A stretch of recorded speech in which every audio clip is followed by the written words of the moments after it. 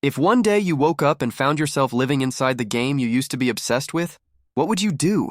Alon, who once worked 72 hours a day like a corporate slave, found himself in exactly that situation. But unlike other people who got transported to another world, he had no system, no overpowered ability. Aside from his knowledge of the story, that knowledge had unexpectedly become an obstacle for him. He had thought he would finally get to enjoy a life of freedom, with servants at his beck and call, free from the cycle of exploitation. But fate mocked him instead. Alon discovered that he belonged to a family on the verge of ruin. Refusing to accept such a tragic end, he chose the path of salvation, taming the 5 great sins. Could Alon change a fate that had already been written, or would he himself become nothing more than a pawn in destiny's game? A place that was once beautiful, the Eastern Alliance Kingdom. But a decade from now, this place would change completely. It would face a horrifying destruction. Massive explosions would strike again and again, devastating the entire nation. The cause was the 5 great sins.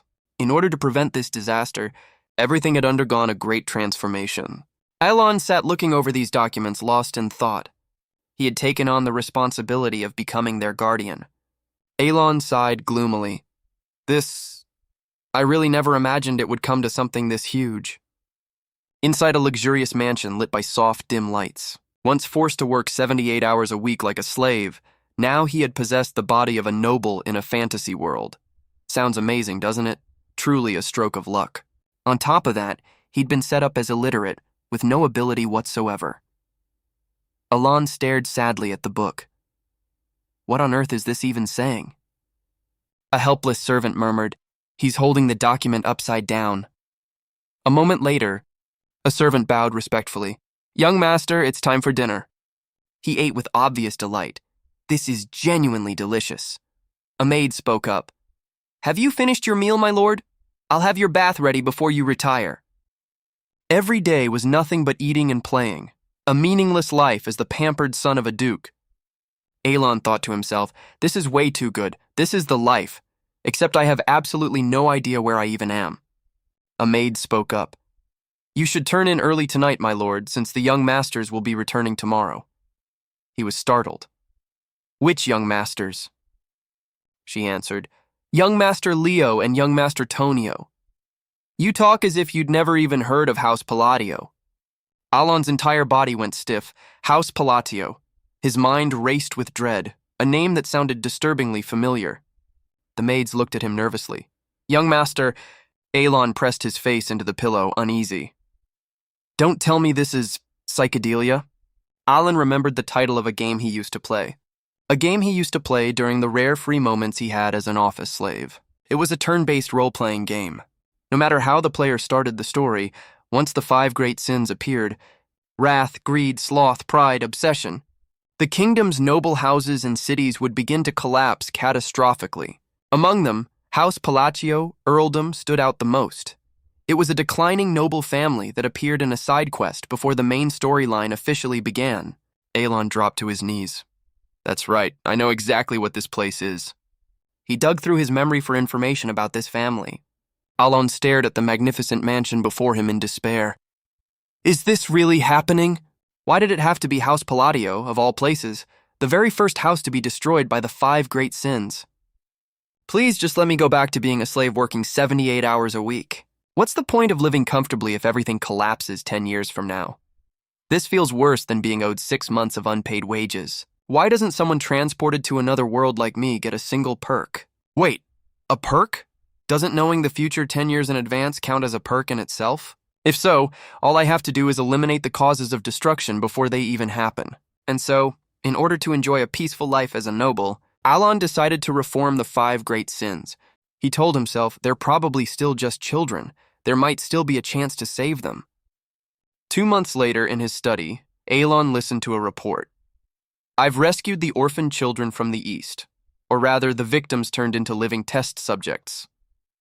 He assigned the task of managing the orphanage to a girl named Utia. Alon said smugly, "My judgment of people is never wrong. You truly are quite capable." He replied, "Yes, my lord." But that was a compliment, right? Since the young master never shows any emotion on his face. He nodded. "Right, exactly. Evan, from now on, I hope you'll support me even more." Evan gave a vague hum. This is going to take some getting used to. Alon looked at his face in the mirror and thought, this face used to be quite expressive, but it seemed the skin itself hadn't fully synced with his soul yet. Evan was a rare supporting character from the game, a loyal man Alon had recruited. He said, "Anyway, thank you for the compliment, young master. But this time you said the raid was to rescue a girl named Utia, right?" Alon replied, "That's right." Evan continued, "I have to admit, now I understand why you chose that girl. Even to my experienced eye, someone who spent years wandering the mercenary world, that girl is clearly no ordinary person." He recalled the scene of breaking into the prison to rescue the children. Evan said, astonished, "She's strong enough that I can't understand why she let herself be captured so obediently." "Why didn't you bring her back here, my lord? Isn't that a waste for you?" Alan agreed. A fair point. He fell into thought. On the surface, it might look like I'm wasting a source of power I could be using, but leaving things as they are is also part of the plan. She was a member of a bloodline that had sealed a contract with an indescribable entity from another realm, wielding immeasurable power. And later she would become Wrath, one of the 5 great sins, causing the deaths of hundreds. But if the girl were raised in a peaceful environment, she would surely never walk the path to destruction. So that's one-time bomb defused. Now I just need to come up with a reason not to bring her back. Alon said, "Well, it's just that..." He rested his hand and emphasized, "The time isn't right yet." Evan asked, surprised, "The time isn't right yet?" Alon nodded. "That's right. Make sure this stays hidden, and see that she's well provided for." He accepted the order. "Yes, understood." Suddenly, he pulled out an item. "Oh, and please give this to Utia." Evan asked, puzzled, "A letter? Is it something important?" Alon replied, "Just a letter checking in on her. She's been through something horrific, like a biological experiment, so I figured a bit of comfort would help her settle her mind." He took it. "You even wrote her a letter yourself. I'll make sure it gets to her safely." Afterward, he stood by the window watching Evan ride off on horseback. Alon felt uneasy, not sure if the letter would really bring her any comfort. The true content hidden in that letter was something he'd heard over and over again throughout the game. It was an incantation meant to bond with the bloodline, meant to have a calming effect. "Sin of wrath, be at peace. The sorrow of darkness, the emptiness of light. One longing, one belonging." All of it were incantations that appeared in the storyline of the Sin of Wrath, but by that point, Utia had already fully succumbed to darkness. She said coldly, "It's already too late." In the game, failing this would trigger a boss battle. But now, since everything was still 10 years in the past, perhaps it wasn't too late after all. Alon stretched and sighed. One of the 5 flags of doom has been removed. So, who's next? It seemed almost laughable that a single incantation could bond with a monster like that. But then again, they were a race that worshipped the other realm, so maybe it really would work. People at the extreme end of fanaticism, their way of thinking was genuinely hard to grasp. Somewhere else, Utia sat silently holding the letter. Evan flinched. The magical energy still radiating from the girl was, frankly, absurd. But there was something strange about her, as if she felt no emotion at all. She spoke up. "This letter was sent by Lord Alon, wasn't it?" "Why didn't he call for me himself?" Panic surged inside him. What on earth is going on? Evan stammered, "Well, that's..." He looked at Utia. Manifesting magical energy in physical form was only supposed to be possible at a master's level. He recalled Alon's words. "Because the time isn't right yet." Evan hurried to explain, Right, it's just not the right time yet." She withdrew her killing intent. "I see. The letter's contents. Remember this. The sorrow of darkness. The sorrow of darkness, the emptiness of light shall slowly fade away." Utia was moved. That must be a promise only the master himself would know. "Very well, I understand now, more or less." He broke into a cold sweat, his whole body tense with alertness. She smiled, unsettling. "I shall obey his will." Back with Alon, he lay in bed. Today had truly been a satisfying day. Even the bright moon seemed to be cheering him on. Time to work hard for the next one, too. Meanwhile, a stack of books fell from the shelf onto Alon's head. He sat on the floor groaning, "Not even here. Tracking down clues about the third disaster is such a headache. Evan came rushing in. Young master, we've rescued the second child you mentioned.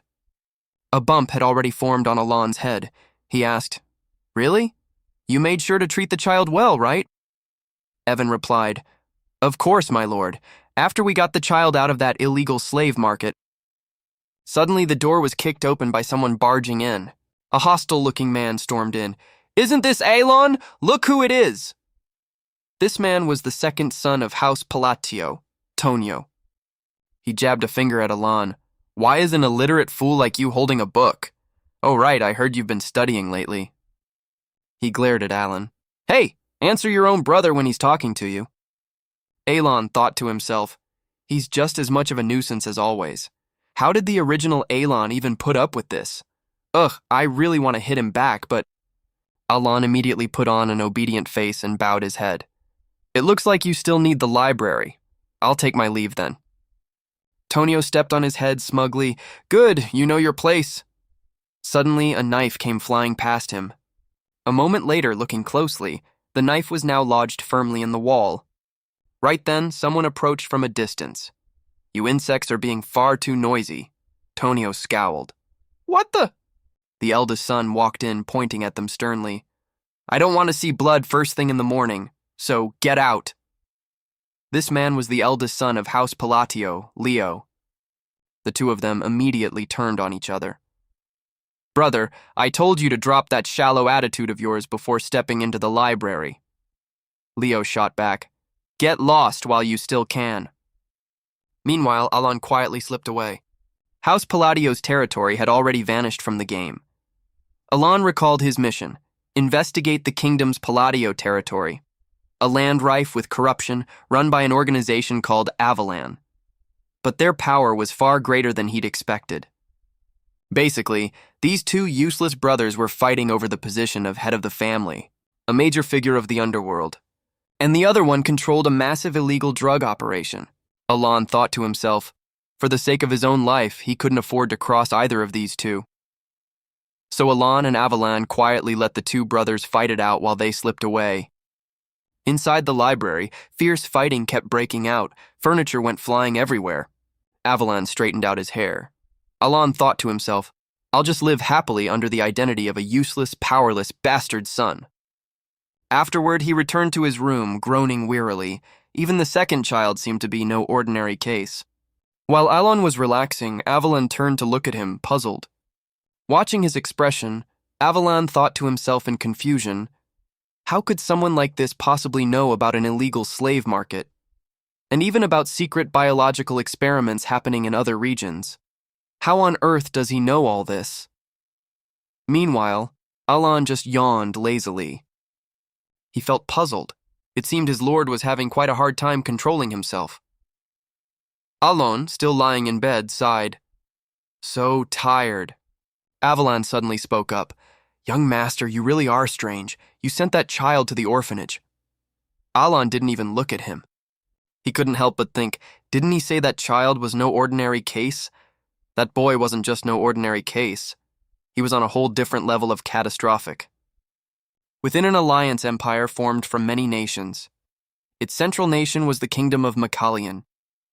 The child they rescued from the illegal slave market was the second boss of Psychedelia, Deus Macallion. After being sold into slavery and abused, passed from one place to another, he became the embodiment of one of the 5 great sins, sloth. He transformed, just like a demon. Afterward, he destroyed nations in the most horrifying ways imaginable. It was precisely at this part of the story that many players were left stunned by just how brutal the game could be. In contrast to the title Sloth, he was actually recorded as an incredibly hard-working person, one who repaid both kindness and grudges many times over.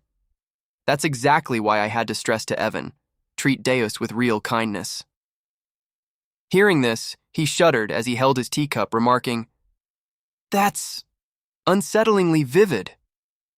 Alon calmly explained, The reason I sent him to the orphanage is simply because the timing isn't right yet. Evan replied, I had a feeling. So the letter you sent to Utia was about the second child. Alon recalled the letter and answered, Yes, And there was a bit of small talk in there, too. He continued, I asked her to take care of a rather frail child I was sending over. His figure there looked utterly forlorn, covered head to toe in wounds.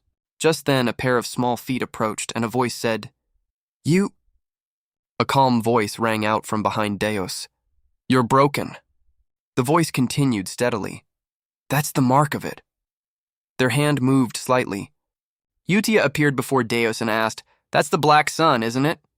She smiled and continued, And yet the great moon still chose you. Congratulations. Utia flashed a villainous smile, like a witch, magical power radiating from her entire body. So go on, feel the power you've been granted, and let your potential be unleashed. She reached a hand toward Deus, smiling. If you keep your loyalty and follow his commands, you will get your revenge. From behind him, strands of magical power slowly began to radiate outward. Utia smiled as she looked up from the letter. Now then, I should send my very first reply. Under the moonlight, the words Alon had written appeared. She wanted to send him a gentle question in return. Meanwhile, at the Earl's residence where Alon lived, Evan burst through the door. Alon was still muttering to himself, Where on earth is the third one? He suddenly said, We've got a big problem, my lord. Evan continued, That worthless scoundrel, no, I mean the second young master. Alon looked up when he heard that. What? He asked. Is that guy dead? The second young master's death had come as a complete shock. Alon wondered, Really? Afterward, they all gathered for the second young master's funeral. Two beautiful women stood on either side of the Earl of Palatio, cooing, My lord. The other one whined, too. When is this going to be over? I'm so bored. The one beside her chimed in just as loudly, I'm hungry. Alon was left speechless. Bringing drugs and women to his own son's funeral, I already knew this family was rotten, but this is straight out of a dark fantasy. Alon looked down at his brother. Well, Tonio dying from an accidental fall. That's definitely different from what I remember. Back in the game, it was the very man standing beside him, a murderer, who finally, after 50 years, killed that vermin. Now I am the rightful heir. I am Earl Palladio. He wept dramatically, saying he had finally killed that man after all those years. Even now, the man wore an expression like he'd just won the lottery. Alon glanced over, exasperated. At least try to hide your emotions a little. The mastermind was surely Leo or one of his lackeys. Either way, he stared silently at the body lying in the coffin. I only need to deal with 5 great sins. A year passed. With the succession issue resolved and Leo now controlling the drug business, the earldom's territory had grown considerably more peaceful. Alon and Evan sat facing each other, Evan still eating the food on his plate. Alon looked at the stack of papers and thought, over that time, he and Utia had become pen pals. Staying in touch with her would surely prove useful down the line.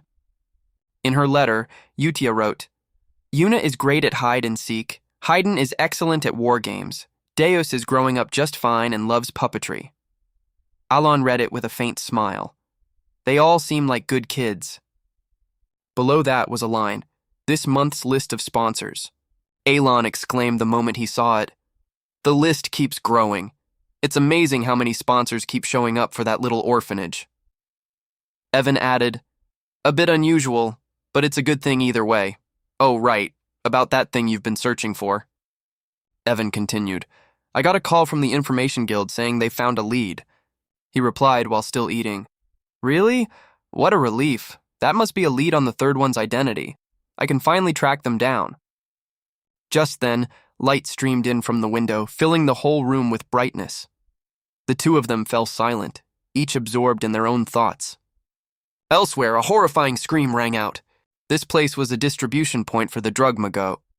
2 men walked forward, talking. Old man Palatio's really generous. He always rewards us handsomely. The other one replied, That's right. Our organization has grown to a few hundred members now. Right in front of them lay people who had already been slaughtered. Just a little more. The moment they saw what lay before them, they froze in shock. The people there screamed in horror. No, my hand, I can't control it, help!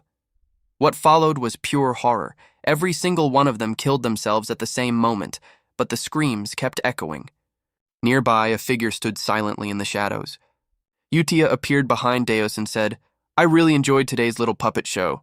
Looks like there's still more to report." In his hand were strands of magic controlling the puppets. Deus turned to ask her, "Does doing this even mean anything?" Utia turned to ask him, "What? Feeling sorry for them?" Deus answered, "No. It's because they used other people to make drugs. I just don't know whether this has anything to do with my revenge." She replied, "Of course it's useful. We're clearing the way for his return." Utia smiled wickedly. "How could we possibly leave this place in shambles when he arrives?" Deus heard this and answered flatly, "Understood." Right after that, the two of them activated their magic. A powerful wind swirled up. They vanished. The two of them drifted through the night like ghosts. Everything would unfold exactly as he wished. Then a flash of light lit up the night, dazzling and bright.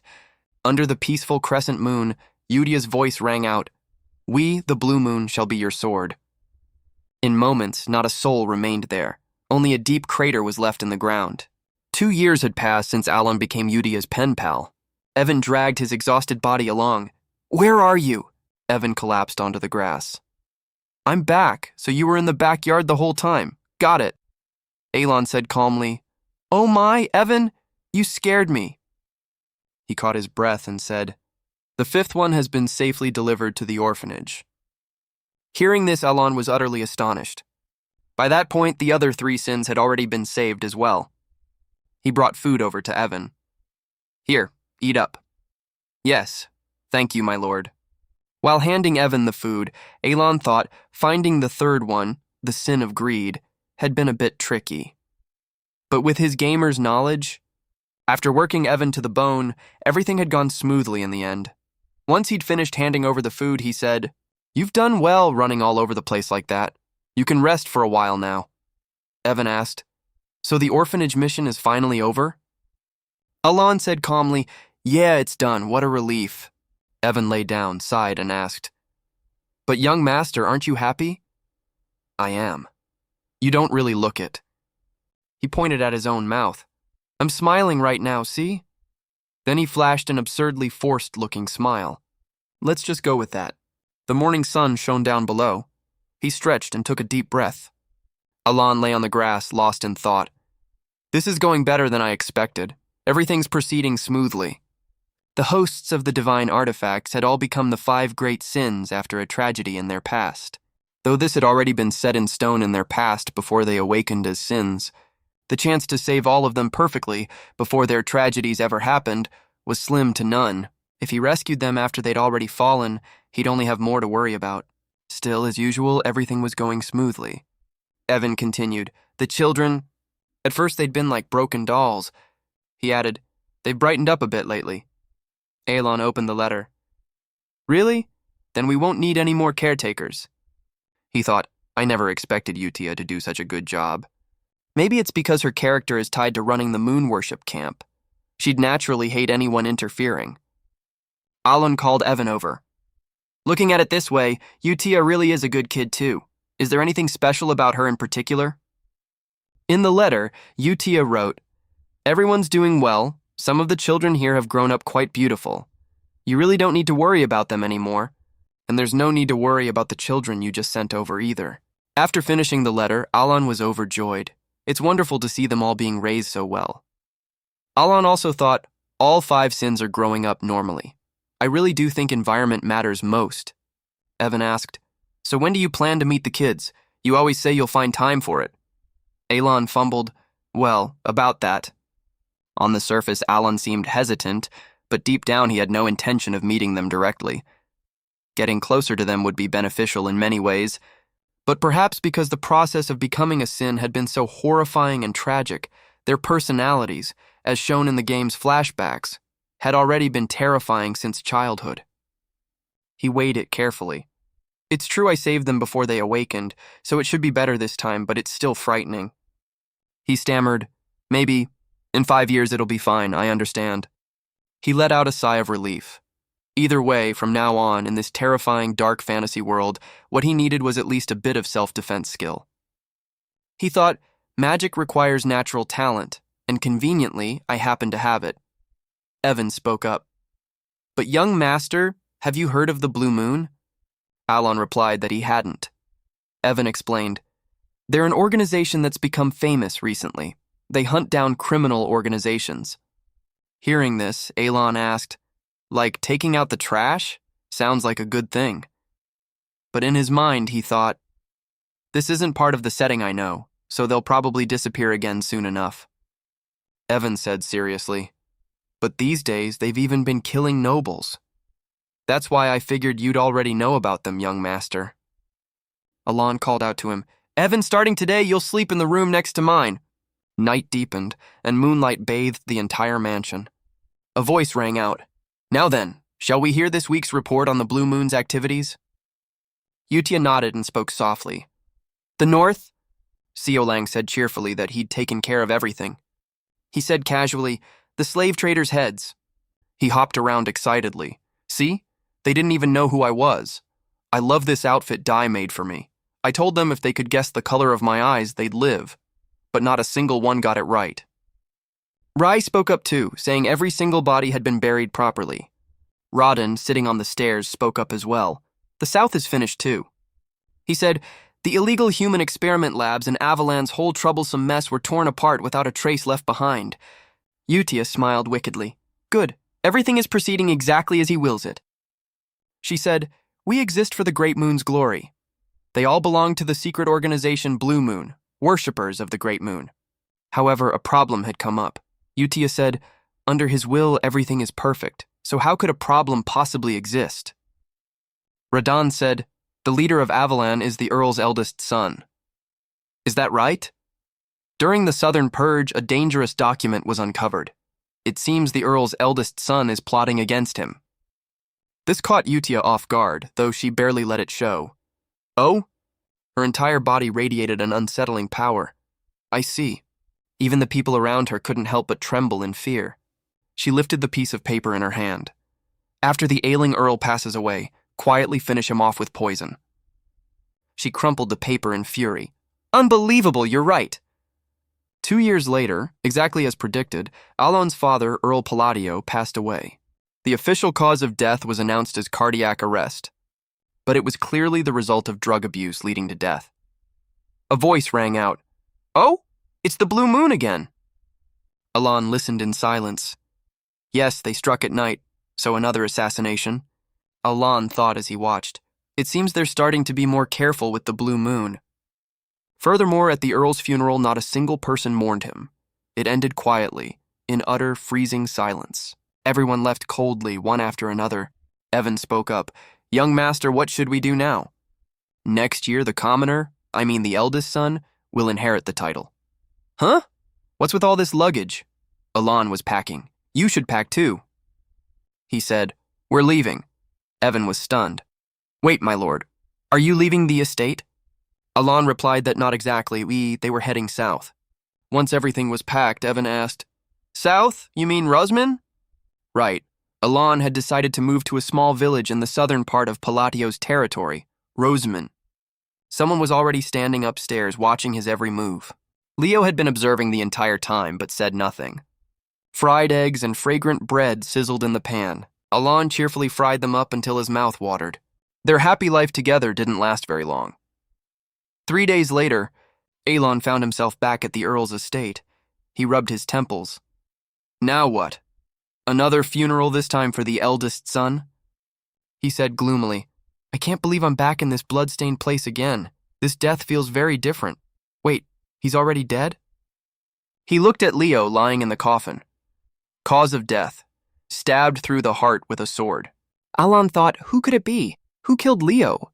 Just then, Alon turned and asked, Excuse me, about the cause of death. The guards immediately panicked. Their hearts leapt in fear.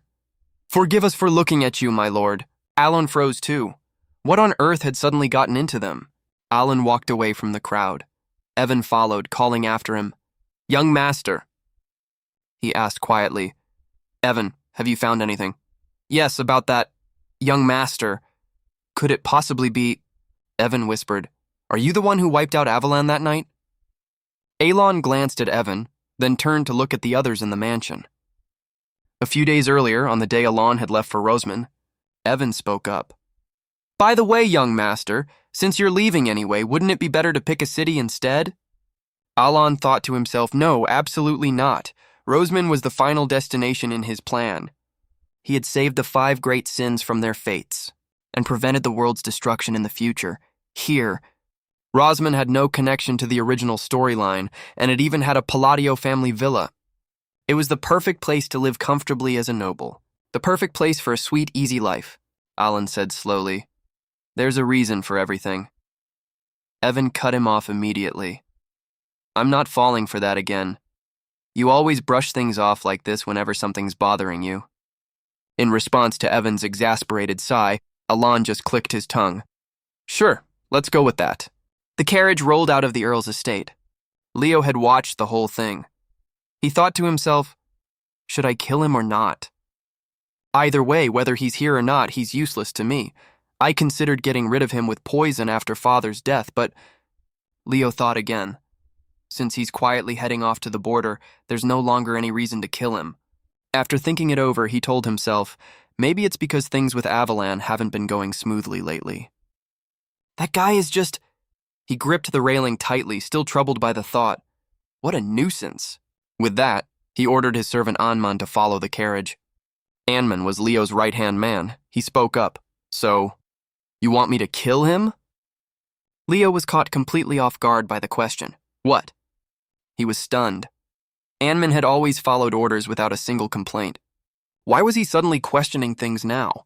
Leo snapped irritably. Your job is to do as I say. The moment those words left his mouth, a sword plunged straight into his chest. Leo's voice trembled. You! How dare you betray me? The man said, I've had quite enough of your civil war. But this man was Haydn, a member of the Blue Moon organization, not Anman at all. Quite entertaining up until now. We were taught by the Great Moon's own bloodline. The Blue Moon is his sword. We act according to his will. So if anyone dares to harm the Great Moon... With that, he drove the blade deeper into Leo. After stabbing him, he pulled the sword out decisively. We're permitted to act on our own judgment. Blood sprayed from the blade across the floor. He watched Leo collapse. That's exactly why I've been waiting all this time for you to say those words. I never expected it to take 2 whole years. Leo even tried to threaten him. My people won't let you leave here safely. After what you've just said, Avalan will vanish from this continent forever. He gave Leo a look of mock pity. What a shame. The Great Moon gave you a chance. With that, he leapt off the balcony and vanished. The sky began to brighten. The sun rose to work as it did every day. That day, for Alon, Rosman truly was paradise. He woke up cheerfully. Good morning. He woke up whenever he pleased, took in the view. Another peaceful day. He ate whenever he wanted, whatever he liked. Finally, he could enjoy the true life of a noble. As he ate, Alon thought, maybe I should start a bakery business. Evan walked in holding a letter. Young master, a letter has arrived. He took it. Alon wondered aloud, what's this? Here, the piece of bread in his hand dropped onto the table. The letter said that following Leo Palladio's death, he was required to return. And just like that, his 3-day stretch of free paradise came to an end.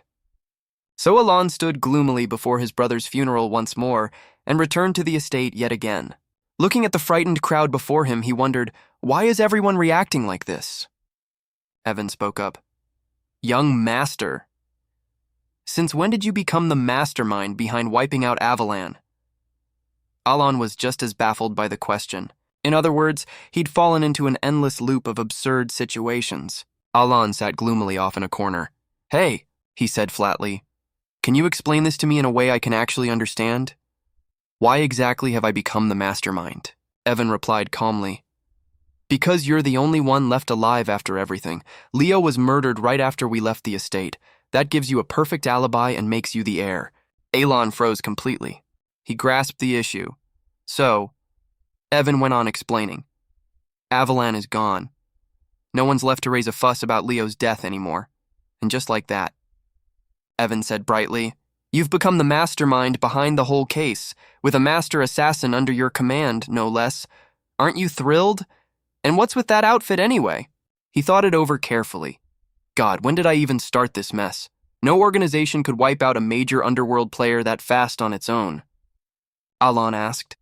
Now that you mention it, didn't you say there's an organization that hunts down other organizations? Are you talking about the Blue Moon? That's right. You think it was them, Evan said. The Information Guild says it doesn't seem to be them. They said the Blue Moon never leaves a body behind, but they always leave a signature mark.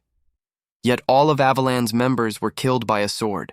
It was a scene straight out of hell on earth, they said. So that's why I'm supposedly the mastermind with a master swordsman under my command. It was then that Alon realized. Right. The Blue Moon never appeared in the game. There's no way a minor organization that vanished before the main storyline even began could be the culprit. So who on earth was it? Yudia questioned the group. Any traces left behind? Rai answered immediately. We didn't leave a single one. So Lang spoke up too. Same here, me too. He laughed with satisfaction.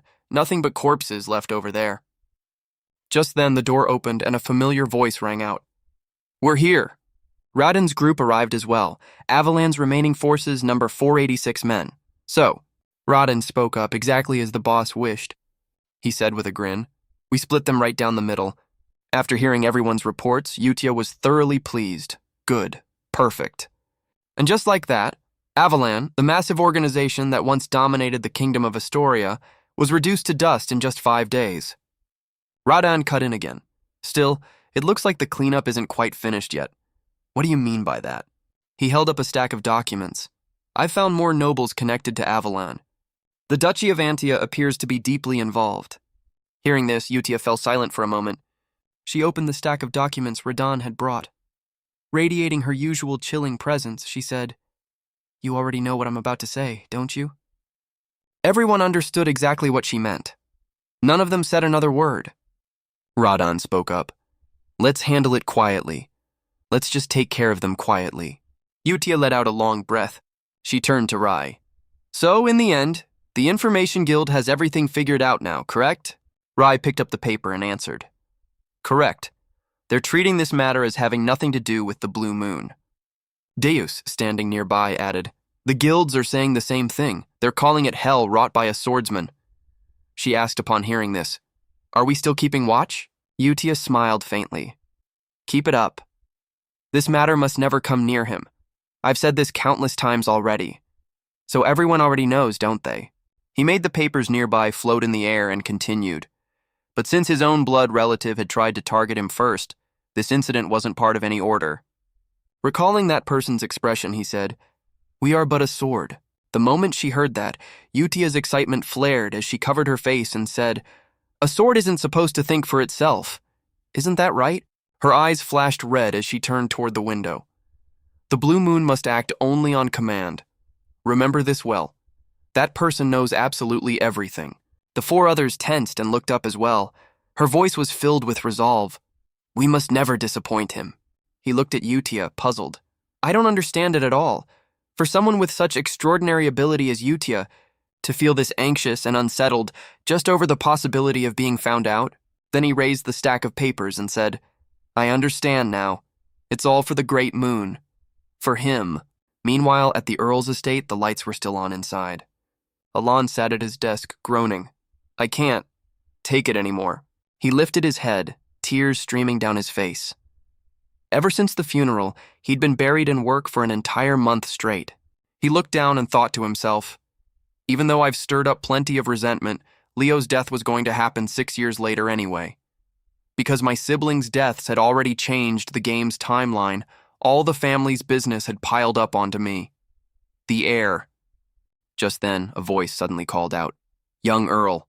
A group of elderly men filed in immediately, each carrying a stack of items, books, or scrolls. Seeing this, he sighed even harder. At this point, the dark circles under Alon's eyes had become plainly visible. He wondered to himself, why is everyone working so hard all of a sudden? When the Earl was still alive, they used to take it slow and cut corners all the time. From a distance, the old men saw Alan's gloomy expression and waving hand and panicked. Is he angry today? I need to work even harder. I don't want to die. And so his complexion kept turning paler and paler from overwork.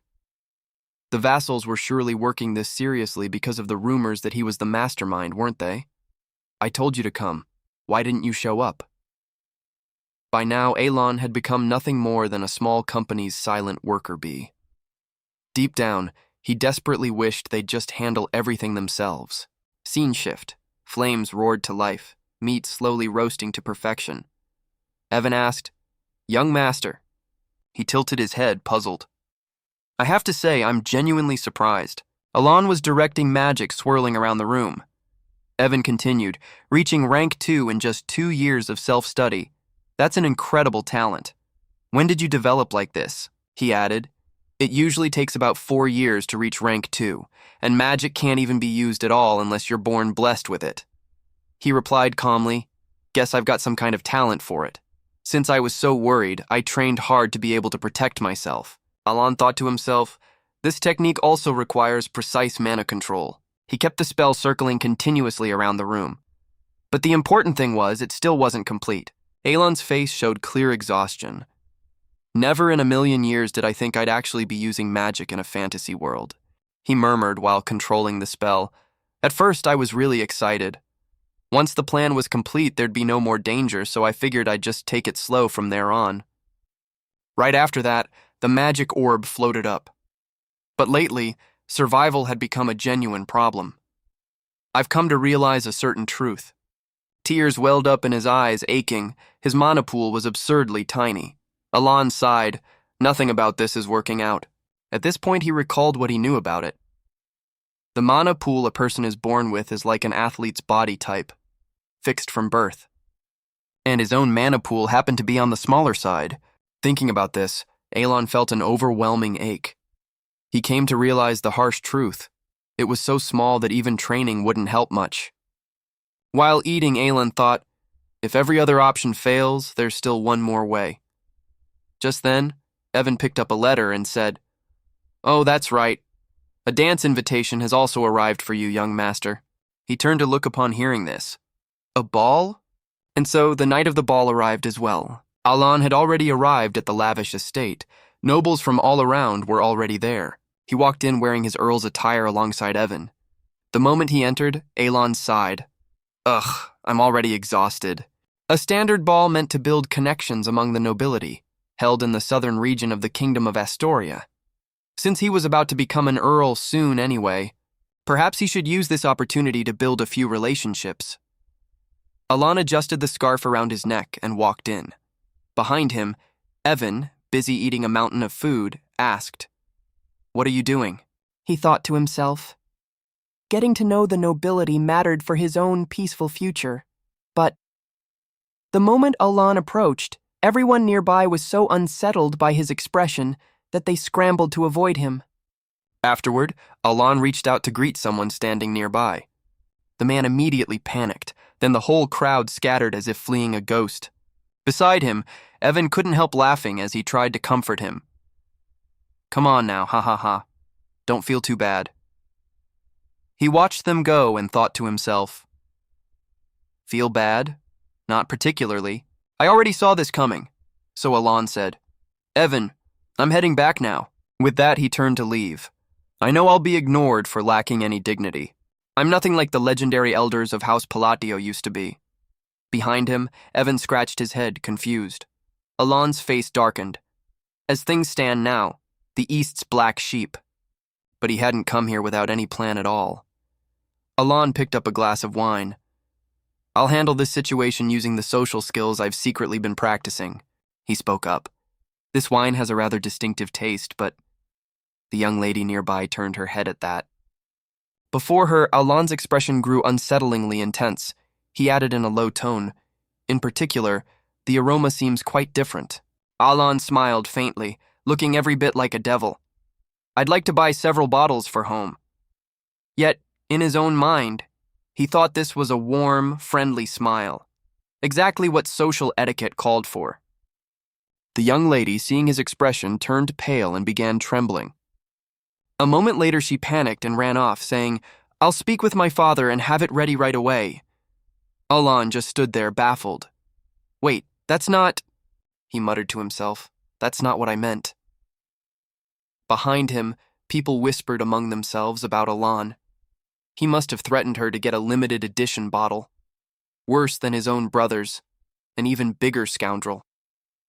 Beside him, Evan patted Alon's shoulder, stifling laughter. Meanwhile, Alon still tried to deny reality. She must just be the easily intimidated type. Afterward, they headed off. Evan said, "Your spoils of war just keep piling up, don't they?" He said between happy mouthfuls of food, muttering under his breath, "I even studied wine for this." Alon mentally listed off the items. A fine horse from Pandion, orange tea from Quitfinion, metalwork crafted by Violanda, specialty wine from Malentino. Turns out the name Palatio carried more weight than he'd thought. And because of the rumor that Alon had murdered his own worthless brothers, he seemed to have become someone everyone kept their distance from. Well, so much for socializing. Was he the only one who felt this way, or had he really grown more distant from everyone else? He said wearily, "I'm going to step out for some air." Evan stood still and said, "Yes, sir." Behind him, a red-haired young woman quietly watched him from a distance. She looked at him as though something weighed heavily on her mind. Afterward, Alan stepped outside and leaned against the railing, gazing at the view. He kept wondering to himself, where did everything go so wrong? Just then, a voice rang out. "Excuse me? Hello? Might I have a word with you?" Startled at the sound, Alan spun around. "Someone's talking to me? Who could that be?" But when he turned, there was no one in sight. Suddenly, a voice rang out again. "I am—" Alan flinched and looked down. A petite young woman stood before him. She introduced herself. Loria, third daughter of the Duke of Antia. Hearing that name, he thought to himself, Antaya. "Of course," Alan said. "Yes. Hello." House Alita was one of the three great villains of the divine artifacts. The black sheep of the north. Alan thought to himself, whoever talks to me is never going to be normal. He looked at the small girl and thought, but why don't I remember this girl at all? I don't think I ever saw her in the game. Loria suddenly spoke up. "I'll be direct. Please lend me your strength." At that, Alon's expression before her turned dark and ominous. Loria said, flustered, "I'm going to be assassinated soon." Her words rang out in the night air, unsettlingly gentle. Loria's face was filled with fear as she looked up at him. Alan thought to himself upon hearing this, "I've received my father's love. And even now, I've always been protected as if I were his own child." Duke Antia had fallen gravely ill, she said in a panic. "But now," Loria hesitated, then continued, "My half-sisters are about to kill me." He wondered to himself, so this really is nothing but a fight for survival. Alon looked down and understood. No wonder I don't remember her at all. Because she had died right at the start of the game, Loria spoke with desperate urgency. "If it's within your power, Alon, please." But Alon replied, "I refuse." Loria pressed on. "I'm not asking you to help me for free," she said anxiously. "If you help me, I'll give you half of House Antia." But he had already turned to leave. "That's enough. I'll take my leave now." Alon thought to himself, "It's a pity, but just keeping myself alive is already hard enough. I shouldn't go looking for more trouble. Even if I wanted to help, I couldn't live up to the rumors anyway. I don't actually have any special abilities at all." Alon couldn't help but glance back at the lonely figure of the girl standing there. Loria's face fell into sad silence. He rubbed his neck and let out a sigh. Alon then turned back. "Something good is coming your way soon. I hope you find a good ally." With that, he headed back inside to the party. Two figures cloaked in black were talking nearby. "So, Antaya has already gotten close to the Great Moon. We should let the Crimson Moon know that something good is coming for that one too," the woman beside him said. No need. If the information is accurate, she's the only one in House Antia not tied to Avalan at all. Watching Loria from above, they thought, meaning she isn't one of Radan's targets." He turned away and said, "That's fine too. Every other member of House Antia will be dealt with eventually anyway. That's right. By the Crimson Moon's order, we'll focus on cutting off the information trail so the Avalan incident never reaches his ears." From above, they quietly kept watching Alon below. Meanwhile, at the party, he sighed. "Everything around me feels so empty. Am I surrounded by some kind of invisible wall or something?" Alon failed to notice a mysterious young woman nearby. She said, "Hello." The moment Alon heard someone speaking to him, he was moved. Is she talking to me? Really? Could this actually be my chance to finally make friends with the nobility? Alon turned and replied, "Yes, hello." The girl held up her fan to cover her mouth, smiling faintly. The instant he saw this, Alon immediately concluded, "Not again. Another shady one? Wait, I've seen this face somewhere in the game before." Looking at the girl, he thought, anyone who approaches me on their own initiative is definitely no ordinary noble. The moment he recognized her, Alon walked over and said, "Hello, Lady Zenonia." Surprised he'd recognized her, Kalia exclaimed, "Oh my, you know who I am," he said calmly. "Of course you're quite famous. The three most infamous villainous houses in the kingdom of Astoria. To the north, House Antia. To the east, House Palladio. And finally, to the west, the decadent House Zenonia." She brought to mind a regal viper. Kalia laughed softly. "Famous, huh? Me?" She was the eldest daughter of Earl Zenonia. If Palladio was a criminal gang, then Zenonia was its upgraded version, a legitimized mafia conglomerate, so to speak. At this thought, Alon couldn't help but shiver. "I just need a handful of noble connections to live a peaceful life," he resolved to himself firmly. "Even though half my life already hangs by a thread, for the sake of this sweet life, I absolutely must not get tangled up with them," Alon said to her. "It's because you're so beautiful," Kalia replied. "Thank you for the compliment," she smiled and said. "I'd love to talk more. What do you say?" Alon replied calmly. "I'd love to as well, but there are far too many eyes watching us right now." Inside, he silently prayed, "Please just let me slip away quietly." Kalia looked at him and said something puzzling, just as the rumors say, huh? With that, she turned to leave. "I hope to see you again soon." He was left utterly confused by that. Afterward, Kalia walked off elsewhere. Alon watched her go, dumbfounded. What in the world just happened? Two figures above watched below and said, "Information about the Avalan incident is being completely suppressed." The other one added, "However, a new concern has just come up." They looked toward the window where someone was hiding in a tree, still watching him. "A tail, huh?" Then the two small figures darted off quickly. "No direct order yet, so we'll keep watching. If necessary, we can act." Scene shift. Evan scratched his head, confused. "Young master, this is really it this time, right?" They stood before a canyon. Evan felt doubtful. "Is this canyon really the place we've been looking for all this time?" He kept talking. "Even though it's broad daylight, it's strangely dark inside, isn't it?" Meanwhile, Alon looked like he was about to ascend to heaven. He clenched his fist. "Finally found it. My real target. Even the environmental effects match up, so this has to be the place." Evan sighed. "If this turns out to be another fake, I might genuinely fall into depression." They walked in while looking around. Lines of text covered the stones. He replied immediately. "This time it's the real deal. In the game, this place was much easier to find. The real reason he'd gone through all this trouble to come here under the pretense of a scouting mission was because of the dungeon in the south. A dungeon called the Whispering Labyrinth. Solve all the puzzles across the 8 chambers, and you'll receive a precious relic as a reward." Alon smiled, looking ahead. "I still remember the whole walkthrough. And that grinding for loot high, too." Before them stood a massive gate covered in strange characters. He looked up and marveled, seeing the dungeon entrance in person, in real life. "Even though I got sick of this place back in the game, this looks like it was carved by hand." "How do you even know a place like this?" He raised his head and said, "I've been here many times before." Hearing that, he was baffled. "You've been here many times?" At that, Alon caught himself. "Daydreaming again." He said, "Just kidding. I have my own methods. Let's go."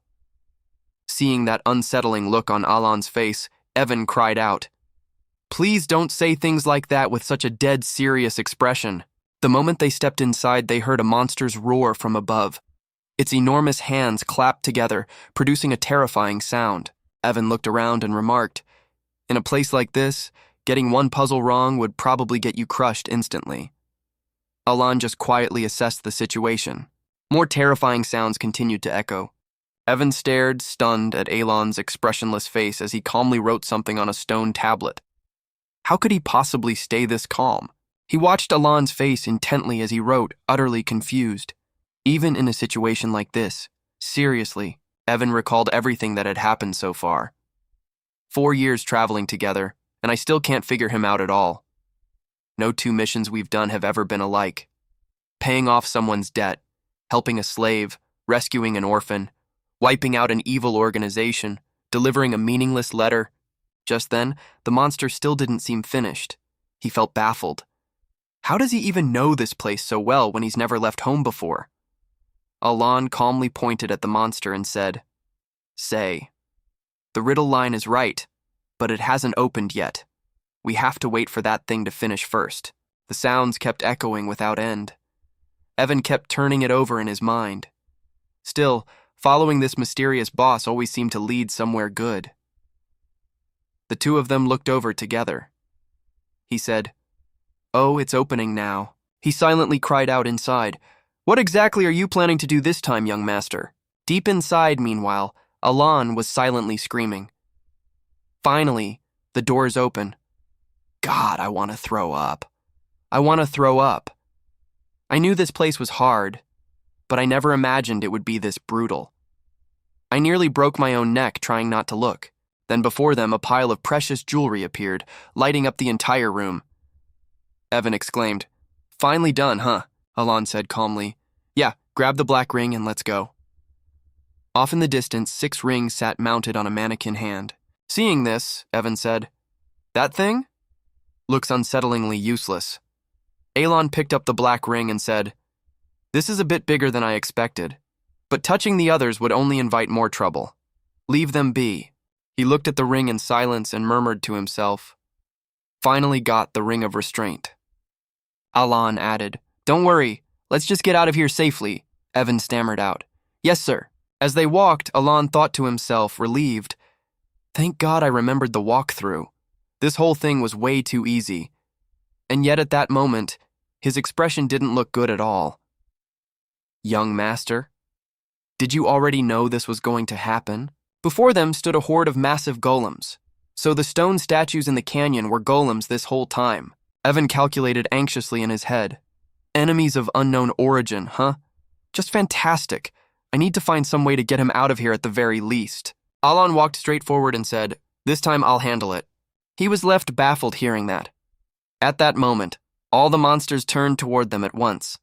Evan reminded him, "Whatever you're planning to do, getting out of here alive is still the top priority, right?" Just then, one of them charged in to attack. He shouted, "Wait! Tier 2 magic definitely won't be enough." Right then, Alan murmured quietly, "Restraint. Activate." The ring on his hand flared with black light. Right after that, the golem seemed to undergo some kind of change. The light flared brighter.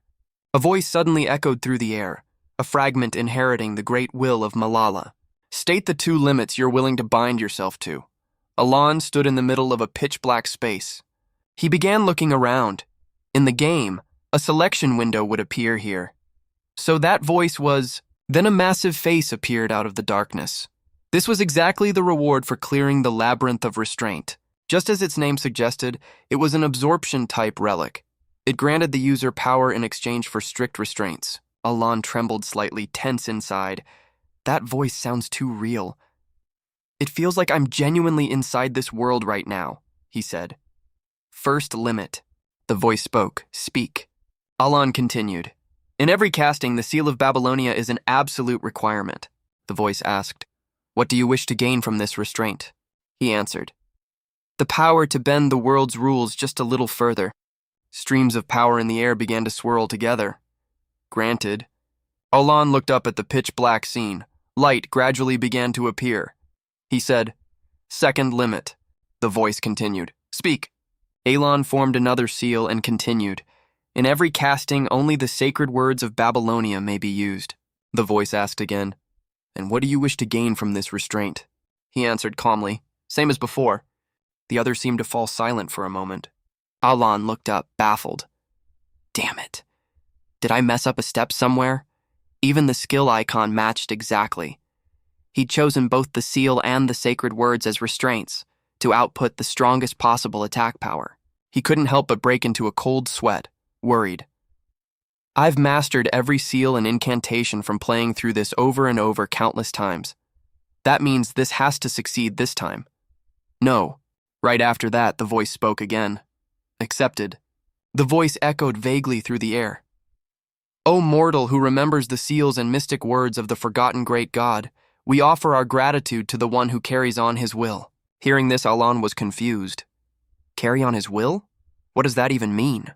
Right after that, the ring on Alon's hand vanished. He guessed, seeing the ring being absorbed into his body, the restraint had apparently succeeded. The voice spoke one final time.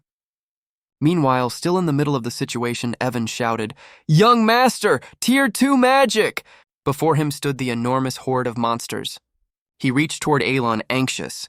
"It's not enough!" He looked up steadily, not a single ripple in his eyes. Alon's hand began channeling magic. The orb, which should have blazed brilliantly, only flickered weakly despite him pouring his entire reserve of mana into it. No matter how much I train, I still can't break past this limit. He calmly formed a magic orb in his palm. So the time had come to test the power of the restraint. The orb kept building up bit by bit. The monsters were charging in. Alon raised his hand to control the magic orb, and the price to pay for it was... Alon calmly activated the orb of power in the face of the golem's ferocity. Time to put it to the test. He coldly raised the orb, the limit of the seal, and the price that comes with it. Right after that, the power spread out, forming a brand new skill. Refraction. Second skill. Rebound. That power struck the lightning bolt straight into the wall. Then Alon formed a blinding beam of light. This was an ultimate skill. Blue light. From there, he gathered it into a colossal orb. And finally, the ultimate technique. Linear lightning beam. Alon moved his hands with fluid grace. In an instant, he unleashed a fierce barrage of lightning bolts shooting forward. They tore through the air with tremendous force, straight toward the target. Evan watched the scene unfold, jaw dropping in astonishment. That violent surge of power quickly annihilated the horde of golems. Bolts of power kept firing off in every direction. Before them stood 3 towering golems. But within moments, every single one of them exploded into pieces. The sound of destruction kept echoing on and on. Before the 2 of them now lay nothing but ruins and drifting smoke. Evan's eyes went wide with shock. Damn it, unbelievable. Meanwhile, Alon showed not a trace of emotion. As they walked deeper inside, he asked Alon curiously, "Have you been hiding your real strength this whole time?" he added. "No way," Evan asked again, disbelieving. "What? In 15 years as a mercenary, I've never seen anything like that." "Are you telling me that was just Tier 2 magic?" Alon replied indifferently. That's right, leaving him utterly speechless. But in truth, Alon's mind was in complete turmoil too. I had no idea either. Alon thought back carefully. It wasn't supposed to be this strong in the game, if I remember correctly. He recalled the game's tutorial. In Psychedelia's turn-based combat system, spells could be strengthened with seals or incantations each turn. A turn-based combat system. Attack power plus 10%. Alon kept analyzing the skill he just used. This time it was Chain Lightning, using 4 seals and an incantation. It had been amplified across 5 turns. The accumulated lightning blades were amplified simultaneously, forming a configuration suited for wide-area lightning magic. In exchange for the restriction forcing him to use a seal and incantation for every spell, he'd gained something else in return. He recalled those words again. O forgotten mortal, who still remembers the seal and mystery of the great god. We thank you for carrying on his will. Alon quietly confirmed to himself, that must be why the spell was amplified so many times over. Even so, this level of power was overkill for mere Tier 2 magic.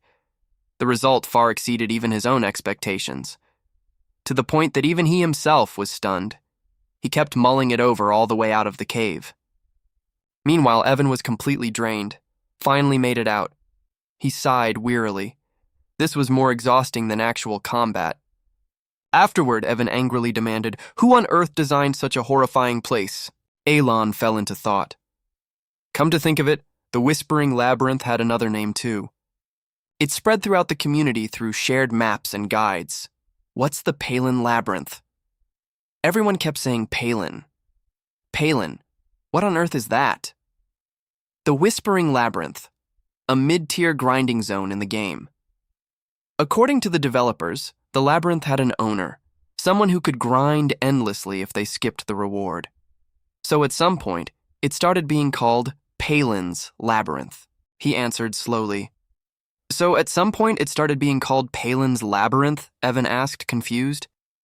Sorry, what did you just say? Alon didn't answer, and instead just hauled up Evan's exhausted body. Let's head back east. After 3 grueling weeks, is there anything you want to do once we're back? Evan immediately reacted to what he'd said. What? You're way more hardworking than I expected. Then, as Alon helped support him, he calculated. Choosing a seal from the same element as the spell increases its power, and choosing the right incantation enhances its properties. That's how the game system worked. But unlike the game where the visuals never changed and only the attack stat increased, attack power plus 10%, this time every seal actually changed the spell itself. He rubbed his chin, assessing carefully. Every incantation created a distinct, visible change. Just now, even though it was just a basic spell technique, could my control over mana really be refined enough to sense those changes? Alon kept mulling it over all the way to where the horses were tied. Once his mana recovered, he'd have to test it again. Either way, everything turned out fine in the end. In the middle of the forest at night, a mysterious figure suddenly appeared. That person was none other than Rai. She leapt nimbly across the cliffs and departed. Rai landed gently on the ground. She slowly read each ancient character carved into the massive wall. Either way, everything turned out fine in the end. Script of the Alanet Empire. Afterward, Rai calmly turned her head to look elsewhere. The wall beside it was also carved with ancient text. For the sake of a friend about to be left alone, the sword Saint Palin stood firm and unwavering. She stepped closer and gently reached out to touch it. He drove back the invaders' assault and defeated Alakolaka, capturing the hearts of his own people. And that person was none other than the Radiant Emperor, the Great Palin. I know everything, for I was born with a great mission within the ancient library. Rai recalled Alon's face. That's right. Palin was the one who created it. She analyzed seriously. I already knew that Empress Gladia was different from the person recorded in the history books, so I suspected something extraordinary was going on. Thinking of this, Rai grew even more suspicious of him. Just think about it. Even the Great Moon itself once called Palin a friend worthy of the utmost respect. Witnessing Alon's power left her utterly stunned. What's more, the spell he'd murmured didn't even exist in any record within the ancient library. Rai grew even more determined to uncover his true identity. Just who exactly was that man? She quietly stepped out of the cave. Suddenly, Rai flushed and blurted out. Everything the Crimson Moon said was true.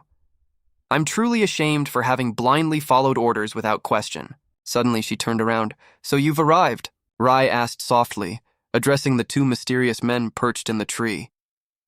Did you manage to get the information? Deus answered coldly. No, then added, the man in black has died. He described the scene. His neck suddenly twisted twice in midair. Her face darkened. I'll have to report this so it can be handled properly. Right after that, the 2 of them shot up into the night sky. Meanwhile, Kalia sat leisurely holding a teacup inside her room, the Zenonia Earl's estate. She took a light sip of tea. So it's not just a rumor after all. Kalia couldn't help but recall. His gaze was so cold and emotionless. She noted to herself, like a bottomless abyss. Suddenly, Kalia exclaimed in surprise.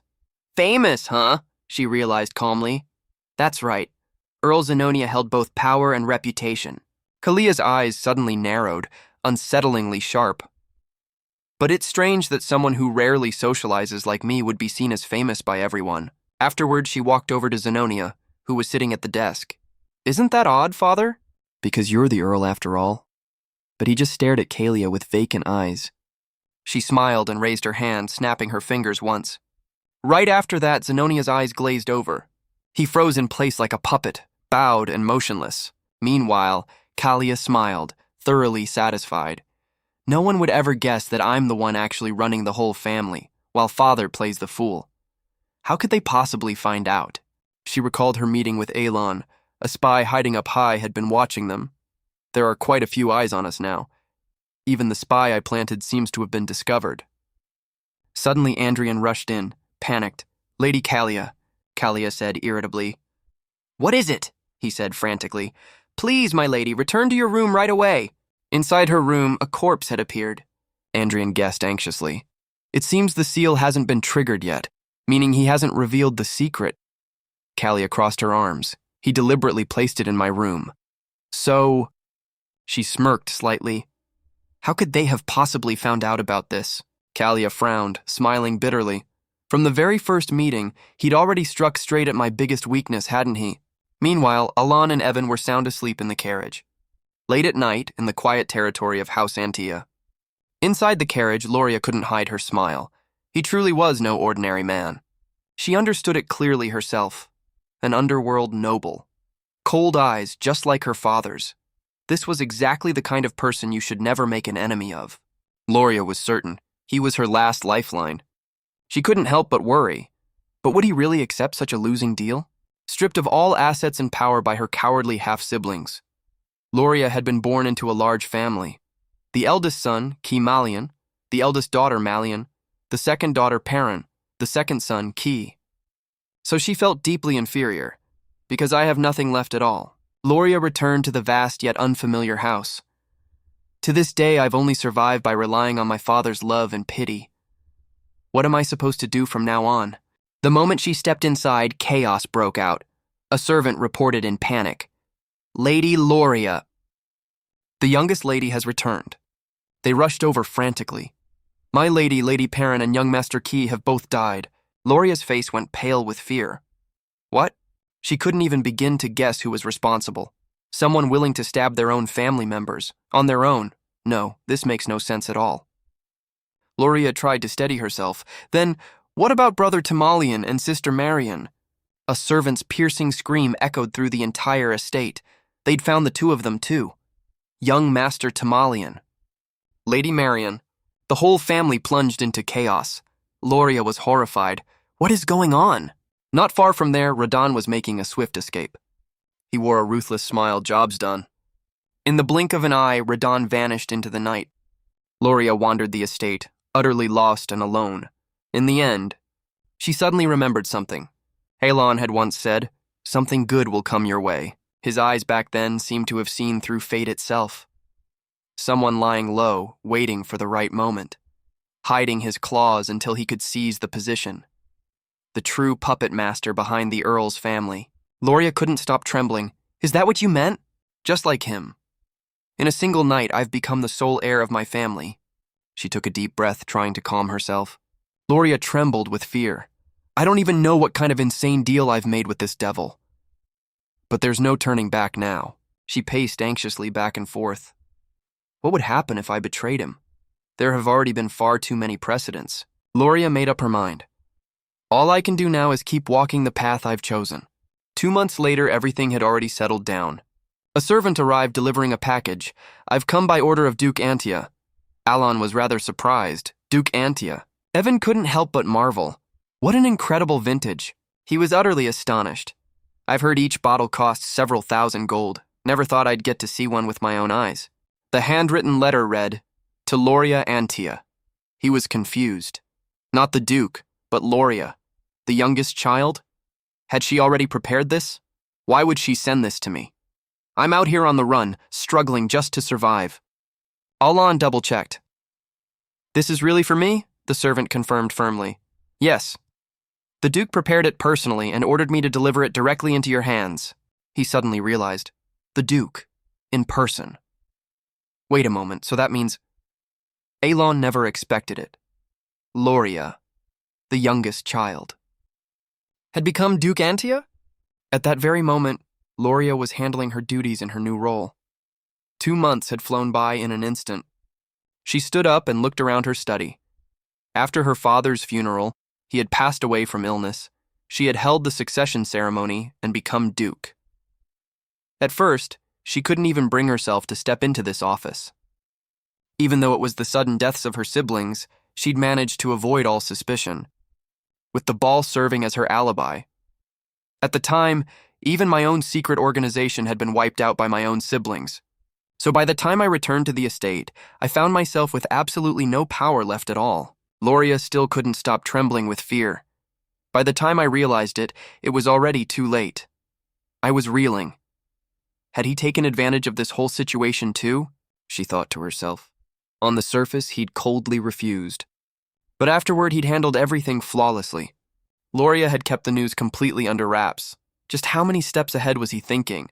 For fear of bothering anyone, I didn't even announce the funeral. She confirmed to herself quietly. It's clear he needs Antia for some plan of his. That's why he came to me. Loria was certain of one thing. Even though I've unified every organization under Antia's banner, it still can't compare to the power he's hiding. That means there's something else he wants from me. She tried to reason it out. Palatio, an underworld kingpin who built his power purely through business. If there's something he lacks, but I have... Loria arrived at an answer. Manipulating the political stage from the shadows. Antia's reputation. Oh, could that be it? She paused before the row of portraits of past family heads. Loria set her goal firmly in mind. For now, I need to focus on what needs to be done, because my benefactor will surely reach out soon. She was ready to step onto a brand new path. Loria was full of hope. I hope this token of gratitude was to his liking. At the same time, the servant had completed his task. Then if you'll excuse me, I'll take my leave. Alon still hadn't recovered from the shock. Loria, who was once threatened with assassination, had now become a duke. Yeah. Evan glanced over. What now? He mused absently. Something strange is definitely going on here. A few months later, winter, 5 years before the original story begins. He called out from a distance, "Young master." Evan rushed over. "Young master? Ah, no, you're an earl now, aren't you?" Alon corrected slightly. "Even though the succession ceremony hasn't happened yet." "Well, the New Year's arrived, so I suppose the title can be used now," he thought to himself with a sigh. My perfect life plan never included becoming an earl at all. Saikiden's rules for the perfect life: conquer Roderman, stay out of the succession struggle, take an American-style vacation. Alon didn't bother dwelling on it further. Well, I've gotten used to this by now anyway, so might as well enjoy the perks of nobility to the fullest. Turns out being Gorabel is better than I thought. He properly delivered the item. This is a letter from Utia. He pushed the door open into the room. By the way, any news on Leo's assassins yet? Evan gave a brief report. Nothing clear yet, my lord. The Information Guild is still investigating thoroughly. We'll just have to wait and see. He probed carefully. So, what's your actual goal here, my lord? I assume it's not revenge? Alon guessed privately. The changes diverging from the game must be the butterfly effect I've caused. He didn't spell it out clearly. It's just precaution, in case something unexpected happens. Evan grinned, delighted. You really looked every bit the Earl just now. Alon sighed wearily. Sure, let's go with that. He was filled with anticipation. Wonder what's in it this time. Utia's cheerful tone seemed to come alive right off the page. Are you doing well, my lord?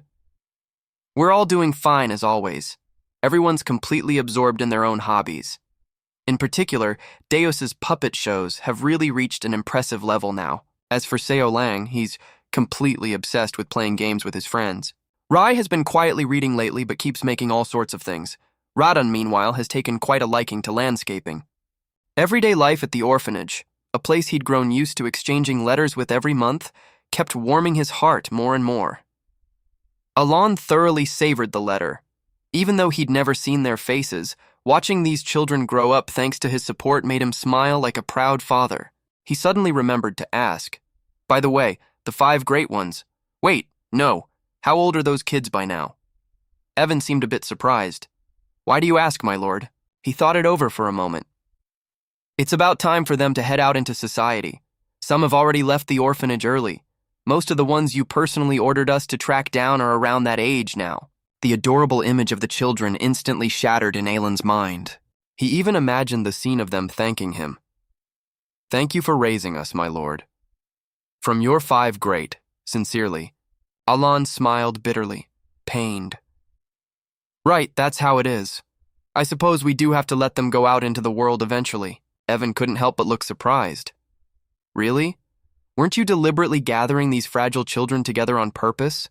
He replied calmly, There's no reason to keep them forever. They've grown up now. They need to think about their future. Elon calculated to himself, They've been raised carefully enough that they never awakened as sins, so they should be able to take care of themselves now. He nodded, relieved. Well, seems like everyone's doing fine now. Right, I see. In every boss battle, the narration would briefly reveal each of their abilities. Utia had a talent for faith. Deus had a talent for swordsmanship. Rai had a talent for research. Xiao Jiang had a talent for combat. Radan had a talent for destruction. He prepared to write his reply. If he placed them in the right positions, wouldn't they be capable of holding real power? A perfect plan. Alon began plotting. Since he was doing it anyway, might as well give each of them a gift. Surely they'd love that. After all, he'd promised he'd give them something eventually. Time flew by until evening. He finally finished, all done. Evan dashed off excitedly. I'll be on my way then. Alon couldn't help but hope. If everything goes smoothly down the line, will I get even a small share of the rewards for myself? He was brimming with hope for the future. My children, take these letters and step out into the wider world. Not long after, Utia gathered everyone together. The order has arrived. This time, it's addressed to each of you individually. Everyone had received a gift from Alon. Everyone was quite surprised, but none of them could hide the joy in their eyes. Utia solemnly opened her letter to read. Utia gathered everyone. The order has arrived. This time he sent something separately to each of us. Seo Jiang was so happy she practically jumped for joy. Everyone was rather surprised, yet none of them could hide the joy in their eyes. She coordinated the group. But before we do anything else, let's read through our letters first. The order's meaning is quite deep, the girl asked eagerly. Can we really read them ourselves? Only Utia's ever been able to read them before. Utia thought about it. If he sent an order to each of us individually, that must mean he's decided everyone can see it now. But the moment they opened them, everyone was stunned. How have you been lately? Sounds like you've got some talented friends. If you ever need anything, just tell me. They were baffled. Is this really an order? It reads just like everyday small talk. Utia smiled and pointed it out. See? He disguised the order as ordinary conversation right from the start. All right. Look, she laid out the evidence one by one. This is the very first order, right after the greeting letter. Utia, how have you been? I've had some free time lately. My second one used Maris as a chair today. Pretty funny, right? I'll write to you now and then. Feel free to reply if you're comfortable. And this child is the one I'm sending this time. That day, he designated the target to be eliminated, assigned the mission, then asked us to report back on the situation afterward. Thank you for writing back. I'm really glad. Please let me know what happens at the orphanage on the 1st of each month. I'm entrusting that place to you. Together, you'll be fine. That was the moment he handed the blue moon over to me. As you can see, he personally chose every single one of you. Deus finally understood. I see. To prevent any information leaks, I remember my very first order, Utia cautioned carefully. Like this. All of you must fully understand the order and carry it out precisely. They raised a few suggestions. Wouldn't it be better to just meet him directly or use a magic communication method instead? That's a fair point. If he's so worried about leaks, why even bother with letters? She reminded them coldly. I hope none of you forget. All we're meant to do is follow orders. So, he broke into a cold sweat, an unsettling sense of trust running down his spine. Deus answered cautiously. I haven't forgotten. Seo Jiang eagerly opened her letter. All right then, let's read the order. After a long while of studying it, it seemed all 5 of them had misunderstood something. He worked out the meaning. He told me to go to Caliburn, the kingdom of knights. The girl wiped away tears. A colony. But I don't like desserts. Radan had also figured it out. I'm supposed to go to Rasas, the entertainment city. Each of us has a different destination. He told me to go to Latania, the city of Mekong. And Utia's destination was the holy nation of Rosario. Everything you're each supposed to do is written right there in the letters, isn't it? Deus concluded, for some reason he told me to become a knight. Xiao Jiang said cheerfully. He also said not to worry, since he'd keep providing support. She seemed rather excited. He even told us where to find the gifts, he replied, eyes welling up. Whatever they are, we'll find out once we get there. Yutia spoke up as a reminder. Good, but remember this unless he tells you himself first, she said, clutching the letter tightly.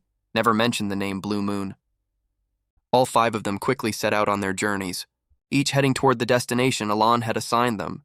3 months later, he read listlessly in his study. Just as expected, nothing about altering magic power or symbols at all. Guess I'll have to research it myself. Alon absent-mindedly asked Evan, now that I think of it, how's the search for Leo's killer going?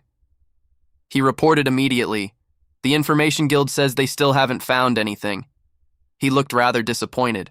It seems the butterfly effect has spiraled completely out of control ever since I saved the 5 great sins. Even Loria, who was supposed to die in the original story, had become Duke Antia and was expanding her power in the underworld at a terrifying pace. He decided to give the order, call off the investigation into the assassin. Huh? Evan couldn't help but be stunned. Really? Alon found nothing strange about it. This is clearly a situation where knowing less is better. Given how this world is built, almost nothing can escape the Information Guild's network. He thought to himself, worried.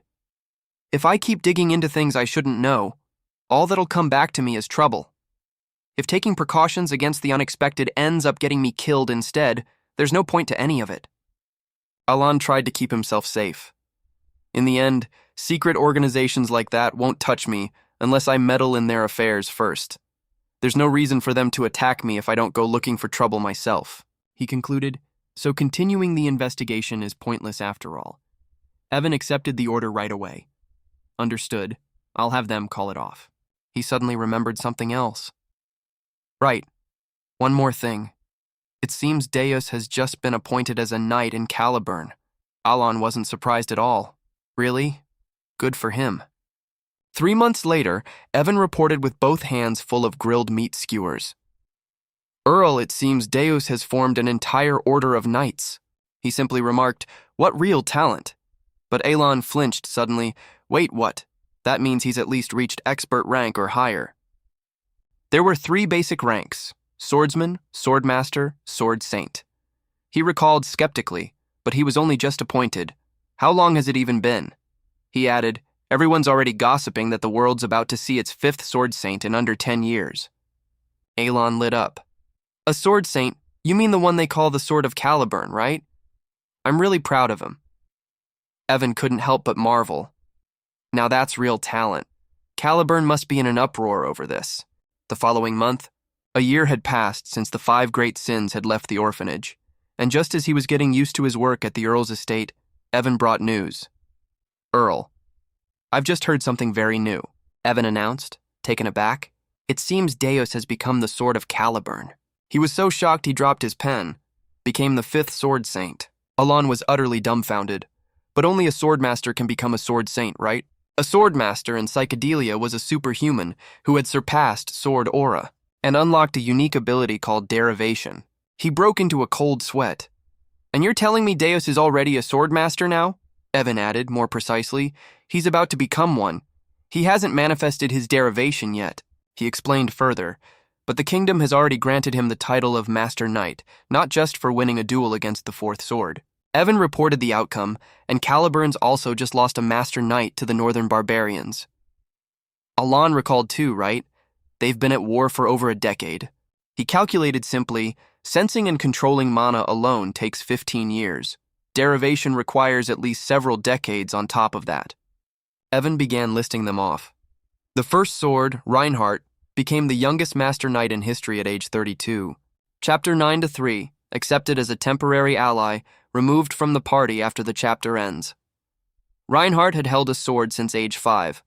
Believe it, the youngest sword master to ever exist. That only deepened Alon's doubts about life itself. Right?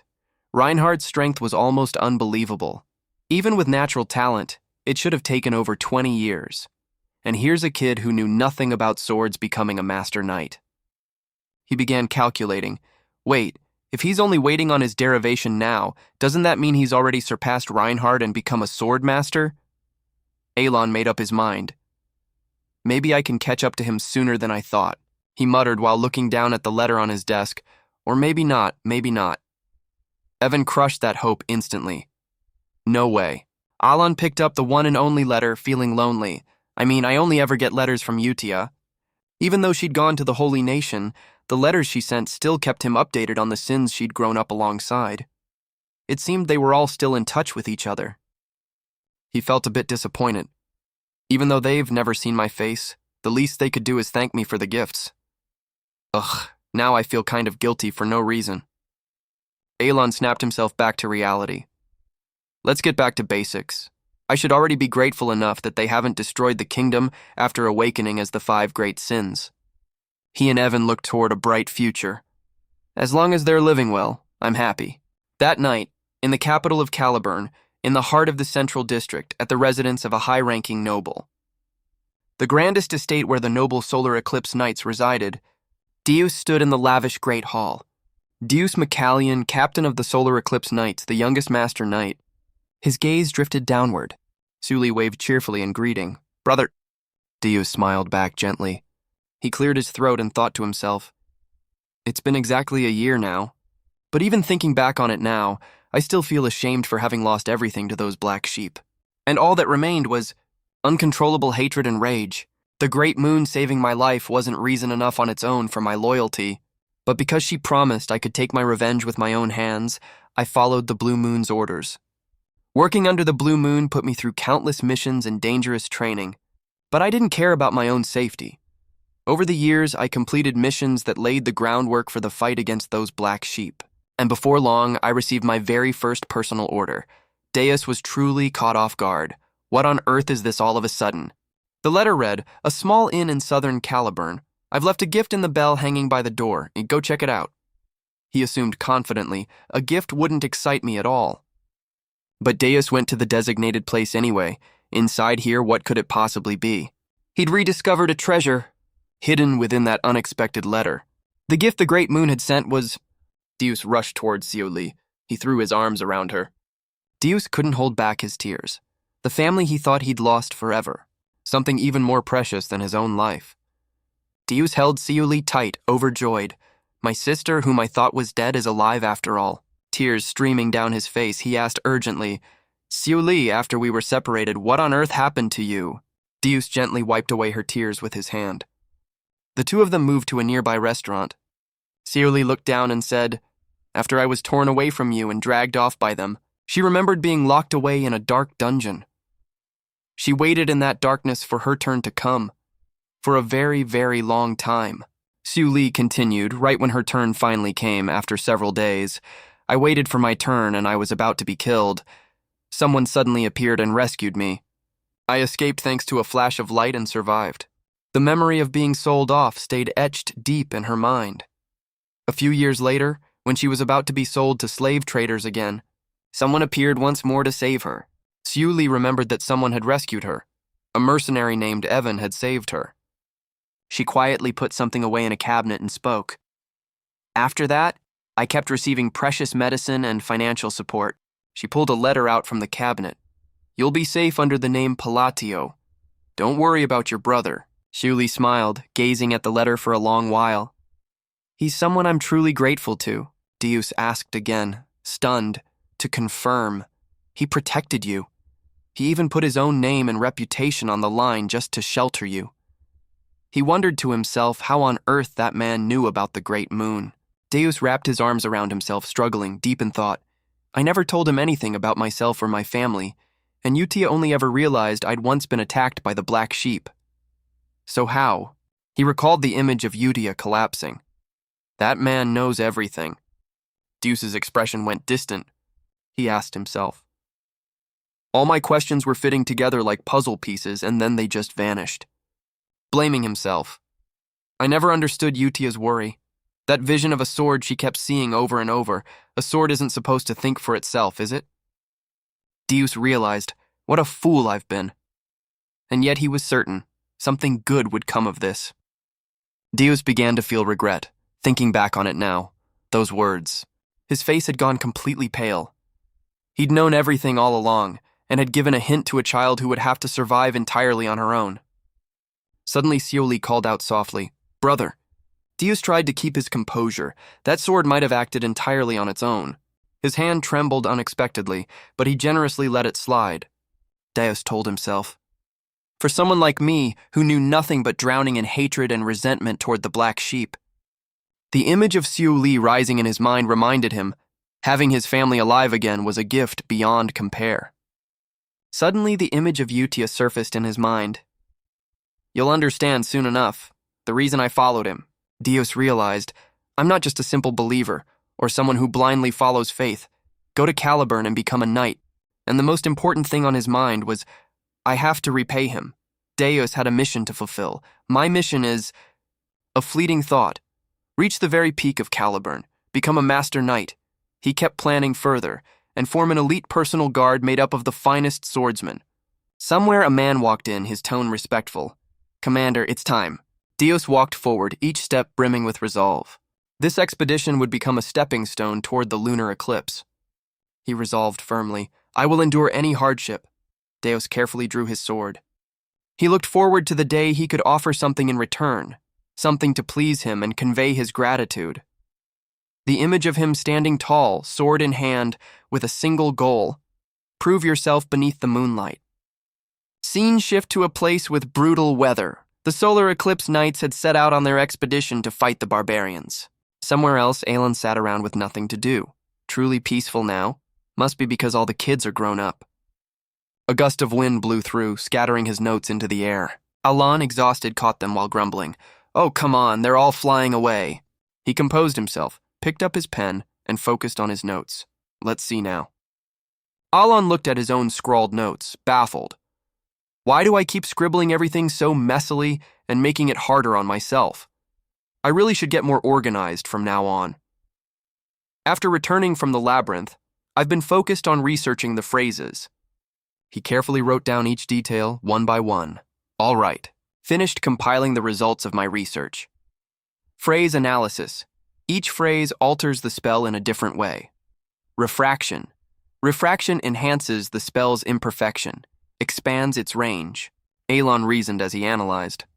Refraction amplifies the imperfection of an otherwise complete spell, expanding its area of effect. He studied it diligently, piece by piece. Repel. Shatters both the shape and trajectory of the strike. Matter conversion. Alters its state. Repel shatters the shape of whatever's fired, causing it to shift direction. Aelin pictured a magic orb in his mind as he analyzed. Blue light like a parallel lightning bolt of mana. Blue light amplifies a spell cast in parallel like a bolt of lightning. He noted each one down in his book. Linear lightning beam, piercing, lethal, penetration. Linear lightning beam grants piercing capability. The image of soldiers struck down by that skill appeared in his mind. In other words, a lethal blow. After a while, Aelin looked confused, tapping his pen against his head repeatedly. Important. Phrase rules. If the spell fails, don't use an incompatible phrase. Don't repeat the same phrase. Use a maximum of 4 phrases. With his tiny mana pool, he could only cast a spell once a day, so it had taken quite a while to figure out even this much. Aelin remembered fairly clearly. The phrases and monsters of Babylonia were originally a forgotten concept in the original story, so there was absolutely no information about them anywhere. Even the notes section had no explanation at all. Afterward, he came to a realization. In the end, through all this self-research, he'd found that magic meant purely for self-defense was actually quite fascinating. Alan tried channeling his mana. All right, let's see the results after 2 months of experimentation. He made a gentle hand gesture, then released a massive surge of lightning-shaped magical energy. Alan tried a different approach. By removing the central point of the magic-gathering orb, it created an electric shock from the resulting imbalance. He analyzed it further. Such a weak, useless type of magic. Alan tried casting a phrase, fixate. An orb surrounded by lightning appeared. He cast the next phrase, compress. Alan kept experimenting by casting command phrases one after another. He still didn't stop. Collapse. Alan gradually got closer to a result, step by step reaching his goal. Bloom, for a brief instant. After finishing the incantation, a powerful lightning storm erupted, and Alon stood there wondering to himself. So the order in which the phrases were cast mattered too. He looked up at the lightning storm and recalled, the last time he'd used Collapse first, it had failed. From somewhere, another voice rang out, making him turn his head in confusion. No, that can't be. From a distance, two figures stood watching Alon. Kalia and Bianco's faces turned pale. She stammered, Genesis. Alon was momentarily baffled. What? Why is Kalia here? The man stared at Alon, trembling, unable to speak.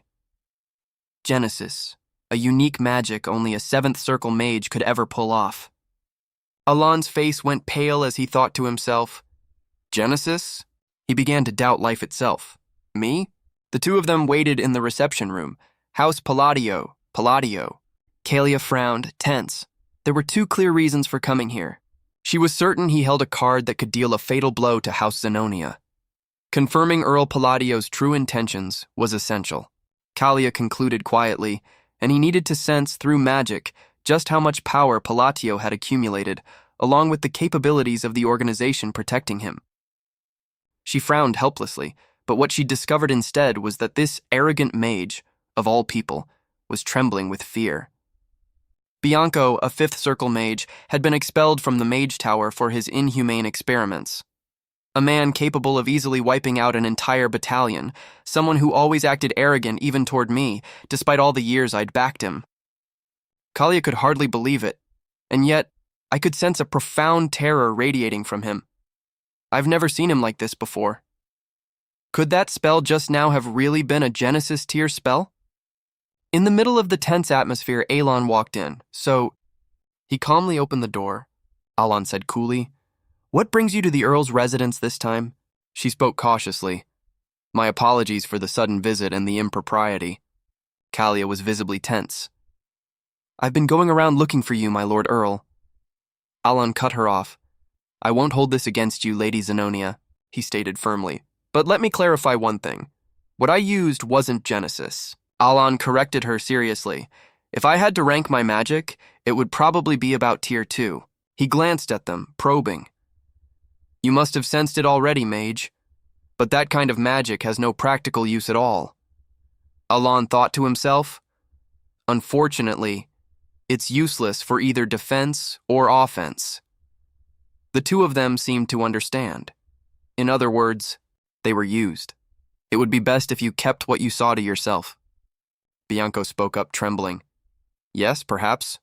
I misjudged what I saw. Kalia was stunned. Bianco was using honorifics. He leaned back in his chair. Good. That puts my mind at ease. Now that the misunderstanding is settled. So, what's the real reason you came here? She dodged the question. We just happened to be nearby on other business and wanted to stop by to say hello. Alon confirmed. So there's nothing special going on, Kalia assured him.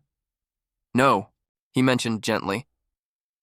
Unfortunately, I have matters to attend to, so I can't spend too much time talking. She stood up immediately. I understand. Thank you for granting me this brief audience. I'll take my leave now. Alon spoke up suddenly. If it's someone to talk to that you're looking for... He offered an unexpected suggestion. You should pay a visit to Duke Antia instead. I have a feeling the two of you would get along quite well. Kalia frowned, wary. She bowed politely. Given what you've said, I suppose I will go see the Duke after all. Alon and Evan saw the guests off. He raised a question. If it's Zenonia, why would a declining Western house come looking for us? He shrugged too. I don't know. Can't think of a reason. Alon muttered wearily to himself. What a headache. If word spreads that I use Genesis, every power-hungry schemer out there will come flocking to bother me. This place really is a dark fantasy after all, he thought to himself as he turned back inside. You understand what I mean, right? There's no reason for Zenonia to approach Antia, their rival in the underworld. Alon's face darkened with exhaustion. Either way, don't come looking for me alone again. In the carriage, Kalia wondered. Earl Palladio's magic. She still had her doubts.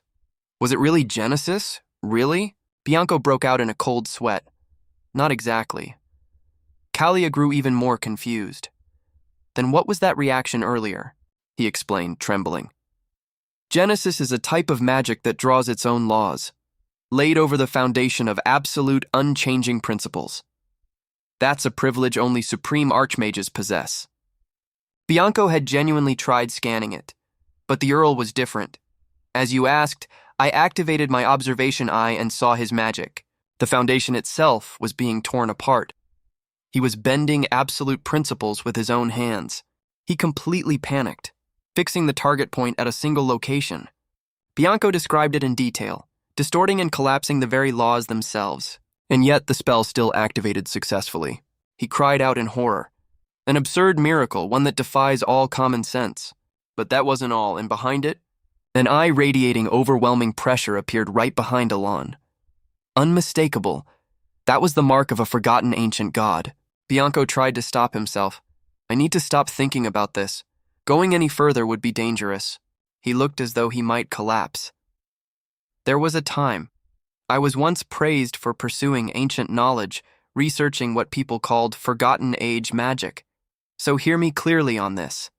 Do not confront Earl Palladio, and do not make him your enemy.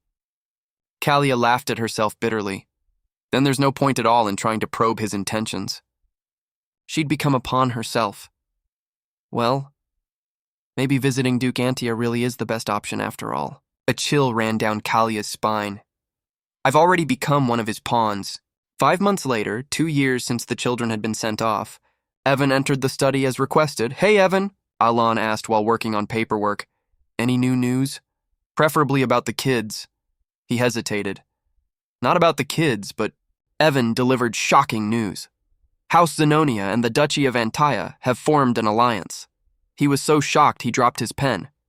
What? The 2 pillars of the underworld? Allied? He added firmly. It might sound plausible on the surface, under the underworld's treaty, but this has already been confirmed. Alon clutched his head in agony. I poured so much effort into raising those little villains, and now they've become an alliance in the shadows. Is the kingdom of Astoria going to collapse? No way. Did she actually take what I said back then seriously? He remembered saying it himself. If it's someone to talk to that you're looking for, maybe it's best to visit Duke Antia, Alon thought optimistically to himself. Come on, it's probably just a temporary alliance. Given how cold and arrogant Kalia is, there's no way. He began calculating. Still, maybe I should prepare a contingency just in case. Alon hurriedly wrote a letter. Kalia, if I seemed blunt or hard to talk to, if I came across as cold, I apologize. That doesn't sound like much of an excuse, does it? It took him quite a while to finish. Alon, exhausted, delegated the rest. Evan, leave the rest to you. Evan took the letter and left. I'll head to the Mercenary Guild. I'll also keep searching for the children's whereabouts. He rested his chin wearily. Wonder what Raiden and Seldang are up to right now. Even in Utia's letters, Bladia, those two seem to have vanished after arriving at their destinations. Alon couldn't help but worry. Seldang's probably not dead, right? He was full of hope. If they followed the letter and found the gift, they could become a warrior of great renown, maybe even get promoted to Baba Yaga.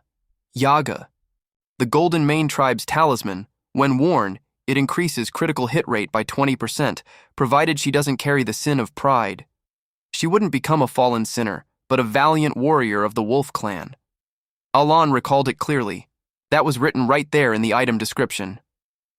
He looked outward and reassured himself. I even told her about the hidden stash of travel funds, just in case she ever needed it. With that kind of talent, she should be able to survive just fine. Alon tried to reassure himself. Either way, that land was a place where the strong could seize the whole world. At the same time, in the desert nation of Cologne, inside a large cavern, Seo Yang paced back and forth. The girl stretched cheerfully, finally passed the trial. Seo Zhang looked at the item in her hand with excitement. Blessing of the Moon Spear. Thank you for this gift. The girl smiled to herself, pleased. I thought the Golden Mane tribe's essence was just some random charm. A glint of amusement flickered in Seo Zhang's eyes. What I heard as a child wasn't just folklore or a fairy tale. She recalled those peaceful days of old, the chieftain of the Golden Mane tribe. Seo Yang had been taught, that's right, we, the Wolfkin, are descendants of the Golden Mane tribe, the royalty of all beast kind. They declared it firmly. The Golden Mane tribe's essence is a sacred relic passed down for hundreds of years. It grants us power and divine authority. The girl had sought it out. I've finally obtained the essence. And now I'll face every trial within the inner realm, with...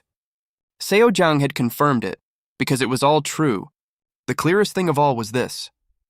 On the day I lay dying like a mere test subject, a savior bearing the bloodline of the moon, God saved me and granted me the strength to avenge myself against Black Dragon, the one who murdered my parents. Power surged fiercely around the girl, so I must repay that debt. Energy surged powerfully within her. Seo Jiang tried to reason it through. Surely the true meaning behind that gift wasn't just to make me an ordinary gladiator. Her eyes lit up with determination. What I must do is... Seo Jiang set her goal. Become the strongest living warrior, then gather the scattered Golden Mane tribe back together to restore their glory, and with that strength, the girl threw a powerful punch. I will cut down Black Dragon. Seo Jiang stepped out of the line. The girl looked up toward the moon. All of this is for my benefactor.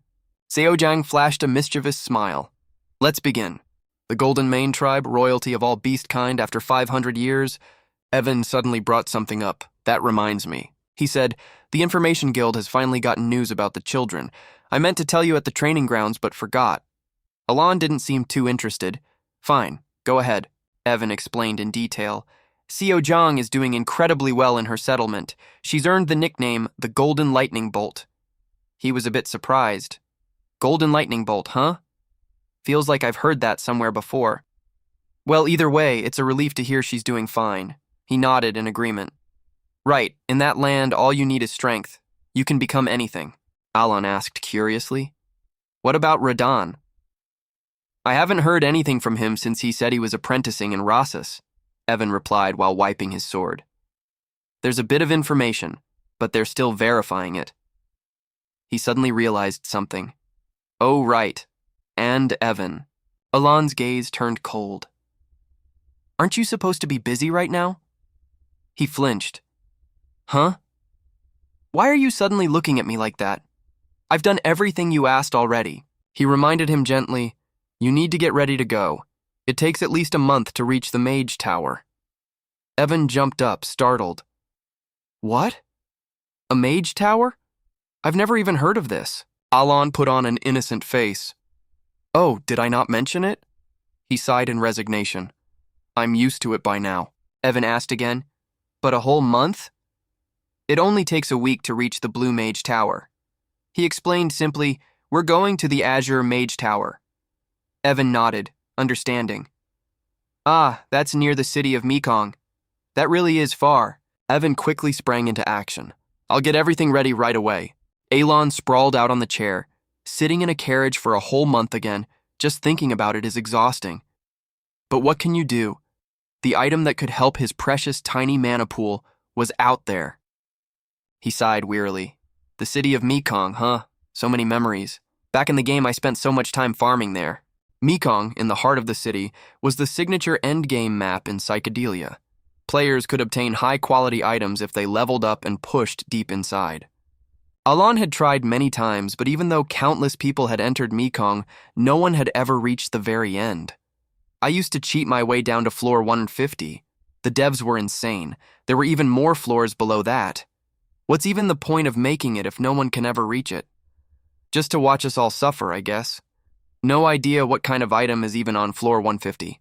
Just as in the game, relics and sacred artifacts kept being discovered one after another, which is exactly why the official magic appraisal profession had become so popular. Working in that field meant a life of real wealth. He could be certain of one thing. Lanner had mentioned she was about to take her appraisal exam. With that kind of talent, she'd definitely pass. Alon felt a bit anxious, too. But what if I gave her too little compared to the others? That item's only useful for appraising equipment. I should probably send more support items just in case the initial gift wasn't enough. Meanwhile, in the city of Mekong, Latania belonged to no ruler at all. It was a haven for explorers and mercenaries. Passing by countless shops on the southern corner, you'd find a secretive appraisal shop called Metter. This shop had earned quiet fame for its exceptional service. Most of its clientele were nobles and seasoned A-rank explorers. Ah, right then, Rai arrived with a delivery. The appraisal's finished, my lord. Oh, and among the items, one belongs to Lord Latania. She explained, this device generates fire using mana. He accepted it cheerfully. Thanks as always. Let's see now. Rai added more information. It's a relic capable of engraving skills onto items. The lord asked curiously, what's the catch? She explained, just a small amount of mana keeps the flame burning for at least an hour. He was thoroughly pleased. Efficiency's gone way up. Fantastic. Rai saw the customer off professionally. Thank you so much. The lord accepted the item cheerfully. Not at all. She wearily removed her mask. Rai seemed to have been working at the shop for quite a while now. She glanced at something distractedly. Rai picked up a small tube. This can also be engraved. The reason this hidden little shop had gained such fame was because of its engraving ability, a gift that came directly from the great moon. She smiled, recalling the memory. At first he told me to become an appraiser, and I had no idea why. His true identity was actually a friend of Palin from the age of the forgotten outer gods. I understand that everything up to now has been aimed at destroying the Black Wolves, but the letter had instructed her to go to the city of Mekong Latania and become an appraiser. I couldn't connect that order with that goal at all. Rai hadn't understood his reasoning. What did becoming an appraiser have to do with killing Black Wolves? Even so, she'd followed the instructions. But the very moment I saw that gift, I understood. Inside the vault was an item tracker. Rapidly identifies items below a certain mana threshold to assist with appraisal. Rai approached cautiously. Unlike anything I'd known before, there was no information about it anywhere in the library. The seal gradually began to crack open. A glowing eye appeared. Once the seal was broken, the engraving ability was unlocked, she declared firmly. To have enough strength against the Black Wolves, I have to awaken this item. It serves as both a power source and a means of offering sacrifices. The number displayed on it read 248 out of 500. A mark appeared on the small tube. Rai smiled with satisfaction. I still need 252 more sacrifices to fully awaken it. In exchange for boosting the artifact's stats, it absorbs something from whatever's offered, causing the eye to change. She'd learned this lesson before. It only reacts to high-tier artifacts. If the wrong item is sacrificed, all accumulated progress vanishes. So precisely appraising every artifact and choosing the right high-tier one was essential for the seal. Rai leaned against it proudly. This is something only I can do since I was born alongside the Eternal Library. She was full of hope for the future. All of it to kill the Black Wolf, all of it according to the Great Moon's will. 3 weeks later, at the Azure Mage Tower, Alon received news that the Tower Master was currently away. Pinya ordered arrogantly, "Say your business and leave. Vice Tower Master of the Azure Mage Tower, 7th Circle Mage, Pinya Chrisen." She snapped impatiently. "I'm busy, make it quick." He couldn't help but feel nostalgic. Her face was one he recognized from the main storyline. She was still only Vice Tower Master since the main plot hadn't begun. In the game, she was a once-in-a-century genius, reaching the 8th Circle at just 20 and becoming Tower Master of this very tower. The Mage Tower wasn't just powerful. It also held the exclusive right to produce several essential goods, putting it on par with nobility and status. Alon felt a little put off. Even though the position of Vice Tower Master, someone who'd surpassed human limits, should command that kind of standing, he introduced himself anyway.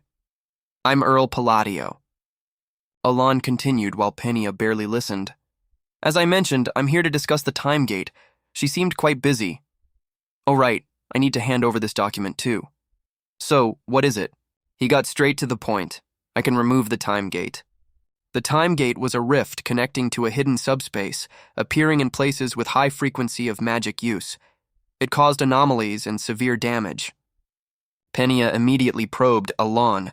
"With that mediocre talent of yours, what exactly do you plan to do?" She reached out to see him off. "Wait, just go, please." Alon looked a bit flustered. "This isn't going how I expected at all." He pressed on regardless. I need you to answer me. Penia was about to lose it. You're planning to remove the time gate and take the treasure inside, right?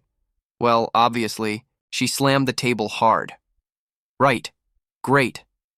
Do you have any idea how many people come in here saying the exact same thing every single day? Alon insisted desperately. I'm serious. Take me to the time gate and I'll show you. He silently lamented.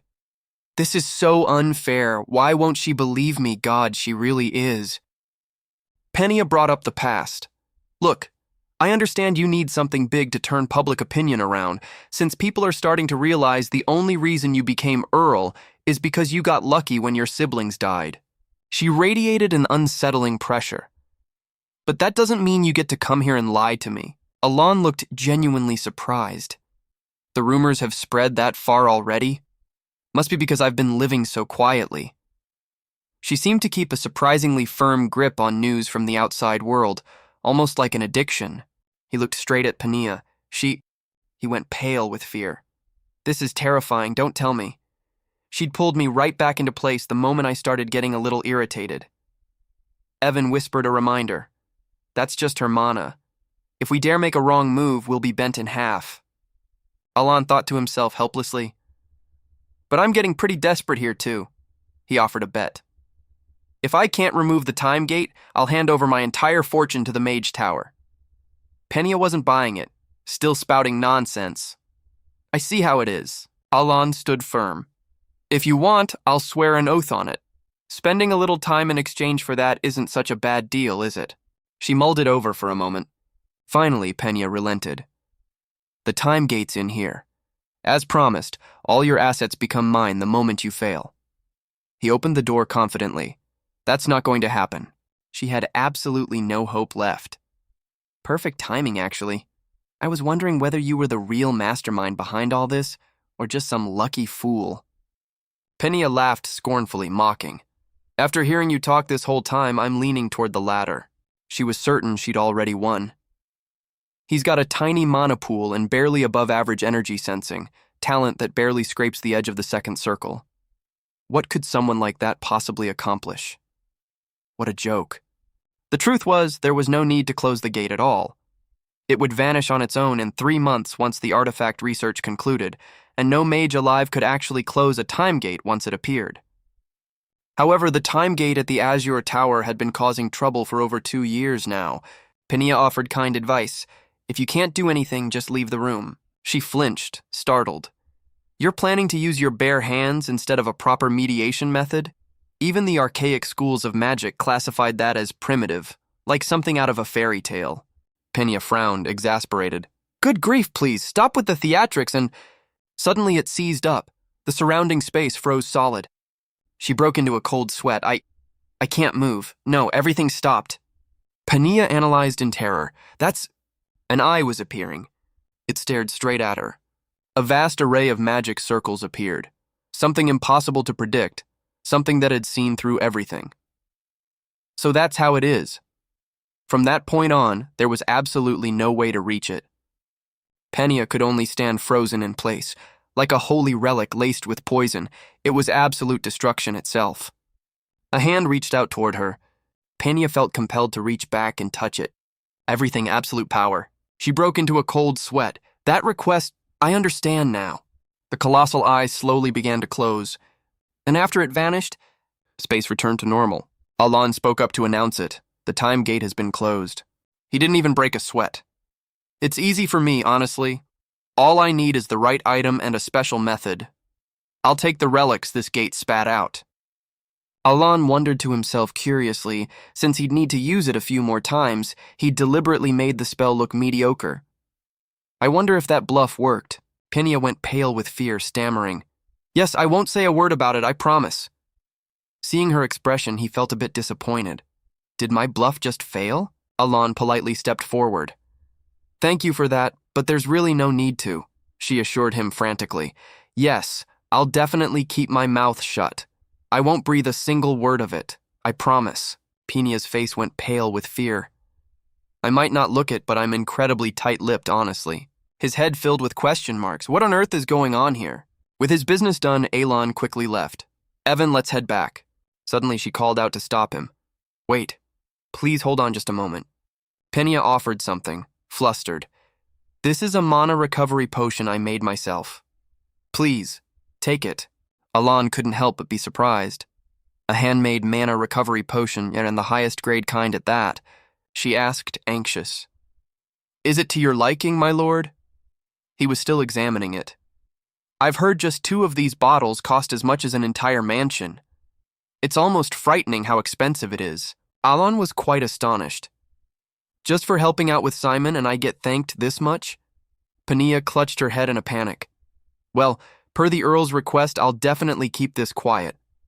Absolutely, without question. She raised her hand suddenly.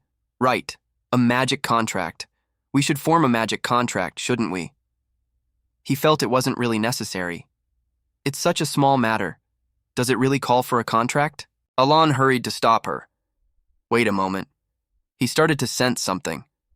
Feels like there's some kind of misunderstanding happening here. But Penia had already started casting. The contract formed almost instantly. She tried to reassure him. See? I always keep my promises. Alon felt utterly powerless. Yeah, I see. Not the slightest opportunity to clear up the misunderstanding. And just like that, he'd ended up with 5 potions and the relic he'd wanted, along with a contract whose purpose he still didn't understand. The 2 of them quickly left the mage tower. Evan's eyes went wide with wonder. That's a treasure from Simon. Even though it's incredibly hard to obtain, it seems more restrictive than I thought. Is it actually any good? He adjusted the item in his hand. Not sure, honestly. Either way, this is something I absolutely need. Alon looked down at it, satisfied. The mark of the outcast. Glad I got my hands on it safely. With the gem set into this rotating ring, it can absorb and store ambient mana from the air for later use. The light on it flickered to life. Works just fine. The capacity isn't huge, but compared to my own tiny mana reserve, this is more than enough. He felt a little disappointed. Someone whose own mana is even smaller than a support item's. Alon quickly pulled himself together. No, the whole point was researching magic and self-defense, not combat. He nodded, satisfied. This much is enough. Alon suddenly wondered. Now that I think of it, what exactly did Penny misunderstand back there? He was genuinely puzzled. That sudden politeness was so strange. Penny greeted him with extreme reverence. Welcome back, my lord. Alon felt a little uneasy. I'll do exactly as you ask, but I really am just a Tier 2 mage. She agreed with everything he said. Oh, I know. You truly are a Tier 2 mage. Alon felt a bit disheartened. Is it really that obvious? He rested his chin, mulling it over. The exact same reaction as Kalia had last time. They happened to witness Alon casting magic, and everyone present turned pale with fear. He didn't understand the reason at all. So annoying. Alon decided not to dwell on it anymore. Either way, we probably won't cross paths again after this. Whatever. He gazed up at the drifting clouds. What a beautiful day. Evan agreed. Yes, so peaceful. Meanwhile, at Duke Antia's estate, Loria was welcoming a distinguished guest. It's been a while, hasn't it? Please make yourself at home, Lady Zenonia. Kalia sipped her tea cheerfully. Of course. Antia never changes, does it? Either way, Alon's genuinely happy to see you again, she remarked. There's no need to worry about rank or power between us. It's much more relaxed this way. Kalia acknowledged it. Earl Palladio's foresight really has astonished me once again. Alon had once told her, visiting Duke Antia was also a good idea. Kalia began analyzing. Hearing those words, I quickly understood the deeper meaning behind them. She was quite pointed about it, because during our conversation, I realized we're both under Palladio's influence. Both of them were astonished, whatever the reason, by Earl Palladio's order. An alliance had been established under one undeniable absolute authority. Any power struggles between them had become meaningless. Loria got straight to business. The next meeting isn't for another month, so what wind brought you here today? Kalia pulled out a small piece of paper. As an excuse for my visit, the Earl sent a letter. She opened it carefully. What kind of letter needs to be delivered by hand personally? Regarding the noble houses, it stated, Because of this, Zenonia and Antaya have been able to establish a closer relationship.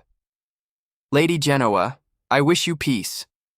Regarding the matter of visiting before an official meeting, a few nobles have complained to me about it before. As such, I'm not exactly well liked among many nobles. Please forgive me for that. She spoke up first. It reads just like an ordinary apology letter on the surface, Loria stated firmly. But surely there's some kind of order hidden inside it. Kalia agreed as well. Yes, I think we should discuss this in more detail. Both of them were completely in sync. Not well liked among many nobles, huh? Baron Kenya belonged to the noble faction. Marquis Malatino was one of the key figures of the royalist faction. Viscount Violanda belonged to the royalist faction, and Duke Pandion was the central figure of the noble faction. As for the nobles he'd spoken with at the ball, finally the two of them reached a conclusion. In short, since both the noble faction and the royalist faction are displeased with him, should we just wipe them all out? She sighed. We should reach our conclusion based on common sense. She chimed in agreement. I agree. Exactly. Loria proposed a theory. He wants to overthrow the current nobility and establish a new government. Kalia thought to herself, is that really it? She confirmed, pale-faced. That's exactly it. Loria seemed to understand now. So that's why he needed Antia's reputation and put me in the position of Duke. She connected the clues together. If the Western hegemon is involved too, then surely, Kalia seemed to think the same. Looks like it's true. They moved to the next step. Well then, let's discuss the plan. Meanwhile, at the Azure Mage Tower, Selim exclaimed in surprise. Earl so-and-so? He'd woven quite the tale afterward. Penia was still in a daze. Yes, Tower Master, he asked her. Tell me more, in detail. She sighed wearily and stood up.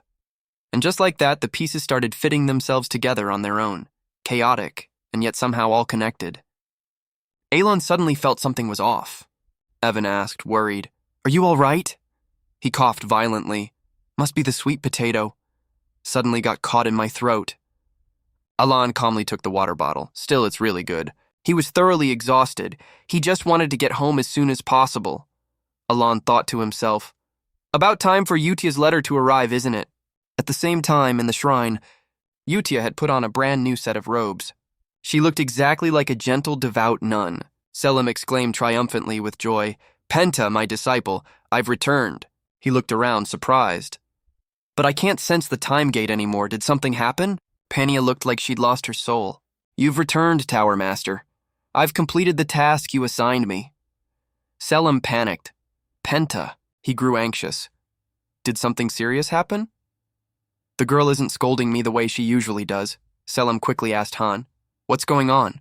Because Penta had become Vice Tower Master so early, thanks to her blessed talent, her arrogance and recklessness had reached sky-high levels. He'd seen it far too many times, made another new mage cry again. That's the 77th time now. Selim never really minded much, though. Still, I've never had any intention of correcting her personality. Because when it comes to magic, she's incredibly serious about it. The moment she reaches the 7th circle, she'll realize just how small her own achievements really are, and naturally become humble. He truly couldn't understand it, which is exactly why this current situation felt so strange. Selim tried to find an explanation. I mean, this trip up north was quite a long one. Was there just too much for her to handle while I was away? Penia sighed in resignation. She told him everything. So the Earl closed a spatial rift. Selim grasped the situation. But you can't explain the reason clearly because you swore an oath? She looked utterly drained of spirit. Honestly, there's not much more to say. That's all I can tell you. He immediately guessed part of it. Whatever had made Penia this humble had to be some kind of inexplicable magic. Or perhaps it should be called something beyond comprehension. Selim rarely got the chance to gently pat Penia's head like this. She's so terrified she doesn't even dare brush my hand away. He felt a considerable spark of interest. Earl Palladio of the Kingdom of Astoria, huh? Fascinating. Absolutely fascinating. Back at the Earl's training grounds. A month after returning from the Azure Mage Tower, having received the Mark of the Outcast, I began seriously researching activation phrases since I could now use magic more often each day. Aelon wrote contentedly in his notebook. Important. Rules for using command phrases. The spell will break if these conditions aren't met. Don't use incompatible ones. Don't repeat the same one. Use a maximum of 4. Using similar phrases can create overlapping effects. It seems a certain command phrase needs to be properly set up in advance. I think that's it. Good. And so I learned a new rule for using activation phrases. He clicked his tongue, thinking further. It might also be related to position and how I arrange them. But I'm still not certain. Evan said firmly. Every time I witness your magic, my lord, it's stronger than the last. Alon didn't take it too seriously. Really? He began praising him. It didn't used to look like Tier 2 magic at all before. But now, clearly, Alon added himself, it's on a whole different level compared to just a few months ago. The crater in the yard was more than obvious enough. Either way, gravity, a Tier 2 spell, shouldn't be enough to crush someone to death even at full power. He doubted himself. I think I'm actually getting stronger. Maybe it's not just an illusion. Evan kept praising enthusiastically. Your magic is genuinely fascinating, my lord. If there really was a reason for such a noticeable increase in power, it wasn't due to proficiency or the activation phrases themselves. An increase in magical proficiency only meant greater precision and a higher chance of realization, and the activation phrase functioned more like a trigger word that altered the spell's properties. Take, for example, Light of Knowledge. I'd spent months researching phrase combinations for gravity, and lately I'd been using almost the same set of phrases repeatedly. Chart of phrase combination research. Eventually, I discovered that power only increased gradually as I fine-tuned the optimal arrangement. Alon came to a conclusion. No, it must just be an illusion. Otherwise, none of this makes sense. There's no reason for my magical output to suddenly spike like this. Maybe I've just been in better condition lately. He pulled out a letter. Is that so? I came to deliver Utia's letter. It just arrived. He brightened up. Thanks, Evan. I'll read it back in my room where it's more comfortable. Evan followed right behind. You turned right back around. Alon took the letter. I've already used up all 3 of my daily magic casts. He couldn't help but wonder to himself. The reason my magic suddenly got stronger, could it possibly be the reward from some kind of curse? A curse was an Eastern ritual, in which the caster sacrifices part of themselves to place a curse upon another, or upon themselves. When cursed, the target suffers a loss, but in exchange receives a corresponding reward. Alon tried reasoning it out from several angles, but there's no one from the East around me. If that's not it, then... Could I be receiving some kind of tribute instead? He seriously reconsidered. An earl of some tiny kingdom overlooked by the underworld. No, that doesn't make any sense either. Alon decided to just let it go. Well, sometimes it's best to just forget about it and move on. Nothing bad's going to come of this, right? Not far from there, the holy nation of Rosario, capital city Rionel, a city of pure white, where people worshipped the moon goddess of peace, Saronia. At the Eastern Prayer Hall, Locke spoke respectfully. Greetings, sister. Utia flashed a gentle, docile smile. And greetings to you too, Sir Locke. Have you been well lately? He secretly held her in contempt. She was merely a low-ranking priestess, beneath even a holy knight.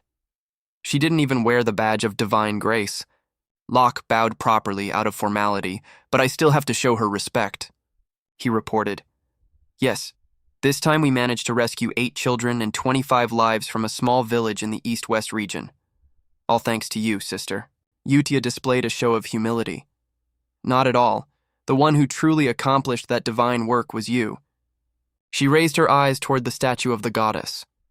And it was you who taught someone as foolish as me, Locke affirmed firmly. I will always remember this gratitude. For 20 years I lived in despair, because I couldn't even sense divine power at all. I had nearly given up. One lonely, exhausted night, Utia suddenly appeared. If there's something you desire that badly, she planted the seed of faith in Locke's mind. Try placing your faith in the moon instead. He recalled it with lingering doubt. The moon. Utia smiled gently. You'll understand once you actually do it. Locke, half in doubt, followed her advice. I was desperate enough to try anything. He couldn't help but marvel. I prayed to the moon for a few days, just as she said, and then, miraculously, I learned how to wield divine power. But Locke immediately realized something. I was overjoyed. But then I fell into a moment of doubt. I had placed my faith in the moon, not in the goddess Saronia. I feared I might have stepped onto the path of heresy. However, all power borrowed from the divine is fundamentally the same. Even sacred relics blessed in the goddess's name shone brilliantly in my hands. That proved the divine power I possessed was genuine. He went to confront Utia. "Why did you tell me to believe in the moon?" She began to preach. "Because faith drawn from something intangible always takes far longer to manifest. It's always easier to obtain what you need from something that truly, tangibly exists." Utia lowered her voice, entrancing. "The moon." She directed her devotion toward her own faith. "It will always be by your side." Locke looked up at the statue. "I understand now. Because the goddess and the moon are one and the same." He felt as though he'd been enlightened. This is a path for those still filled with doubt, a way to believe with absolute certainty. Locke looked up at the statue. Locke bowed his head sincerely. "Sister, from the bottom of my heart, thank you." Back to the present. Utia was making a suggestion. "If you truly wish to express your gratitude," she invited him cheerfully, "let's pray together." He was filled with reverence. "I could do that as many times as you'd like." Utia's gaze drifted toward the back. "You've come at just the right time. Quite a crowd has already gathered." The two of them walked together into the packed church. She headed straight for the highest position. This place felt just like a gathering among devoted believers. Utia prepared everything swiftly. "Now then." She led the congregation. "Let us pray. Tonight's moon is perfectly full with..." Utia broke into a joyful smile. The great moon. Alon was absorbed in reading Utia's letter. He sighed, a little disappointed. Nothing particularly special in this letter either, huh? Just the usual small everyday things. A brief pause, and we'll be right back. A brief pause, and we'll be right back. "From the Information Guild, my lord. I wanted to bring it to you right away." He was extremely interested. "Oh? Really?" Evan approached the desk. "It's about that boy Radin you asked about the other day." He delivered a shocking piece of news. "It seems he's become a pirate." He was so shocked he nearly fainted. "What? Tell me everything from start to finish." Alon pictured him dressed exactly like a pirate. "Hey uncle, you doing all right? I've become a pirate now," Evan reported in detail. Right now, the ones spreading the rumor everywhere are Xiaolang and Dea. He had solid figures to back it up. Xiaolang has achieved a streak of 32 consecutive wins out of 100 floors, challenging for the title of Baba Yaga now. He instantly tensed up. 32. Consecutive wins? Wait a second. The warrior holding the record for most consecutive wins should be... Evan answered immediately. The Lion King, with 41 wins. Along was utterly amazed. If the Lion King had joined the party as an ally in the game, wouldn't that basically be a broken, game-breaking character? He fell into deep thought. Colony was home to warriors so powerful their military strength practically depended on them. And now someone's about to surpass that peak? Evan continued his report. And the Knight Order of Dea. Their achievements were truly legendary. They defeated Kurag of Eternal White Snow, one of the 8 great chieftains of the Manji tribe. He emphasized those were monsters that had transformed into superhumans through divine rituals. You know about this, right? The danger level of that mission was undeniably extreme. Along recalled, dumbfounded. Of course I know. In the game, I had to fight the Manji tribe and even deal with their god, Angelus. Thank God I never had to face him directly, since Angelus only appears when the 5 great sins descend. Clearing that was insanely hard, he remarked casually. Well, at least I don't have to worry about that anymore. Evan agreed, and after this, he might even be ranked alongside the first sword Reinhardt. Along felt a twinge of regret. I really should have gone to see him in person. I could have cashed in on some of that sweet reflected glory, huh? He added, and there's more. Rai, who became an appraiser, says she can engrave enhancement seals onto relics to boost their power. Rai's mysterious appraisal shop. He listened eagerly. Oh, so that's a thing too? Huh, that's fascinating. You really dug deep into this, didn't you? Along returned to the most important matter, so then he sank into deep thought. What about Radan? Did he really become a pirate? Evan noticed Along's grim mood, too. About that, Have you heard of the 7 Isles in the sea just off Loch Zak? He's become the ruling captain of the first isle. He confirmed the fact. The largest island among the 7 Isles, home to the pirates. Along was completely devastated. No way. I'd planned to contribute support for that child. But I'd already started regretting it a few years ago, just hoping he'd live a simple, ordinary life. And yet, I hear he's officially switched careers to become a pirate. Insane. Even the wildest daydreamers wouldn't dare go this far. That post online I once read and laughed off has become my own reality. He clutched his head, weeping. When I saw him off to Loch Zak, I suggested things he seemed to like, but the reason was never meant to lead to this. Becoming a pirate? Radon had the look of a captain, and he was exceptionally skilled at tracking, sensing and tracing traces of the enemy. Because children of the sea god bloodline were extremely rare on the continent, he could move freely underwater. The waters of Loch Zak were full of precious relics, so I'd suggested he become a treasure hunter for his future. This looked promising. Even the gift I chose for him was specifically suited for tracking, but Evan clapped enthusiastically. Becoming a great pirate captain is basically the same as being the lord of an entire island. Looks like he's really become a major figure now, hasn't he? But Elon wasn't having it. Well, he couldn't understand it at all. How on earth did Radan manage to handle all the captains of the 7 Isles? Those captains were all superhumans, and pirates of the 7 Isles had never lost a single naval battle. Elon had an idea. Maybe he salvaged a bunch of top-tier gear from ancient relics? He suddenly felt a strange kinship. I myself spent countless hours playing that treasure hunter minigame just to get top-tier equipment. In the end, did he take the captain's seat just by stacking up a ridiculous amount of buffed gear? Alon reasoned clearly to himself. I know full well that nothing in this world ever goes exactly according to plan. He was so shocked he nearly fainted, but this time the feeling was strangely bittersweet. So this is what it feels like to be a father whose child became a pirate. He called out anxiously, Earl, are you all right? The heart of the Duchy of Kogia, the massive coastal city of Loch Zak, out beyond its shores lay the 7 heavens of the pirates. And among them, the greatest heaven of all was the first isle. The one who once ruled this place, the captain known as the Great Pirate of Blood-Chained Corpses, Anchored, who had received the protection of the Heavenly King through sacrifice, had now been defeated. Radon confidently stepped onto the ship. He was now the new captain of the first isle. Radan pondered for a moment, then sighed, completely unable to make sense of any of it.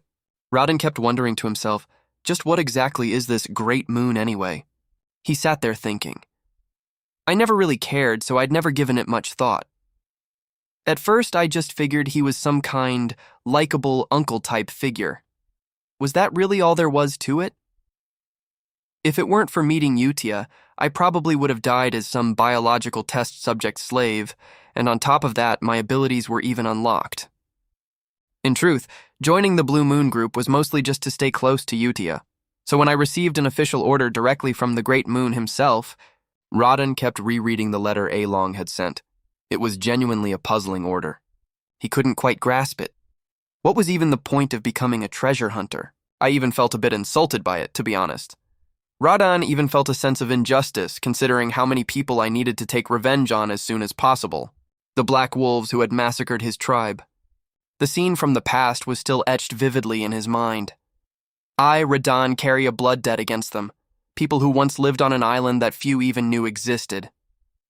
On the continent I'd struggled so hard to escape to, those cursed hunters had murdered my beloved parents and sold me into slavery. The moment I finally escaped their brutal claws, I realized something. His past had been nothing but suffering. Radon turned his gaze toward the bustling city. I used to think that becoming a treasure hunter had nothing at all to do with the revenge I'd sworn. Sworn, he resolved firmly. Maybe I should just pretend to follow this reckless order and see what happens. Radon looked down at the massive ship below. Either way, regret comes too late now.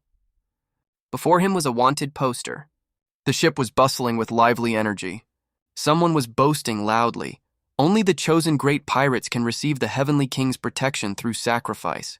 To the chosen captains of the 7 Isles, may you live forever. Right here. Radon's blood instantly boiled with rage. So they really are bloodthirsty devils. All the way until the moment I saw the ones who killed my parents. By then, they'd already gained their power. The Heavenly King, huh? They're deliberately spreading this nonsense. Power that could only be obtained through sacred rituals using parts of the sea god tribe's bodies. Power that could only ever come from the sea god Gliad. And now every single captain was using it. He understood everything at once. Those damned hunters. They'd divided up his parents' bodies among themselves. Radan could no longer contain his emotions. 7 pieces to be shared among them. That night, Radan sat alone atop a cliff. Amid the festive celebration, he kept questioning himself endlessly. But still, how did he know? The dazzling scene of ships that night couldn't ease his heart even a little. As far as Radan could remember, he'd never told his story to a single soul. Thinking this, he could only stare off into the distance. Yet life never went as one dreamed. Radan understood clearly. It was as if the great moon had prepared this very opportunity for revenge, purely to fulfill his promise. However, I can't take my revenge just yet. They were superhumans, wielding the power of the sea god. Meanwhile, on deck, the crew was enjoying themselves happily. That only left Radan even more confused. If all of this really was deliberately arranged, right at that moment, he suddenly remembered the item in his hand. Then surely there must be a reason for this gift too. Hey. Clearly, all of this had happened because the great moon had arranged everything. At that thought, he clenched the pocket watch tightly and pressed it against his forehead. Because Radan knew he was about to walk straight into sin, laying the foundation for his own revenge. Early the next morning, the island had returned to calm. Raiden ran barefoot across the grass without a second thought. A moment later, he leapt from a great height straight into the sea. Radan took a breath and dove deep to the ocean floor. Right at that moment, the pocket watch suddenly flared with light. Seeing this, Radan's eyes lit up brilliantly. Then a pair of glasses appeared over his eyes. The great moon had granted me the gift of the Amrita glasses, making it easy to locate sacred relics buried deep beneath the ocean. The specific relics I found were more than enough to make up for my lack of power.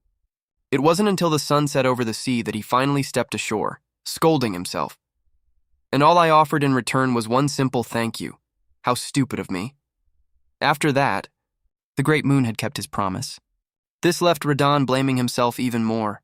Not only had he laid my target for revenge right before me, he'd given me so much more besides that. He'd even granted me the strength to carry it out. It was only now that he truly realized it. Now I understand the order you sent in that letter. Your real intention was... But things seemed to be growing more unstable by the day, taking revenge and seizing control of the 7 Isles. And at that moment, those old words surfaced once again in Radan's mind.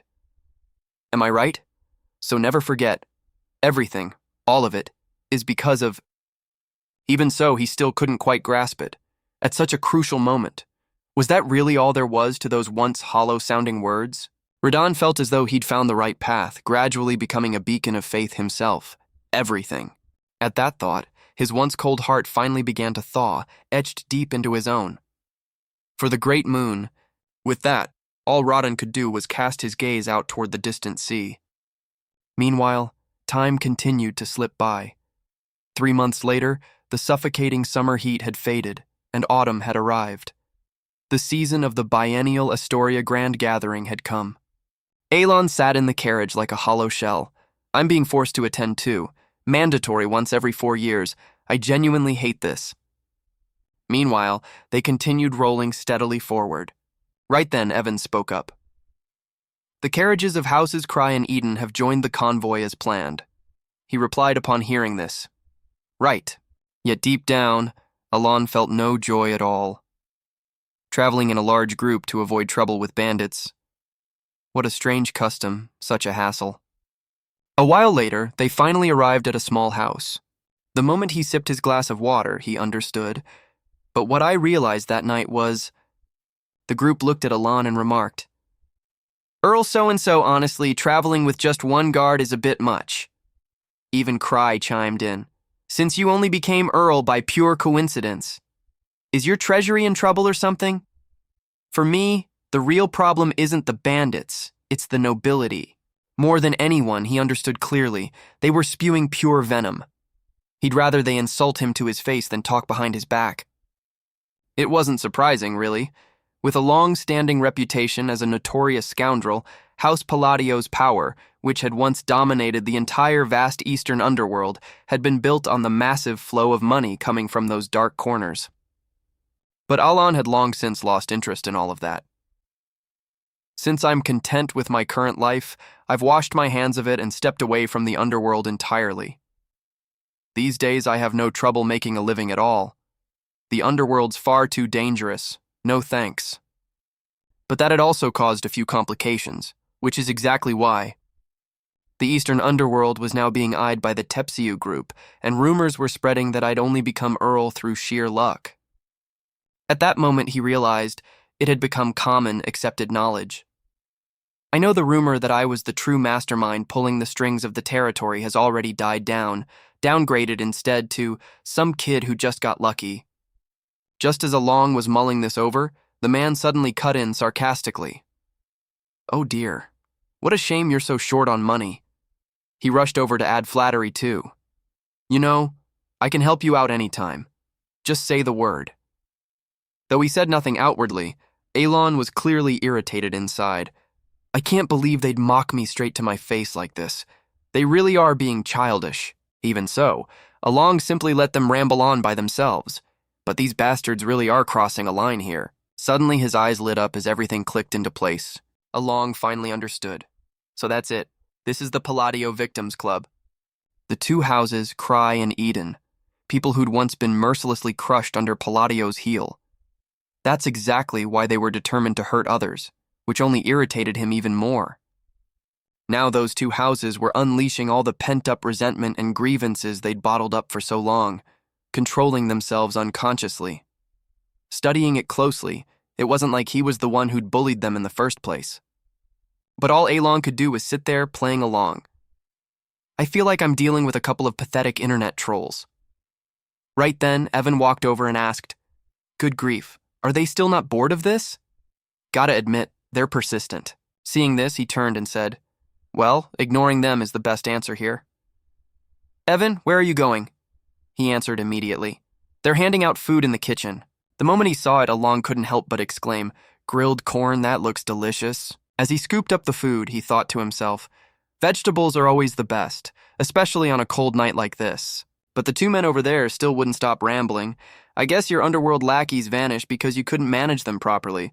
Looks like you can't even take care of your own carriage." He sat chewing his corn, mind drifting off. Listening to them go on and on, suddenly it feels like I'm listening to music. A rap battle of all things. But he brushed it aside anyway. This is really good. Evan agreed. If we had a bit more butter, it'd be even better. Meanwhile, in the north, an endless frozen wasteland, home to the swallowed remains of the Manji tribe's leaders. A place where nothing but pale, cursed white remained, as if all life there had simply vanished. The great chief finally woke up. The more he thought about it, the more bitter he felt. Those damned Calibans, people who understood nothing about honor. One of the 8 great chieftains of the fanatical Manji. To the Manji, who worshipped battle above all else, dying in combat was the highest honor and glory. The tide of battle had shifted. Thinking of this, Can coughed up another mouthful of blood. Moments later, his entire body collapsed into the white snow, drained of all strength. Right before he faded, Can still forced himself to ask, what happened to the elder of the snowlands? Afterward, his body was slowly buried beneath the snow, yet Can still refused to let go. Elder, I've met such a disgraceful death. I cannot rest in peace like this. The moment those final words left his mouth, blood poured from all his orifices at once. My kin.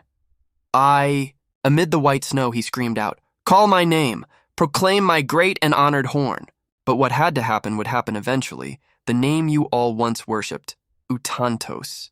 The snow kept falling, thicker and thicker, and yet Can's body remained right where it was. His hand still struggled to crawl forward. Moments later, Can suddenly pushed himself up with his hands. Great One. He howled in agony amid the white mountains. Oh, great God, Utantos. Even with his body utterly ruined, he screamed on. So, we dare to call upon your noble and honored horn. Right then, Utantos appeared and answered. Very well, do as you wish, and I shall grant you whatever your heart desires. Meanwhile, elsewhere, the carriage convoy continued moving forward. Even as they traveled toward the social gathering, the same uncomfortable dynamic persisted. Even after the other noble houses had joined the group, the mockery never stopped. They wouldn't let up, continuing to torment Along.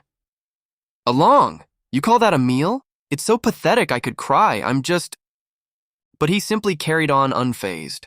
I've already eaten mine. Don't feed the young ones. That's basic gamer etiquette. Big Mama's here. Before long, night had fallen, so they decided. Let's rest here for the night. And in the end, Along emerged victorious, the one who ignored against the one who mocked with everything he had. Cry cried out upon seeing this. Damn it. He just keeps ignoring us. Even Edon was bitter. This is ridiculous. Suddenly, he turned and asked, So, how's the reinforcement escort coming along? The man replied upon hearing this. I checked using the sacred relic. It's confirmed. Just that kid and one crazy night. That's it. How dare they even think of marrying into nobility? Meanwhile, Along was still thoroughly enjoying his food. Hot. Should we crush them? So the rumors that they're a useless burden are true after all. Instead, the two of them decided to play dirty. We could carry out the underworld infiltration plan right away. Finally, we won't have to keep tiptoeing around those Palladio bastards anymore. Thinking of this, one of them felt a shiver run through his whole body. Finally, we'll get our hands on the massive wealth and power flowing through the underworld. If we take control of that, wouldn't it be only fair to toss that guy a little gift too? The man grew smug, thinking he was about to accomplish something great. He'll be grateful once we teach him just how terrifying this world really is. Even he himself thought, your aura really is quite pleasant. Just then, the student sensed something was wrong. Right after that, a scream rang out, jolting everyone awake. Cry pointed forward anxiously and shouted, It's a monster! Right after that, two people rushed forward to protect them. Mage, secure a line of sight. Ionari stepped forward and raised her staff toward the sky to create light. The moment the light flared to life, they saw a horde of goblins. Goblins? Leitu exclaimed upon seeing this. It's a goblin? He looked at it, unfazed. What's the big deal? It's just a goblin? A weak monster commonly found in the forest. But if their numbers were overwhelming... Seeing this, everyone's faces turned deathly pale. Moments later, the men lay collapsed on the ground. Leitu shouted in disbelief. This is insane. Every single guard posted outside has died. What in the world happened here? The more he thought about it, the more chills ran through him. I've never seen a goblin that looked like this before. He exhaled sharply. Their bodies were built completely differently, too. Is this some new kind of mutation? And they're even channeling mana? If that's the case, right after that, they suddenly leapt high into the air. That made Leitu realize their physical abilities were completely different from anything they'd ever known. Both sides charged straight into battle against each other. Suddenly, a jagged rock formation rose up, blocking the goblins' path. Carried by momentum, they slammed straight into the stone outcrop. But the goblins still refused to back down. More and more of their kind kept getting called in.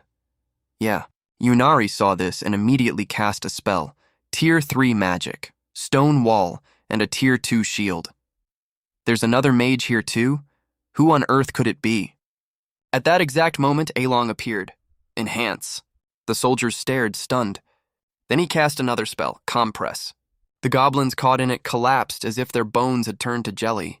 The ones standing outside the blast turned pale with horror at the sight. Moments later, the entire horde of goblins was lifted into the air. Everyone let out a sigh of relief. Meanwhile, Along remained utterly calm. He clenched his fist tight as he cast his next spell, Vacuum. The monsters were instantly wiped out in droves. Yet Along kept going, casting Return to Origin. Right at that moment, the ring on Along's hand flared with light. Then a massive explosion rang out. In the end, they all dropped to the ground one after another. Everyone stood there, stunned, unable to comprehend what had just happened. Right at that moment, he raised his voice. Don't just stand there, get ready. Right after that, the remaining goblins surged forward. Hearing the order, the soldiers braced themselves for battle at once. The soldiers swiftly cut down each goblin one after another. On the other side, Along wasn't getting any rest either. His hands kept casting spell after spell to bring down the goblins. Even Evan had to keep fighting nonstop. It wasn't until dawn finally broke that the soldiers were still fighting fiercely. that the goblin horde was finally wiped out completely. Instead, Tyrion crawled out. It's over. Smiles broke out on the soldiers' faces. Yet they still couldn't quite believe it. That person is... No one could understand his existence at all. Who in the world is he? Meanwhile, Along was trembling on the other side. I almost got sent straight to my grave there. That was way too close. The number of times he could cast magic each day had increased. But even so, it was still only 3 or 4 times. From the middle of the battle onward, he'd become an ordinary person again. Even his pitifully tiny mana reserve had run completely dry. Just then, Evan walked over and asked, "Earl, are you hurt anywhere?" Hearing this, he answered, "I'm fine." Even with Evan right there, yet his face had already gone pale with fear. Losing the ability to protect himself was truly terrifying, but that only made Evan more worried. "Are you really okay?" Along could only reassure Evan now. "I already told you I'm really fine. I originally wanted to travel alone because it seemed too noisy, but traveling with the nobles turned out to be the right call after all. Even so, this was the real problem. Why had a divine descent occurred? A divine descent, a strange phenomenon that occurred when an outer god attempted to manifest in the mortal world. Monsters affected by it grew violent, their physical abilities amplified. As he walked, he couldn't stop wondering, how could this even happen? This shouldn't be happening at all. These were clearly fringe outer gods, ones that should only have appeared after the 5 great sins descended and the world's laws collapsed. This implied they'd soon descend upon this very land. This left Along with a splitting headache, unable to figure it out no matter how hard he thought. After all, the kids haven't even awakened as the 5 great sins yet. So why? What on earth is the problem here? A little later, once everyone had left, Along was still deep in calculation. I need to gather information the moment we arrive. Suddenly he turned to look at the group behind him, thinking, if this situation keeps up, sooner or later someone's head is going to roll. Meanwhile, the other 2 thought he'd turned pale purely out of fear. Before long, the next day arrived. Duke Rodiger's estate. Rodiger. Seeing they'd finally reached their destination, Along let out a long, weary sigh. Finally made it. One ordeal after another. The curtain rose at the Grand Cathedral. Along's whole body went limp, forcing Evan behind him to catch him. I want to go home and just sleep. The Great Hall was packed with distinguished noble guests. Along marveled. This really is a fitting place to hold a grand cathedral. Gold everywhere you look. Evan raised a glass of wine, probably just to show off their wealth. Bet no one would even notice if I slipped a little something extra in here. Duke Lute truly was a genius. Lute had his arms wrapped around 2 swaying young women. My little birds just won't sit still for even a second, will they? Someone teased him. Duke, you really should take better care of your health. Seeing this, he quietly slipped away. If I get mixed up with these nobles, nothing good's going to come of it. Best to just avoid them for safety. Suddenly someone called out, "Hello there!" Along's expression instantly froze. Chris and Eden appeared out of nowhere. Earl Palatio. Palatio. Could you spare us a bit of your time? They took turns introducing themselves. This is premium meat brought from our territory. Would you like to take some home? We've also been considering offering support to your territory. What do you think? He tilted his head, arms crossed, not understanding what was happening. What's going on now? Is this some kind of scheme? But in the eyes of the 2 men, his expression looked utterly terrifying. That's the Earl's look. We're done for. They panicked, blaming themselves. We shouldn't have provoked him. Besides, one day earlier, after the battle with the goblins, the 2 of them had gone pale with fear. Edon turned to ask him, "Did you see that?" Crest clutched his head, stammering, "But the magic—" They grabbed Yunari and dragged her aside. "Baron Amon, lend us your mage for a moment. We need to ask something. Just a moment." She looked at the 2 of them, bewildered. The Tier 3 mage Baron Amon had brought along to flaunt his wealth. Crest scrambled to bring it up again. That crazy magic from earlier. He asked, unable to believe it. Believe it? At most, that was Tier 2, right? Yunari answered. Tier 2? Really? She added. Just Tier 2? Of course not. That magic was far beyond even my own level. The moment those words left her mouth, the 2 of them froze solid. So that means Tier 3 or higher. Tears streamed down both their faces. So the rumor that Earl Palladio only became Earl through luck was a complete lie. Power so overwhelming he didn't even need a bodyguard. That perpetual coldness on his face. And then that expression suddenly turned terrifying. So he'd been hiding Palladio's cold, ruthless, true nature all along. Cress and Eden clung to each other, trembling. We thought a bribe might save our lives. But damn it, since it's come to this.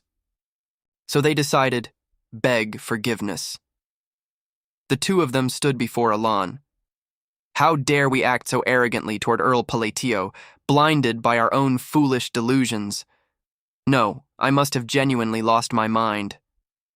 Tears and snot streaming down their faces. Earl, please have mercy, Eden whispered nosily. What? Are you trying to draw attention with some theatrics here too? He sighed, exasperated. I really can't tell how thick their skin has to be to pull off a stunt like this. Eden patted Aelin's shoulder. Are you just going to let them off like that? He replied. If they cause more trouble, it'll only get more annoying. Inwardly, he thought. But honestly, no matter how thick-skinned a guy could be, this had gone way past the point where it could be gently overlooked. Aelon rubbed his temple wearily and replied, I'll handle this myself. In his mind, he thought, I don't even have any real power, so what's there to be scared of? Whatever, let them tremble. Chris and Eden collapsed onto their knees at that. They lamented hopelessly. This is really it. We're about to be sent to the afterlife. The banquet table was laid out with an abundance of food. Alon looked around. Evan's already been sent to the Information Guild. Maybe I should try digging up some info on the new nobles myself. Suddenly he noticed something across the room. Those two seemed to be discussing something secretive. Two men were having a private conversation. Alon closed his eyes and quietly channeled his magic. If I amplify my hearing with mana, their voices instantly became clearer. That's true too. But, Baron, have you heard about this shocking news? It's about Duke Antia and Earl Zenonia. The other one replied. Of course I have. I hear they're even planning to form a faction of their own now. I can hardly believe that alliance myself. Hearing this, he lost interest again. Nothing particularly interesting. No need to worry about that. Alon took a bite of his egg tart. Either way, those two dark houses don't get along at all, so their alliance surely won't last long. Suddenly he perked up. So good. This really is a famous egg tart shop, the voices continued in his ear. There's something even more shocking than that. Once you hear it, you'd better keep your mouth shut. They kept their tone hushed. The one leading that faction isn't either of those two. It's not? Then who on earth is it? A name was uttered. Palladio. Alon was struck as if lightning had crashed down on his head. The two continued. The one leading the faction is... The egg tart dropped from his hand the moment that identity was revealed. Earl Palladio. He was too stunned to even close his mouth. The crunchy peanuts, his jaw dropped just like that. Alon began digging through his memory. I've met Duke Antia once before, back when she was still just a young lady. And I've met Lady Zenonia a few times too. But, wait, Earl Zenonia? Why are there such absurd rumors going around? He clutched his head and sighed. Information among the nobility is really no better than tabloid gossip. You can tell just from hearing it how twisted the story's gotten. Suddenly someone called out softly, Earl Palladio. Alon turned his head curiously. Why does everyone keep coming up to talk to me today? A man with slicked back hair introduced himself. I am Camille, third son of Duke Comalong of the Kingdom of Asterlon. A pleasure to meet you. He seemed to realize, right, the Grand Cathedral gathering must be drawing nobles from allied nations too. But he kept his expression indifferent on the outside. Yes, a pleasure to meet you as well. I'm Earl Palatio. Who would have guessed the man would ask something so tactless? I hear you became Earl purely by luck. I'm so jealous my face is practically frozen. Do you have some kind of special secret? Alon quietly assessed the man's appearance. So even a fried breadstick can talk now, huh? Right at that moment, Madano cut in sharply. What did you just say? He demanded, his voice rising. Are you looking down on and insulting the nobility of our kingdom of Astoria? Seeing this, Camille shrank back from his earlier bravado. That's not it at all. Inside, he panicked. What the hell? Wasn't he supposed to be easy prey? Not long before this, he'd been making the rounds charming other noble ladies. Allow me to introduce myself. Camille Comalong, a romantic and irresistibly charming gentleman from a distant kingdom. I've come here to propose to the youngest lady of House Rotek. My lady, would you care to taste this exquisite tart I've brought along? Camille was brimming with confidence. No woman could possibly refuse someone as perfect as me. Passing by two other young ladies, Camille paused for a moment. He covered his mouth and judged them behind their backs. That lady really needs to work on her figure a bit more, and the one beside her has quite the sizable nose. Then he turned to try flattering Lotta instead. Lotta, of course. Fortunately, Lady Lotta was just as beautiful as her mother. Clearly annoyed, she turned away. As for our marriage arrangement, perhaps you should reconsider it. He looked baffled. What? Camille tried calling after her. My lady, Lady Lotta. For some reason, the marriage proposal to the youngest lady of House Lotta had fallen through. Afterward, he grew furious. I went through so much trouble just to get here. How infuriating. Right at that moment, Camille spotted Alon. Alon. He quietly observed him. Black hair, a cold demeanor. Is that guy Earl Palladio? I hear he's just some lucky kid with absolutely no real connections. Camille's expression twisted into something bizarre. Perfect target to vent my frustration on. Back to the present, the three men surrounded him. Don't tell me you've lost all sense of respect. The kingdom of Asterlun has been our longtime ally, after all. Camille found himself cornered. No, that's not it at all. Alon watched the 3-against-1 scene, feeling helpless.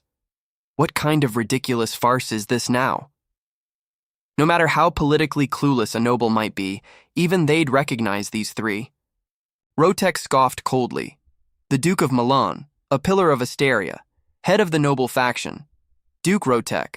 Madano chimed in too. Aren't you disrespecting Asteria itself right now? Head of the royalist faction. Marquis Madano. Palin smiled, yet his words carried an unmistakable threat. I failed to understand why you'd behave so rudely. Head of the neutral faction, Earl Palin. Along thought to himself. Because they're the very pillars of the kingdom of Asteria, of course. Rotek pressed further. So, the Duke of Milan already knew about us, didn't he? He protested. No, that's not it at all. The old man laughed, pressing the question. Then what other reason would there be to casually call out a noble's name like that? Camille mumbled meekly. I've been disrespectful. But Madano still wasn't satisfied. The real issue is why you'd show such contempt in the first place. He bowed his head, stammering. That's... Along pressed his lips together, thinking to himself in disbelief. How unlucky does this guy have to be, picking a fight with someone he barely even knows? And why does this whole groveling noble scene feel so oddly familiar? Camille cried out, I'm sorry. Meanwhile, the other three had turned into something like drill instructors. Hey, is sorry all you've got after your mandatory service? He looked like a cadet being punished. Sorry? Still not forgiven. Is sorry all you've got after your service? I'm asking you. At this, a chill ran down Along's spine. That trauma's coming back. Hey, in the end, Camille burst into tears and ran off. Have I made a terrible mistake? The three of them turned to ask him. Earl Palatio. Are you all right? He waved it off. Yeah, I'm fine. But inside, he was utterly baffled. What is with everyone acting so strange around me today? This is terrifying. The conversation from the other side reached his ears again. So the big shots are finally making their move? Then the rumor really was true. If Antia and Zenonia are officially stepping into the political arena, then Palatio, the one leading them, would have overwhelming power indeed. They whispered among themselves, is it really because of that baseless rumor? If it keeps going like this? Alon perked up his ears, thinking to himself, best to just expose the fact that it's nothing but a groundless rumor. Madano suddenly spoke up. Now that I think of it, I don't believe we've ever had a proper conversation, Earl. He hesitated slightly. Ah, well, Rotek explained politely. You must be quite busy. I understand completely. He rubbed his chin and volunteered some information. By the way, I hear you've been researching magic lately, Earl. I happen to have a fine relic among some recent acquisitions. The three of them competed to show their respect. I was thinking of gifting him an item that could store magical energy. What do you think? I've prepared a gift as well. Earl, please accept this small token of my sincerity too. Alon waved his hands, exasperated inwardly. Best to just expose the fact that it's nothing but a groundless rumor. System notification appears. Alon couldn't resist the temptation and stayed silent. Received 2 magic equipment items and 5 mana recovery potions. Dawn quickly arrived at Duke Lothair's secondary residence. A small fire flickered in the dark room. How did everything go? Madano answered gently. Fortunately, he happily accepted the gifts. Small gifts among nobles are just standard etiquette. But precious items like relics carry special meaning. When someone hoping to join a faction gives a valuable gift to the faction's leader, that's exactly... She lifted the bamboo curtain aside slightly. If we've already been approved, that would be wonderful. He laughed heartily, all thanks to Duke Antaya's attention. The other voice was gentle. Welcome, Marquis Marudanio, Loria said with a soft smile. We can now officially share the same purpose. Madano reported back. That's a tremendous honor. Everyone's fully ready to accept it. He guessed, a bit tense.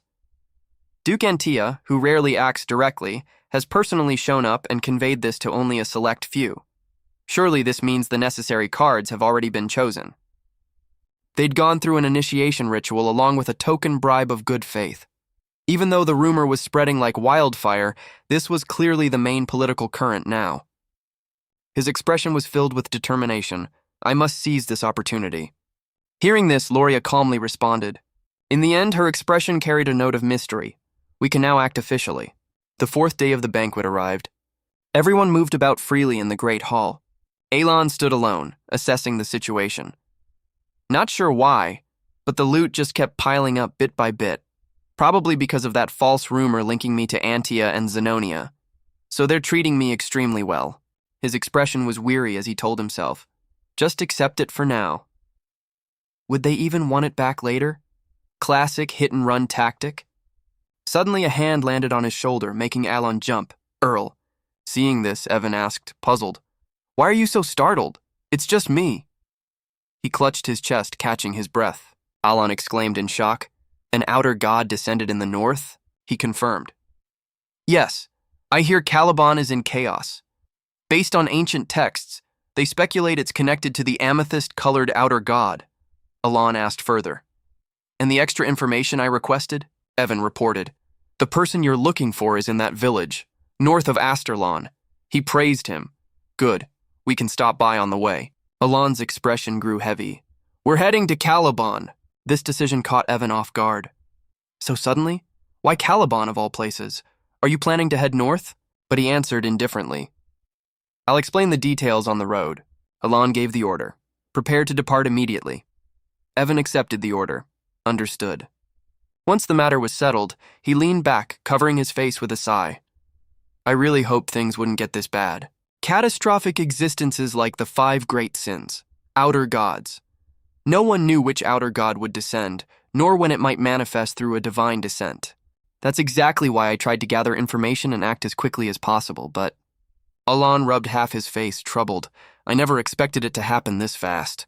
He sat up straight. Since I'd seen hundreds of possibilities while playing the game, the natural conclusion just surfaced in my mind on its own.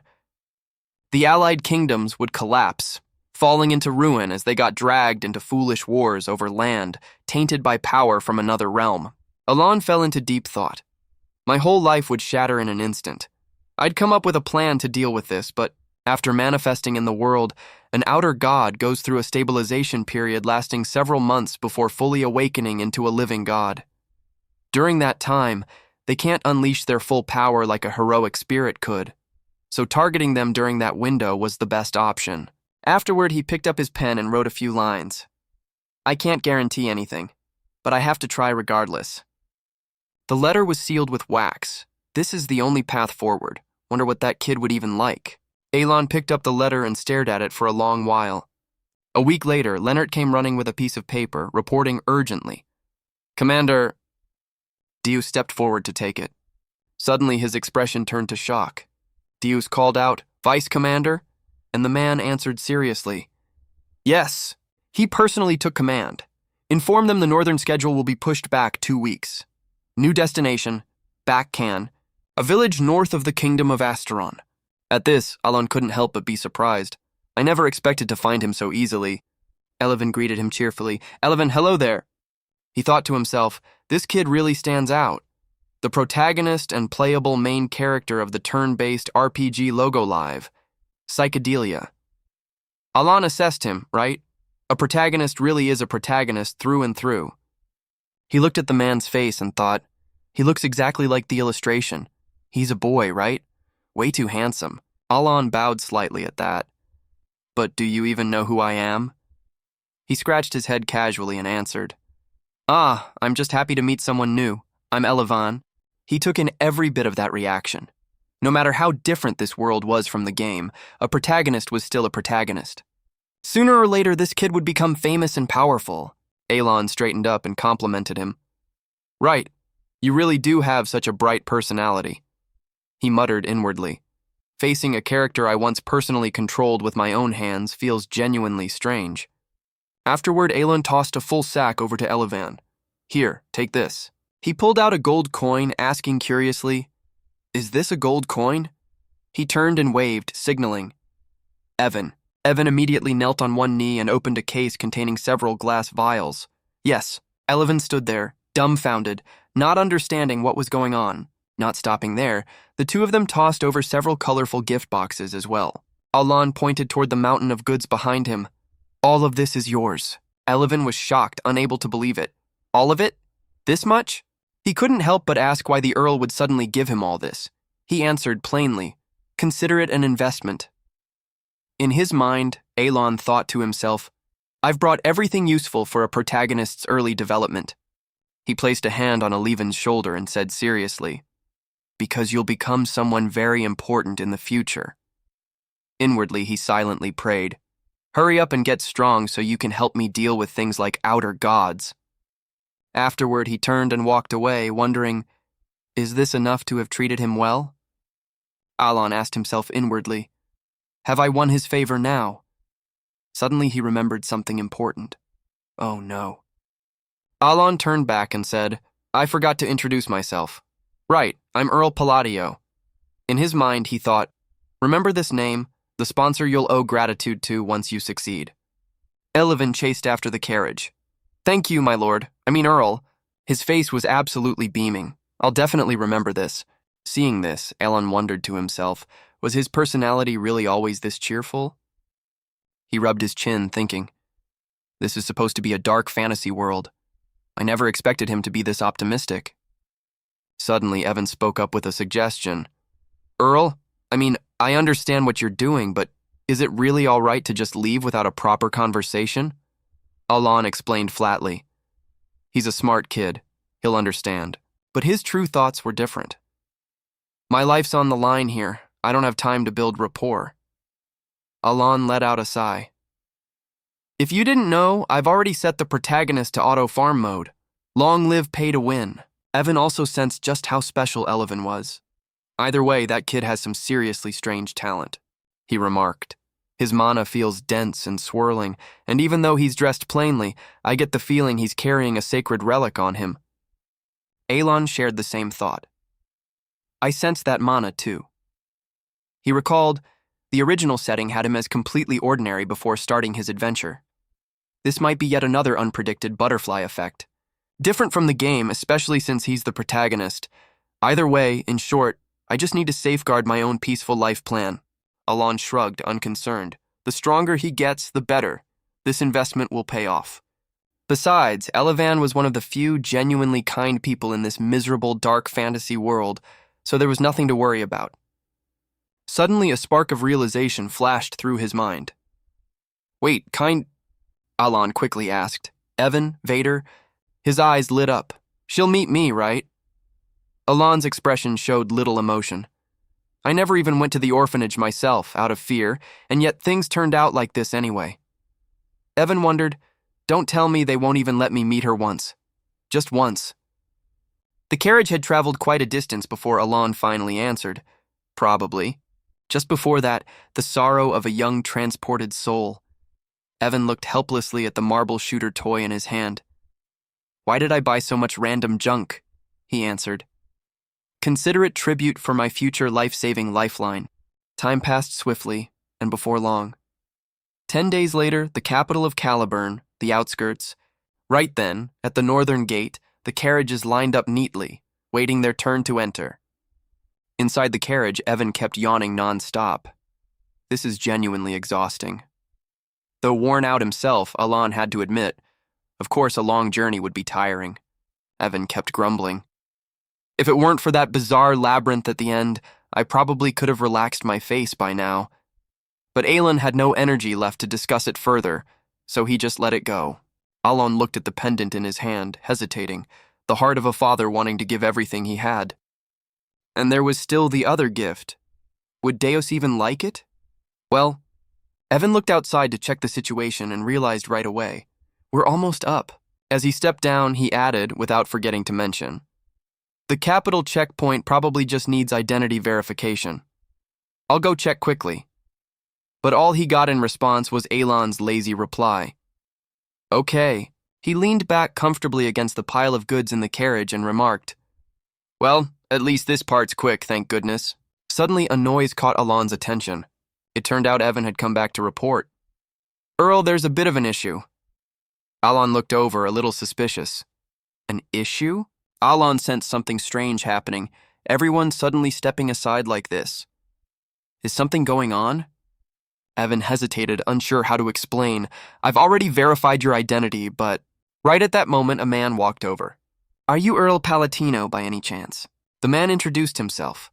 I am the Fourth Sword, Viran, direct disciple of Grand Master Nai Piola. Evan quietly observed the man before him. Piola, being an extremely sensitive person, he instantly felt a wave of irritation. No wonder. Just looking at his face was already irritating. Alon spoke up, annoyed. Bringing an entire knight escort like this? What exactly is going on here? Viren stepped forward to explain the reason. Not strange at all. A friend of mine in the kingdom of Asterlon just informed me he owes you a favor. Alon retorted without even thinking. There's no way that's true. Yet suddenly something clicked in his mind. Could it be... Alon hesitantly said a name. Camille. Hearing this, Varan laughed slyly. Seems you left quite the deep impression on my friend. Earlier, unable to contain his anger, Camille had informed Varan. How dare he humiliate me like that? Varan simply listened quietly to the man's words. I heard that bastard's on his way to Caliburn now. Beat him into a cripple for me. Camille smiled slyly, seeming to understand Viran perfectly. Don't you still need more abyssal fragments to grow stronger? And indeed, Viran had followed Camille's suggestion exactly. Since I owe my friend a debt, the least I can do is make a proper show of repaying it. Before long, all the soldiers had surrounded Alon's group. Inside, Alon couldn't help but curse silently. He's the one who started this whole mess and then ran off. And now he's acting like this? Seeing him standing there silently, Varan grew even more smug. What, if you're smart, you'll hand over every valuable in that carriage right now. Maybe I'll let this slide. He grew even more excessive, pointing his sword at Alon. This is exactly the task I've been entrusted with. Inside, Varan felt a quiet thrill of excitement. Either way, I've got nothing to lose. This guy's from the kingdom of Astoria, a place with barely any voice in the Alliance. He's got no real ties to Caliburn either, just a noble in name only. I've already investigated everything. But what he failed to notice was that Alon's expression was growing darker by the second. Birds of a feather, truly. He was quietly gathering his own power. Varan, overconfident and utterly unguarded, swung his sword to attack Alon. Even if things went slightly sideways, no big deal. His master would smooth things over just fine. But then, out of nowhere, a hand seized the back of his neck in an iron grip. Varan had no strength left to resist. He was lifted straight up into the air like that. His entire body trembled uncontrollably. It took everything just to force out, "Who are you?" Watching this unfold, Alon's group couldn't help but be stunned by the scene. Deus's cold voice rang out, "What exactly do you think you're doing?" Nearby, Alon watched the whole scene, tense. "How dare you?" Deus's face now looked utterly terrifying, laying a hand on my benefactor. Varan hung there, unable to resist at all. Unfortunately, there was one crucial fact Varan had no idea about. Then he was tossed to the ground without a shred of mercy. The Earl's life was at risk. Not stopping there, he delivered a brutal kick straight to Varan's face, the very man who had won a duel against the icy elder of the Snowlands. Varan suddenly found himself beaten senseless with no idea why. With great difficulty, he managed to speak. "Wait, Lord Deus." Even so, Deus showed no intention of stopping at all, the hero who had earned the title of the Swordless Knight. Viren kept warning him, my lord, you cannot treat me like this." But he simply spoke coldly. "None of you here could have possibly imagined just how special Alon's status truly is. He is the benefactor of Master Knight Deus Macallion." Deus swept his gaze over everyone nearby. Anyone who so much as moves. Every soldier there froze stiff at his words. Won't be going home in one piece. Still not satisfied, Deus delivered another kick to Varan. He was sent flying straight into a nearby tree. Only then did Alon react, a bit dazed. That knight is the current Deus. Without giving Varan a moment's rest, Deus lunged at him again, radiating pure, murderous intent. "Be grateful you're still alive, since circumstances alone are keeping me from killing you outright." He unleashed one devastating blow after another onto Varan without any restraint. By now, Varan's face had swollen up like a pig's head. He had no strength left to resist whatsoever. Deus showed no mercy at all, continuing to punch and kick Varan relentlessly to vent his fury. Even Evan couldn't help but marvel, what perfectly placed hits. Yet Alon's expression didn't look too good. Just now, it turned out he was recalling the terrifying look on Deus's face just moments ago. "How dare you, laying a hand on my benefactor?" A wave of emotion suddenly welled up inside Alon, so intense that even Evan nearby had to pause. Did he just call me his benefactor? I thought that childhood gratitude would have faded by now. Someone he barely even knew shouldn't be welcomed like this. And yet, I haven't even replied to a single one of his letters. Deus too noticed the change in Alon at that moment. Alon, it feels like all those years of raising him have finally paid off. He's grown up. He's really grown up. He watched Deus continue pummeling Varan. Alon couldn't help but feel a swell of satisfaction inside. What a kid. Look at who raised him, turned out both talented and good-looking. Look at that. The boy from back then has really grown into a fine young man. Alon covered his mouth to hide a smile spreading ear to ear. This must be what it feels like watching a child you raised grow into someone accomplished. I'm proud of you, son. Son, Evan quickly cut in to remind him. Hey, Dad. Are you aware the son you're praising right now is currently beating someone half to death? But Alon didn't find anything strange about it at all. If anything, he felt even prouder. Exactly. I can't believe he stepped up in person just because his father figure was disrespected in a foreign land. My son really is so sweet. But upon seeing Biran's state lying on the ground, Alon finally reacted a bit, though that might be a little too much. Suddenly, those old memories resurfaced in his mind. Wait. Deus walked over radiating intense energy, making Alon flinch slightly. That Deus had once been one of the 5 great sins. But then, unexpectedly, he bowed deeply, full of reverence. Deus made a proposal that left every nearby soldier gaping. Please allow me to personally escort you, my lord. Meanwhile, somewhere else. The clash of weapons echoed everywhere. A man stood towering, gazing down at the soldiers scattered across the ground. The man shouted proudly, There it is! One of the 8 great chieftains and his entire tribe have been wiped out completely.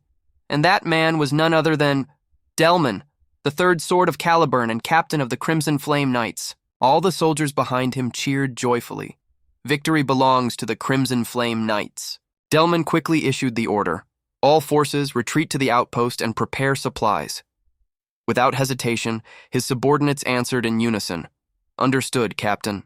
Delman's expression darkened as he thought to himself. With an achievement this glorious, I won't be overshadowed anymore by that bastard who became a master knight, martyr knight. Even if it meant resorting to tactics too shameful for anyone to ever find out about. All of this had begun long ago. For a long time, Caliburn and the barbarian tribes had maintained wars that honored the dignity of both sides. But I deceived them. Along with a covert infiltration force, I eliminated him while he stood alone. The great chief only realized how bitterly he'd been deceived once it was too late. This cowardly barbarian, how could he possibly pass up such a rare opportunity? Riding the momentum of victory, we successfully wiped out the entire tribe. Since that bastard had spread word of his victory over the elder of the Snowlands, this expedition needed a truly solid result.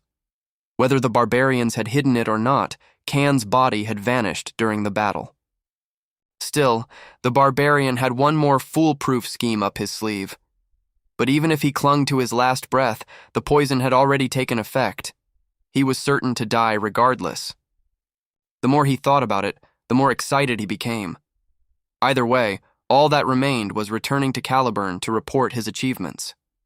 Suddenly, at that moment, the barbarian's footsteps came to a halt. He seemed to sense something. What is this? A figure stood before them, putting everyone on high alert. The outpost. That silhouette made the barbarian tremble slightly. The great chief's familiar face appeared, twisted, alongside a strange, unsettling aura. Barbarian. Witnessing this, the barbarian couldn't help but feel unsettled. What is this bizarre energy? Can was clearly already dead. Yet at that moment, beneath the great chief's shadow, the face of Utantos emerged. Behind that defiled visage lay a sacred and mighty jewel, staked upon nothing less than one's own honor. An overwhelming aura radiated from his entire being, striking fear into his opponent. Fear that gripped even a superhuman capable of taking hundreds of lives with a single sword strike. Sweat poured endlessly down the barbarian's forehead. Deus stepped forward at this scene. "You don't have to. Who are you?" He raised his sword, forcing bravado to intimidate the opponent. "Answer me now." The barbarian, enraged, unleashed an earth-shattering blow to intimidate him. Wasn't the real mistake trusting in the words duel on an actual battlefield? He glanced at the barbarian coldly and made an offer. "To the mighty one who has surpassed the realm of mortals, this is your final chance. Duel me." The barbarian, no longer holding back, screamed out a call to arms. "All forces, prepare for battle!" This time, Utantos had genuinely been provoked. Without any further restraint, he began unleashing his skills, truly immortal without a shred of honor. To such a savage, there was no reason to grant an honorable death. At that moment, the corpses on the ground slowly began to rise. Seeing this, the soldiers went white as a sheet. The bodies rose up, twisted and contorted. From their mouths came endless cries of anguish. "It hurts. It hurts so much. It hurts so much. Please, kill me. Just kill me. Please." Seizing the moment, Utantos unleashed a relentless barrage of attacks upon the soldiers. Fresh blood sprayed everywhere in every direction. The scene was utterly wretched. Each of Utantos's blows shook the very air itself. The ground even cracked beneath the force. The soldiers who couldn't flee in time were sent flying. Utantos didn't stop there, unleashing yet another kick. Everything scattered violently, slamming the soldiers who couldn't dodge in time straight into the cliffside. This time, Utantos faced Delman directly. Blood now trickled from the corner of his mouth. He forced out a question through gritted teeth. "Just what exactly are you?" But before he could get an answer, Delman had already succumbed to unbearable agony. "It hurts. It hurts so much. Kill me. Please. Kill me. It hurts so much." After finishing off Delman, Utantos spoke slowly. "To all you savages gathered here." The remaining soldiers stood there, swords drawn, watching warily as the twisted corpses approached, beings formed from souls robbed of their deaths. "Welcome to this blood-stained arena." Utantos wore a wickedly sly smile. "God of all the barbarian tribes, father of all duels, Utantos shall grant you an honorable death." He added further that in order to prove you aren't mere savages, you must prove it through a duel. Back at Along's side, Deus bowed respectfully and said, "I will escort you, my lord." The soldiers nearby were utterly shocked. Did he just bow his head? Is that really the swordless knight? Because Deus was held in extremely high regard here. In Caliburn, the reputation of the swordless knight, Deus Macallion, soared as high as the sky. Even when he'd once beaten the second prince nearly to death for daring to harass his sister, not a single form of punishment had ever been issued. Aside from the king himself, he had never shown proper deference to anyone else. So for him to bow before an earl from another nation was truly astonishing. Everyone kept speculating endlessly. Just who exactly is this Earl Palatio who could make the swordless knight bow his head? Before long, a gleaming carriage appeared before them. Deus spoke warmly. "Let's go." Along watching this scene was momentarily at a loss for words. This is certainly eye-catching, but Evan didn't follow along this time. Earl, please go ahead, I'll follow behind. Sometime later, Along slowly stepped down from the carriage. He looked at the massive building before him, unable to hide his astonishment. So this enormous place is Deos's estate. He really has made something of himself. Along said nothing, walking inside quietly, following Deos's lead. But it didn't take long before Along found the atmosphere unbearable. It's so quiet, it's almost suffocating. Though I'm touched that he's worrying so much about me, this really is a bit awkward. He sighed and resolved firmly to himself, I'll just be upfront about my intentions. That's the real way to show respect and consideration for the other person. After a long moment of hesitation, Along finally spoke up. Deos, wait a moment. It's nothing serious. I came to see you because I need to ask a favor. Deos looked utterly stunned. A favor, you say? Along nodded to confirm. That's right. So, he still hadn't quite processed it, so that's what it was. A favor. Inside, Deos thought to himself, not an order. Even so, Deos kept his expression cold. Is that really so strange? Along's heart ached the moment he heard that. You still think I have no shame at all? Deos turned around coldly. Please sit and let's talk. But Along suddenly felt something was off. Usually, shouldn't the host be the one sitting at the head of the table? I'm just glad you consider me like a father. Along wasted no more time and got straight to explaining. I have 2 requests, and they might put you in a slightly awkward position. I need to travel north. Would you be willing to come with me? Without a moment's hesitation, Deos answered immediately. I will do that. Along was utterly stunned. Huh? You agreed just like that? Deos then explained further. As it happens, I was already planning an expedition north myself. Hearing this, he let out a sigh of relief. What a relief. Deos watched silently as Along spoke up. In that case, he thought to himself inwardly, this really is a difficult request. Along's voice turned serious. Could I borrow the Ring of the Arrogant from the royal treasury of Caliburn? Just then, a man walked in to report. Vice Captain, I've returned from the escort mission. Leonard nodded, satisfied. Well done. He thought to himself, since the captain went personally, there's not much to worry about. Earlier, Deos had said, I will personally escort him here myself. Right. Right at that moment, Xu Li suddenly appeared from behind. An escort mission?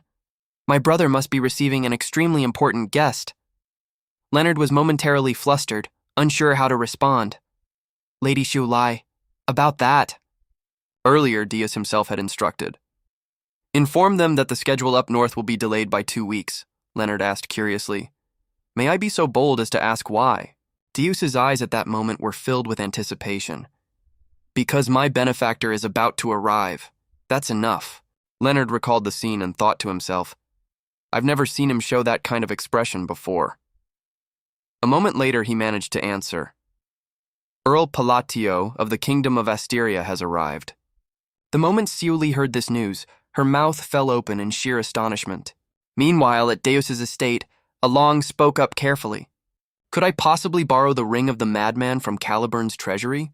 Along himself wasn't too confident in this request, because he knew this truly was an unreasonable ask, one that would put him in debt to the royal family. It's just that the Ring of the Madman was essential to this plan. Yet, unexpectedly, Deus agreed without a moment's hesitation. Of course, Along finally arrived at last. My sincerest apologies for being late. Inside, Along let out a sigh of relief.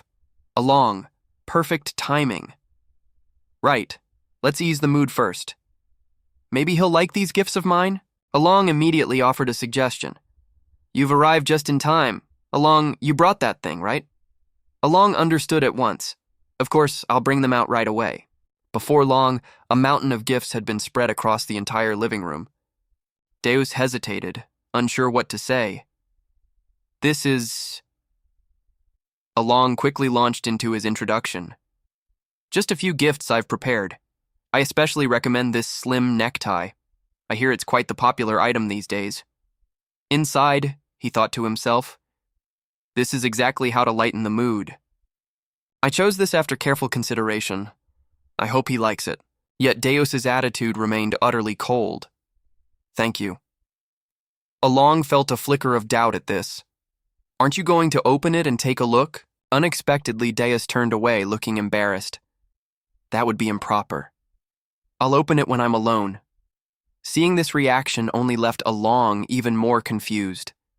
There's really no need to do that. Does he not like my gift? Or is he genuinely trying to show me respect?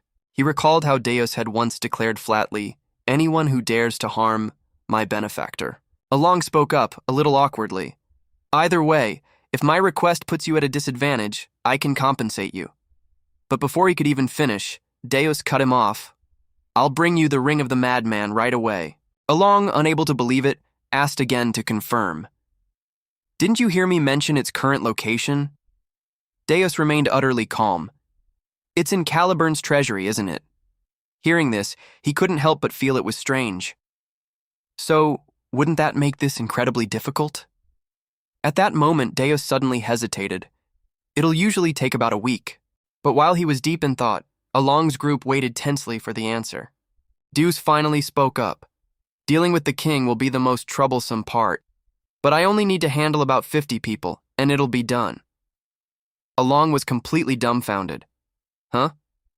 He's really planning to go that far? He's actually quite the joker, isn't he? Yet Deus's expression remained deadly serious. I should get started right away, shouldn't I? At this point, Along couldn't even bring himself to believe it. That's not a joke? Deus, there's no need to go that far. Deus nodded in response. Understood. Then I'll retrieve it as quickly as possible. Along quietly assessed Deus at this point. Is he really trying to get this for me at any cost? I'm truly grateful he seems to care about me this much, but isn't this a bit excessive? Once the discussion concluded, everyone began leaving the room. Xiu Li's graceful figure appeared. Brother, Evan walked over cheerfully to greet her. Xiu Li, it's been a while. Xiu Li's face lit up with joy too. Brother Evan, the two of them happily clasped hands together. Along finally remembered. She was the little sister he'd once ordered Evan to rescue. Back in the game, her death had only been mentioned in passing briefly. Xiu Li seemed genuinely happy at that moment. Along was too absorbed in his observations to notice Deus's expression beside him. Seeing her in person like this, she really does look just like Deus. Finally unable to hold back, he said coldly. Xiu Li, Deus, showing not the slightest bit of warmth, pulled his sister back. Wait, this man isn't your brother. He's some old uncle. Seeing this scene, Along felt no surprise at all. I know Deus always carries this deep sense of loss and emptiness about family. But well, Evan's a completely different story.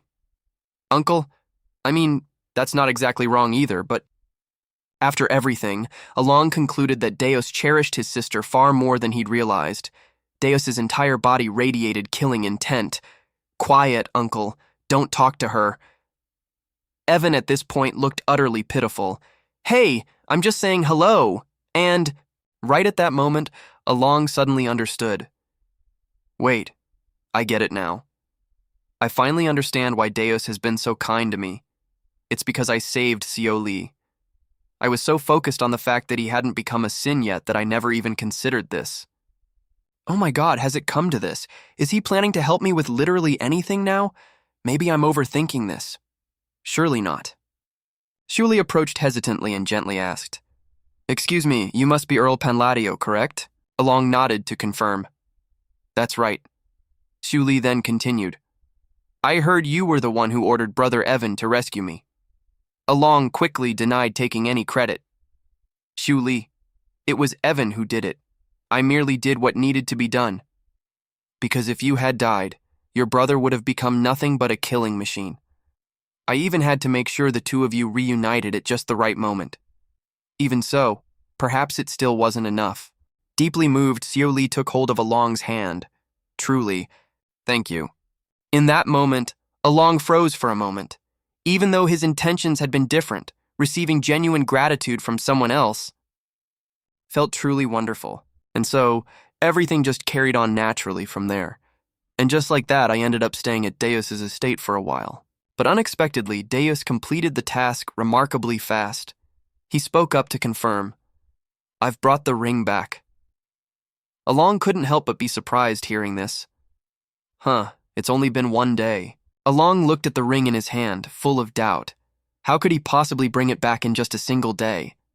Right at that moment, Evan rushed in urgently.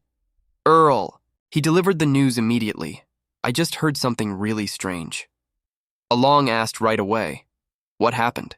Evan leaned in and whispered to him. "Deus caused chaos at the palace, demanding that ring no matter what. The second prince, who'd been prying into his business, ended up getting slapped by Deus a few times." Along was momentarily dumbfounded. Thinking of Tyrion getting slapped by Deus, Along found it even harder to believe. Before long, they set off on their journey. And so, after 3 days of preparation, I joined the Solar Eclipse Knights on the expedition north. 2 weeks later, from Caliburn's northern border outpost, terrible news began pouring in. First, it was Delman. Then it was Kiriana, as Utantos rampaged everywhere, slaughtering all in his path. At a certain military camp, a voice cried out in shock, "You're saying we should retreat? Are you telling us to turn our backs on those barbarians?" A fierce argument broke out. "But you've seen it yourself, Viscount. Our soldiers are severely wounded." "That's right, and the first sword has gone into seclusion, so we stand no real chance of victory against them." Yet right at the height of the tension, the sound of a single clap shattered the argument. Everyone fell completely silent, not daring to make a sound. At this, a man stood up and said, "Everyone's points have merit. Let's decide once we've all calmed down." That man was none other than Fiola, the fourth sword of Caliburn and captain of the Royal Guard Knights. After calming the soldiers, Deus and Fiola stepped outside to discuss the matter. "So that foreign god is wiping out our bases with his undead army. The third sword, Delman, had fallen at the eastern base. The second sword, Kiriana, had been severely wounded at the western base." Deus said coldly, "I can already see it from here." Fiola nodded in confirmation. "That's right, sealed within lies a terrifyingly powerful mana signature. A strange crimson hue. Only those who had reached a certain realm and awakened their inner eye could perceive such a menacing display of mana." Fiola felt deeply unsettled. That ominous aura keeps drawing my gaze. Perhaps calling for reinforcements really is the best option. Deus, equally suspicious, looked in that direction too. Smoke? Meanwhile, at some stove somewhere, refraction, condense. Deus spotted Alon there, eating away happily, and couldn't help but be surprised. Sweet potatoes. Where on earth did he even get those? Meanwhile, Alon was completely absorbed in his meal. Just then, the sound of an argument caught Deus's attention. "I already told you no, you idiots." The girl kept struggling. "I already said it. The treatment's finished, and there's nothing more I can do. I only came here to investigate the Manji rituals." 2 nearby soldiers kept trying to stop her. "But shouldn't human lives matter more than an investigation? Don't you think so?" "Just once more." Deus silently observed the scene before him. The Grace Knights of the King, comprising the second sword and the Vice Tower Master of the Azure Mage Tower. Phineas stormed off angrily. "All we can do right now is just stand here and watch her." She snapped angrily at Deus. "You there, get out of my way!" But very quickly, Phineas' expression changed. Wait a second. Why is he here?" Right at that moment, Alon suddenly called out excitedly, "Vice Captain, I'd heard you were here, and it seems the rumors were true after all. Come here." Phineas' hands began trembling uncontrollably. She avoided Alon's gaze. "That healing potion you mentioned is currently out of stock. Brewing it takes quite a bit of time, and since I'm rather busy at the moment," Alon began putting on a self-blaming act. "I had really hoped you could help me. But I understand, perhaps I was asking for too much." Phineas hurriedly corrected herself in a panic. "What I meant was, I can absolutely make it right away." Hearing this, Alon was inwardly stunned. "Really?" he replied coolly. "My budget's a bit tight right now, so payment might be a little delayed." But Phineas didn't seem to care about that at all. "Not a problem. Just 1 gold coin will be more than enough." Alon nodded, reluctantly agreeing. I can't refuse such generosity. But the 2 subordinates watching Phineas smile couldn't help but be stunned. "Vice Captain, are you smiling? He just swindled her out of hundreds of gold coins. Has she lost her mind?" She couldn't bear to wait any longer and got straight to work. "All right, I'll brew it right now and bring it to you fresh off the press. The two subordinates nearby gaped in astonishment. That's really something.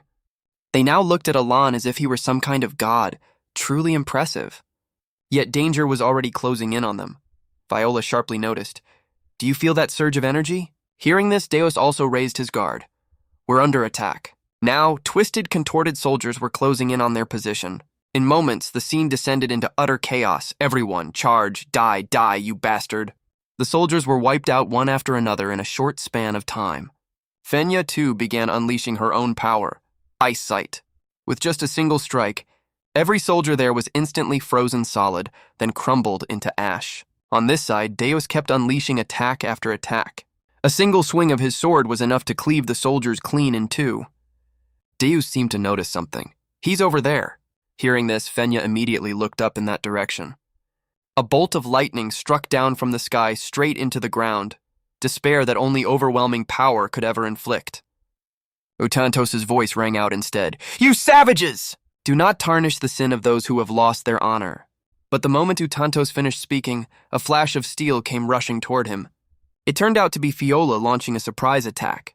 Yet at that moment, his expression suddenly turned grim. Fiola's attack hadn't even touched Utantos at all. Not even a lightning-fast strike worked on him. With a single blow, Utantos sent Fiola flying. Those who have abandoned the nobility of their souls will not be granted a glorious death. Fiola's fate at that moment was utterly tragic. The soldiers nearby were too shocked to speak. My lord, Lord Fiola. Just then, a figure slowly approached. O Utantos, great god of duels. That person was none other than Alan, in accordance with the oath of Kenguinia.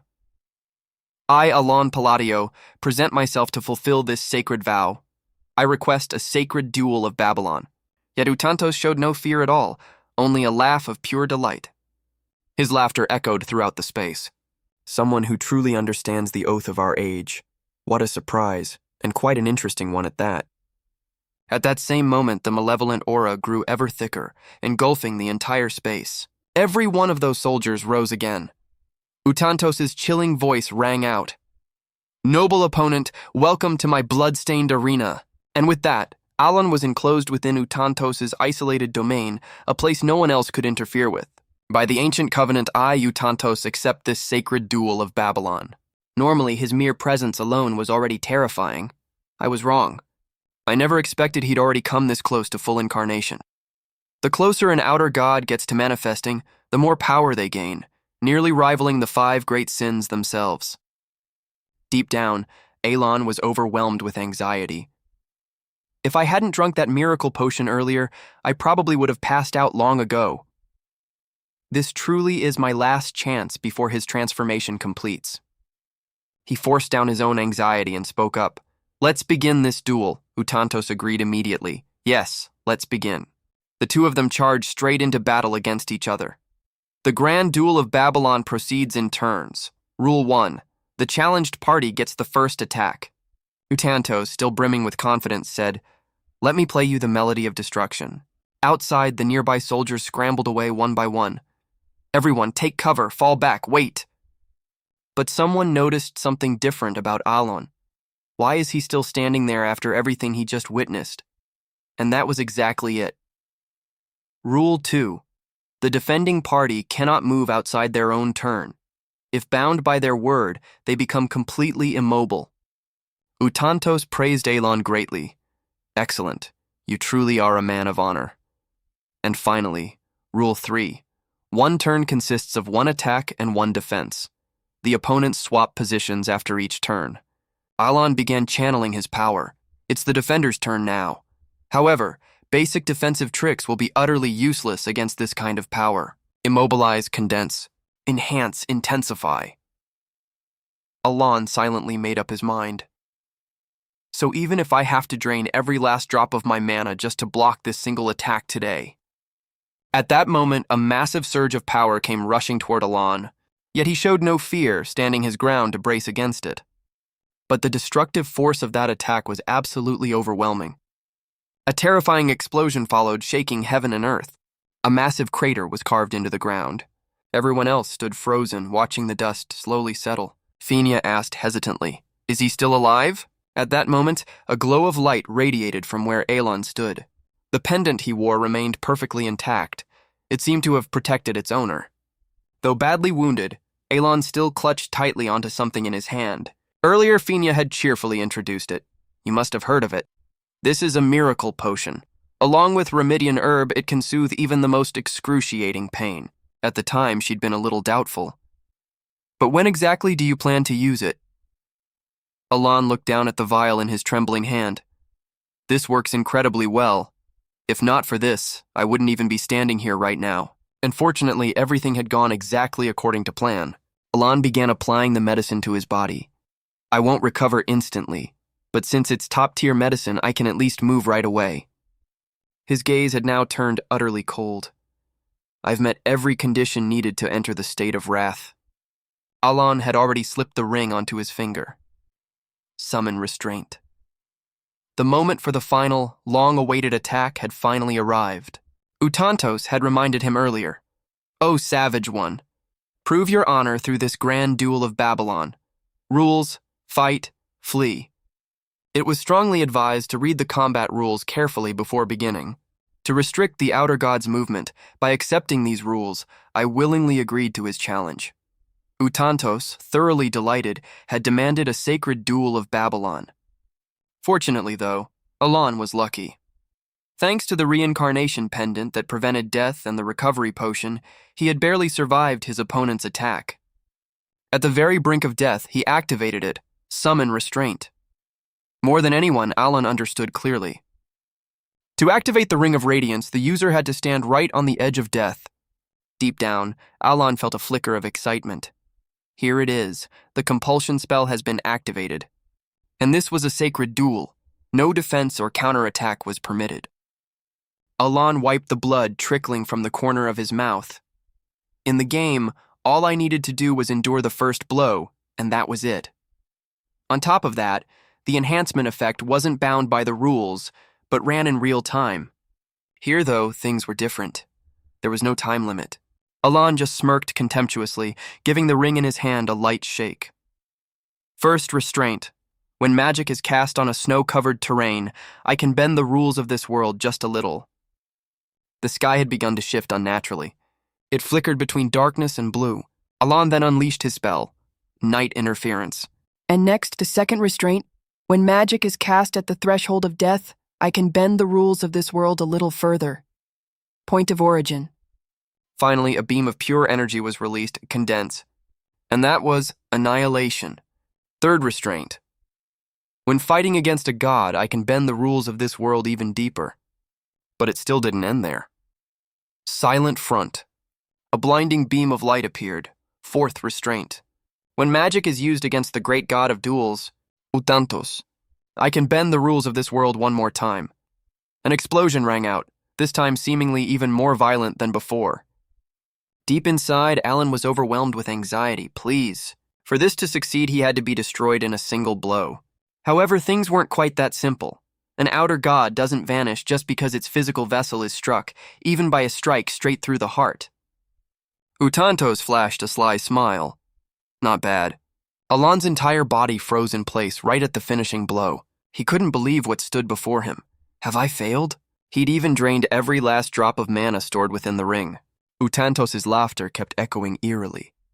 I wonder, could you truly be the one who carries on his will? I never expected you'd manage to accomplish this much. Alon stood there dazed, unable to understand what was happening. What is going on? Utantos calmly sat down. What a truly admirable duel. Noble warrior. Alon then sharply realized, is he disappearing?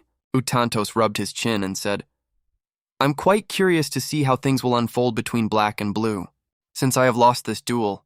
At that moment, an item was presented. I grant you this gift and all the power that comes with it. Noble warrior, you who remember the rites and secrets of the great forgotten god and who carries on his will. When those twisted souls break free of their chains, call my name, not that shameful false name, but my true name. The moment Utantos finished speaking, he vanished as well. God of chaos. After the battle, everyone got to work on what remained. Once the outer god had vanished, the army began burying the fallen. At last, they could rest in peace, before returning to Caliburn. The carriage rolled slowly along the snow-covered road. Inside, Alon spoke up. All right, next question. Fina eagerly claimed the chance to answer. Yes, you're a Tier 2 mage, he quickly corrected her. Ahem, Tier 3. Fina looked a bit embarrassed hearing that. Right, Tier 3. Ah, where was my head just then? Alon then asked further. Do you know anything about the color blue and the color black? Fina shook her head helplessly over and over. I don't know anything. I've never seen anything black or blue before. That's the truth. I swear I'm telling the truth. Alon was thoroughly exasperated. All right then. Hearing this, Fenya happily ran off. Thank you. Goodbye. Alon could only watch her retreating figure in silence. I never even said she could leave. Honestly, if everyone keeps thanking me over the smallest things like this, I'm going to start believing I'm some kind of dangerous criminal. He sighed, thoroughly exasperated. But why did he vanish even though my attack had failed? His words left me with even more questions than before.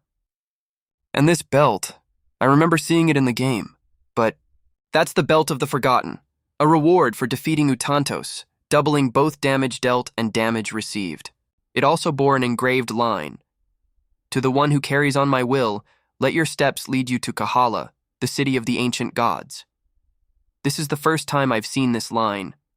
I wonder what I might discover in Kahala. At that moment, Along spotted Deus's figure outside and was a little surprised. Deus, what's wrong? He spoke coldly. That female mage dared to leave without properly seeing you off.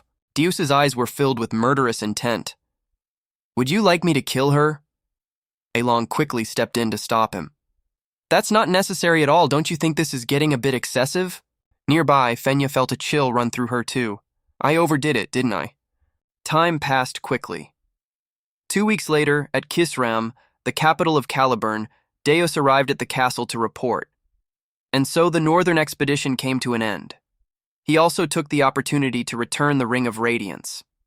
In the end, Along had to say his goodbyes. All right, see you next time. Yet he came away with an extra attachment. I even received a whole pile of gifts from the King of Caliburn. I nearly went broke just trying to survive, so this really helped a lot. Deus suddenly spoke up. Me too. Could I possibly become stronger? Along was caught off guard by this question. What is he even talking about? The youngest master swordsman ever. Did my magic leave that much of an impression on him? I guess I really did go all out this time. Even without a divine descent or the incarnation of the 5 sins, these children's innate talent was already extraordinarily powerful. Deus excelled at swordsmanship, so achieving the strength he desired was merely a matter of time. Along nodded to confirm. Of course, if you put in the effort, you'll become as strong as you want to be. Deus asked again, still not quite believing it. Really? He answered immediately. Really. After all, you were born with this talent. I'm even a little jealous, honestly. Afterward, Along turned to board the carriage. Don't worry too much. Well then, I'm off. Yet Deus still wasn't ready to let it go. Why? You always ask me favors instead of giving me orders. Along's sudden pause left Deus utterly stunned. Who would ever order a member of their own family around? For a member of my own family. He stood there in silence, watching Along's figure disappear. The soldiers nearby all raised their hands in a respectful salute. Farewell. At that moment, Along sat alone in the carriage, feeling rather down. He kept thinking to himself, was there really some hidden motive behind his sponsorship? Sure, I wanted to prevent the 5 sins from ever emerging, but I paid for all of it out of pure good intentions. What would even be the point of raising children otherwise? That night at Deus's estate, he sat there alone. Deus sighed, looking at the pile of gifts on the table. I followed him because I felt indebted to him, but now he's granted me yet another favor. Suddenly he glanced down at his own fingers. He tried freeze grip, silent front. Deus kept experimenting over and over without pause. A thought crossed his mind. I wish I could use magic the way he does. Me, a member of his own family? Along, seeing the familiar scenery after being away for so long, felt an overwhelming rush of emotion. Finally, home. My beloved home. He excitedly threw open the door to his room. It's been about 3 months, hasn't it? I really am exhausted. I need to lie down and rest for a bit. But what awaited him inside was a mountain of documents instead. Along saw them waiting there, as if for a long time. Welcome to the den of overdue work. Please, come in. Unable to bear it, he shouted. Disgusting. Along didn't hesitate to slam the door shut. For a moment there, I actually thought that was my room. Get me out of here immediately. Yet he stood there, lost in thought for a moment. In the end, Along had to accept reality and got to work. Fine. Once I clear out this backlog of work, I'm absolutely taking time off no matter what. Either way, I'm the only one who can do this. The fate of an overworked employee. When will I ever get to live the peaceful, noble life I dreamed of? And so Along made up his mind. Afterward, he took a week off as a reward for himself. A perfectly toasted slice of bread and 2 soft, fluffy ones. Absolutely delicious. What could possibly be better than peace and comfort? Sometime later, Along grew restless again. The instincts of a workaholic left him exhausted. Only 1 week into his vacation, and he already felt the pressure building. Thoughts kept surfacing endlessly in Along's mind, turning over the ritual movements and the mysteries surrounding the forgotten great god again and again. Energy, perform that. Black, blue, the god of chaos, the one who carries on his will. I'll have to start by solving the questions Yu Thun left behind. Oh, you who remember the ritual gestures and mysteries of the forgotten great god. I have indeed heard of the ritual gestures and mysteries of the god of chaos. But that's all. Well, how did Yu Thun end up with a forgotten name, just like the Eastern gods? On top of that, this was the first time I'd ever seen something evaporate like that. Along felt genuinely puzzled. And why was that outer god even able to appear here in the first place? That's exactly the issue. If he could come, then others could appear too. He was now truly worried. Of course, this was less dangerous than the 5 great sins. At least the gods gave some warning beforehand. I really do want to visit Kahala, but even if I knew where it was, I still couldn't go there. Along flipped back through his notebook. Notes on psychedelia, just so he wouldn't forget anything. O air who carries on my will, let your steps lead you to Kahala, city of the ancient gods, historical ruins, colony's secret dungeon. According to the story, it was discovered 3 years before the protagonist left the village, 3 years before the game began. If this is that year, then that city hasn't even been discovered by explorers yet. If I rush in recklessly, it'll only complicate things further. Right then, Evan's voice rang out. Earl, it's strangely cold in here. Could this be magic-related? Alon looked around the space, quietly assessing. Seems like things are progressing well. The research I did over my break is finally paying off. Evan brought news then. How should I put this? A hidden city has just been discovered in Colony. Alon was quite surprised at this information. Utia spoke up to close the meeting. That's it for today. The biannual Blue Moon Conference over Fail Bridge. Most of these meetings ended in under 10 minutes. Suddenly, Seo Jiang spoke up. I hear the Great Moon visited Caliburn. What was it like meeting him in person, Deus? Normally, Deus would stay silent. But this time was different. Coincidentally, I was actually planning to bring that up myself. Everyone was thoroughly stunned. Deus is actually going to speak up? For real? They seemed to have celebrated too soon. The story began like this, when everyone was drowning in despair, gripped by fear. That day, the Great Moon stood alone and challenged him to single combat. Now that I think about it, I believe he'd already foreseen this and prepared a countermeasure. Wait, how did he even know about the duel? He must genuinely know everything. 50 minutes in, Seo Jiang's face had already gone pale. Hold on, this is getting excessive. Deus still wasn't done. And now, for the most important part. No one could have predicted the finishing blow. Except the Great Moon. Simply unbelievable. And then he began his attack. Inside, Seo Jiang kept crying out, Help, Utia. Yet unexpectedly, Utia chimed in too. The Great Moon truly is extraordinary. Seo Jiang finally snapped, This is hopeless. Time kept passing. 2 hours later, Deus cleared his throat softly. I've talked a bit too much. See you all again in 6 months. Utia didn't seem bothered in the slightest. This was quite fun. And so, the meeting stretched on for over 3 hours. An unprecedented record. There, meanwhile at Along's estate. He looked at the countless gifts filling the room, utterly bewildered. What's with all these gifts? Evan quickly recognized one. A relic from the deep levels of Mekong. You could buy an entire mansion with this. Erlin felt utterly confused.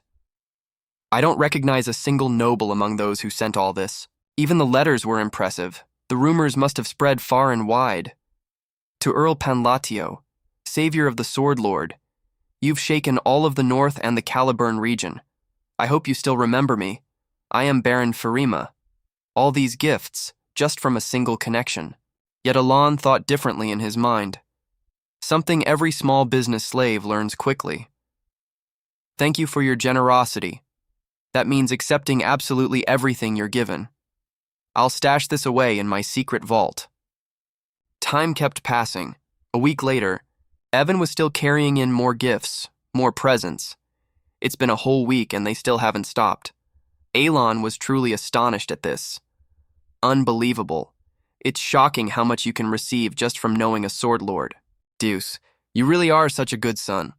I'll overlook the fact that you never once bothered to contact me directly. Yet by the following month, Alon was no longer so pleased. This stuff never stops. Maybe I should start sending back these overly extravagant gifts. It's starting to feel awkward. But the situation gradually eased. By early summer, as the gifts began to thin out, now at Tyria, the capital of the kingdom of Assyria, the Grand Council, the sound of hurried footsteps echoed. Alon's face looked utterly unpleasant. I can't believe I'm late for my very first Grand Council. See you later. I really don't want to draw attention over this. Evan chuckled at this. It's rare to see you walking this fast. You must really be in a hurry. But he quickly noticed something. Evan saw the whole crowd falling in behind Alon. It seems like everyone started following the Earl.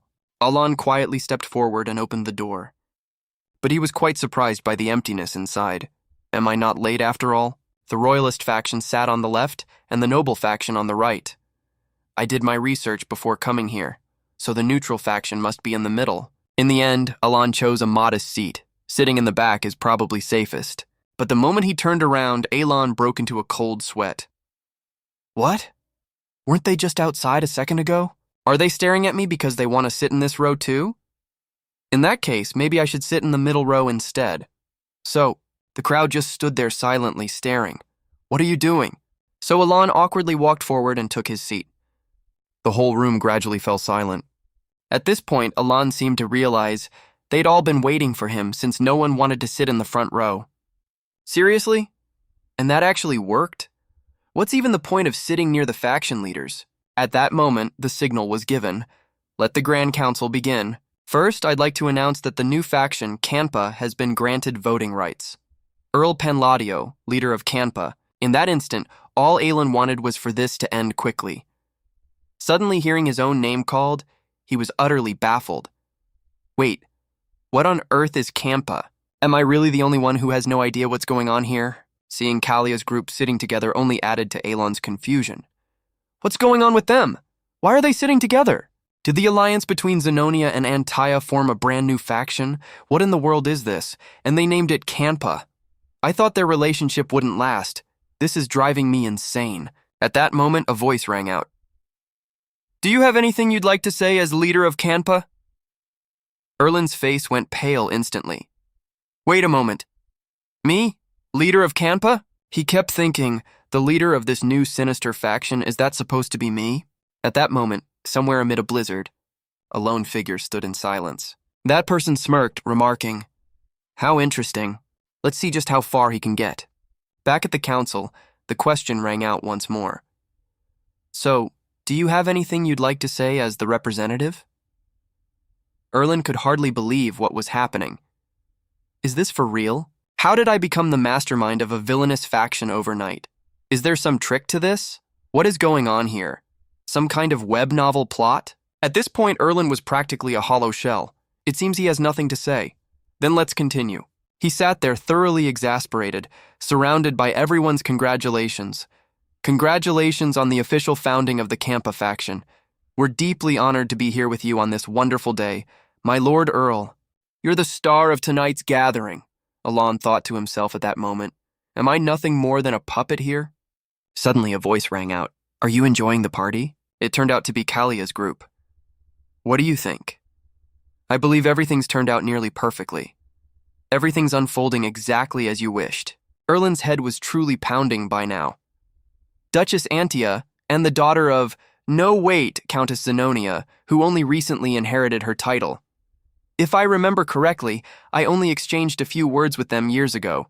Don't tell me I actually have multiple personalities, and some other version of myself has been doing all this without my knowledge. Laria Ethan said, I'm truly glad I could repay the debt of you saving my life. Yet Alon began speculating. What on earth does that even mean? And so, based on information gathered through conversations with them, after Alon Pantio, ordered these two to form an alliance, Fe Campa was established through directives sent to Zenonia. Several nobles had complained to me. That's exactly why there aren't many nobles I can get along with. I hope you understand. And by sending gifts to me, the faction leader, they were accepted into the faction. And I swear to God, I never told them to do anything of the sort. Alon's face darkened. I thought I was just sending one apology letter. To Kalia, I apologize if I've upset you or come across as cold. I'm naturally blunt and not very good with words. Alon finally remembered now. Right, I'd been wondering why some of those letters were so confusing. I truly look forward to working with you. Earl, you know how much I care about you, right? Ugh, this is a bit... He was now thoroughly flustered. This misunderstanding is probably impossible to untangle at this point. From experience, people who operate in the shadows tend to have rather peculiar personalities. If Alon spoke up now, he'd probably be dealt with on the spot. A misunderstanding after accepting all those gifts? He should just go die. And the people in this whole scheme all had terrible personalities, especially that Zenonia bunch. In the end, Alon had no choice but to accept it. I'll hold this position for a while, then quietly step away at the right time. So many gifts received, Loria suddenly asked. So what do you plan to do from here on out?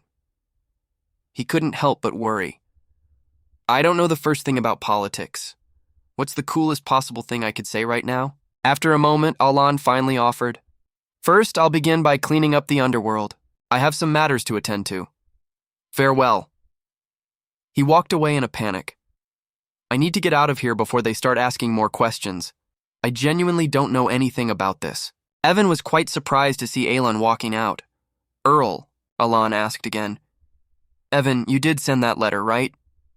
Evan was still puzzled. Yes, I believe so. Isn't there supposed to be an after-party? You're leaving so early. Yet Alon kept urging him on. Don't look back. Let's head straight to the territory. Inside, Kalia's group was still discussing. Just as expected, he vanished the moment he'd said what he needed to say. But I've already had control over the underworld in my own region for a long time now. Unifying the underworld, huh? Loria grew excited too. That sounds interesting. The two of them clinked glasses together. I really look forward to seeing it. What kind of world will you show us from now on? Meanwhile, on Alon's way home, someone silently watched from above. Found you. Earl Panlatio. Killing you here would be easy enough, but it'd cause plenty of trouble once that sword lord got involved. Yet that person was quite obedient. Even the boss had said, try not to make enemies of anyone too powerful, even if it comes with a big reward. That's the rule. The agent simply smirked. But even he would understand, once he heard about this particular mission. This place, south of the kingdom of Asudalong, the estate of Duke Kamalong, the person inside seemed to have already been expecting them. You must be the agent, correct? If so, you must know me quite well already, the agent replied calmly. Since this concerns the one being sought, that would be... Agent, an assassin organization from the Federated Kingdom with skills at the swordmaster level. Before he could even finish speaking, the agent launched an attack. However, there's no room for cowards during a mission. Kamen laughed slyly. You're strong, just as expected. I want you to eliminate Earl Palladio. You won't refuse a request from me. You're known as the Tyrant of Asudalong, aren't you? The man assured him further, as long as payment is proper, there will be no failure, even if the target is royalty. The agent hesitated slightly. But I'm not sure if you can actually afford it, Lord Kamen. Kamen quickly pulled out an item. 4 of these. The agent was a little surprised. Abyssal fragments, of all things. Not even asking for a bid. Abyssal fragments, an item distributed by Duke Kamalong in extremely limited quantities on the black market. Unlike abyssal orbs, which only enhance physical ability, these fragments could grant special power. They traded at astronomical prices. The agent thought to himself, thanks to the boss, I've experienced them once before. How powerful would I become if I used one of these? That was one of the reasons the agent held such a high position. He didn't give an immediate answer. I'll respond to you as soon as possible. Kamen laughed smugly. Dear Seeker, that person was Duke Kamalong, head of the nobility in the kingdom of Asutalong and the power behind the underworld of the Federated Kingdom. Kamalong wondered suspiciously. I'd been curious what my useless son was scheming after stealing an abyssal fragment. The agent, though displeased, didn't dare show it, even though the pay is quite tempting. Still, the boss said never to oppose the ducal house under any circumstances. So, Kamalong waved a hand dismissively. I've heard nothing. Now get lost. The agent felt utterly baffled. So he's planning to turn a blind eye. Convenient, he asked further. Would you like me to pass along your regards to our boss? Kamalong nodded, satisfied. A fine excuse for this sudden visit. Do as you please. Once the mission was complete, the agent departed. Kamalong then discussed matters with someone else. So you're saying there's no way to exert any influence over the kingdom of Astoria? The person nodded. That's correct, dear Seeker. Because the Kanpa faction, led by Earl Palatio, keeps expanding further by the day. That person was Sucho, from the underworld of the kingdom of Asutalong. Kamalong said coldly, acting on my own would only cause trouble for me. Right at that moment, meanwhile on the road as Along made his way home, the agent steeled his resolve, thinking of how the abyssal fragment would soon belong to him. Don't hold a grudge, Earl Palladio. But right as he moved to attack, he was suddenly ambushed himself. The agent froze for a moment, but a second later took a painful blow. A cry of pain echoed everywhere. The agent lay on the ground looking utterly pathetic. Elevin raised a hand, gesturing, You're just wasting your energy. You won't be able to move anymore either way. He gave a light flick of his hand. Elevin smiled cheerfully and walked off. Don't hold a grudge. With that, he simply walked away, finally coming to rest on a nearby tree branch. If it hadn't been the Earl, you wouldn't have had to die by my hand. The night carried on as it always did. Meanwhile, Alon's group traveled under the scorching heat, their lungs feeling as though they were on fire. He sighed wearily. 5 days now, and I still haven't gotten used to this heat. Elevin beside him felt just as ready to melt. I can't believe we've got an ice crystal.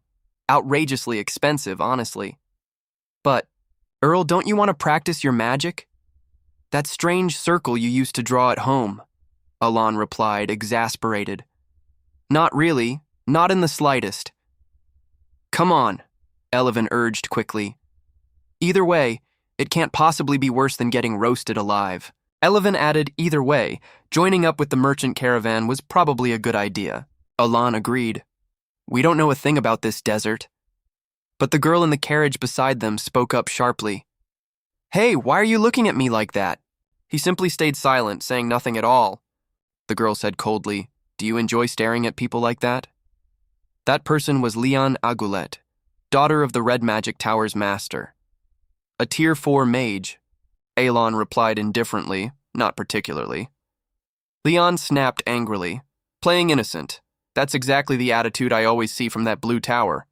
Alon thought wearily to himself, Can I not get even a single moment of peace here? Just then, Elevin noticed something. Look at that. She's got ice crystals hanging all over her carriage. He couldn't help but feel uneasy.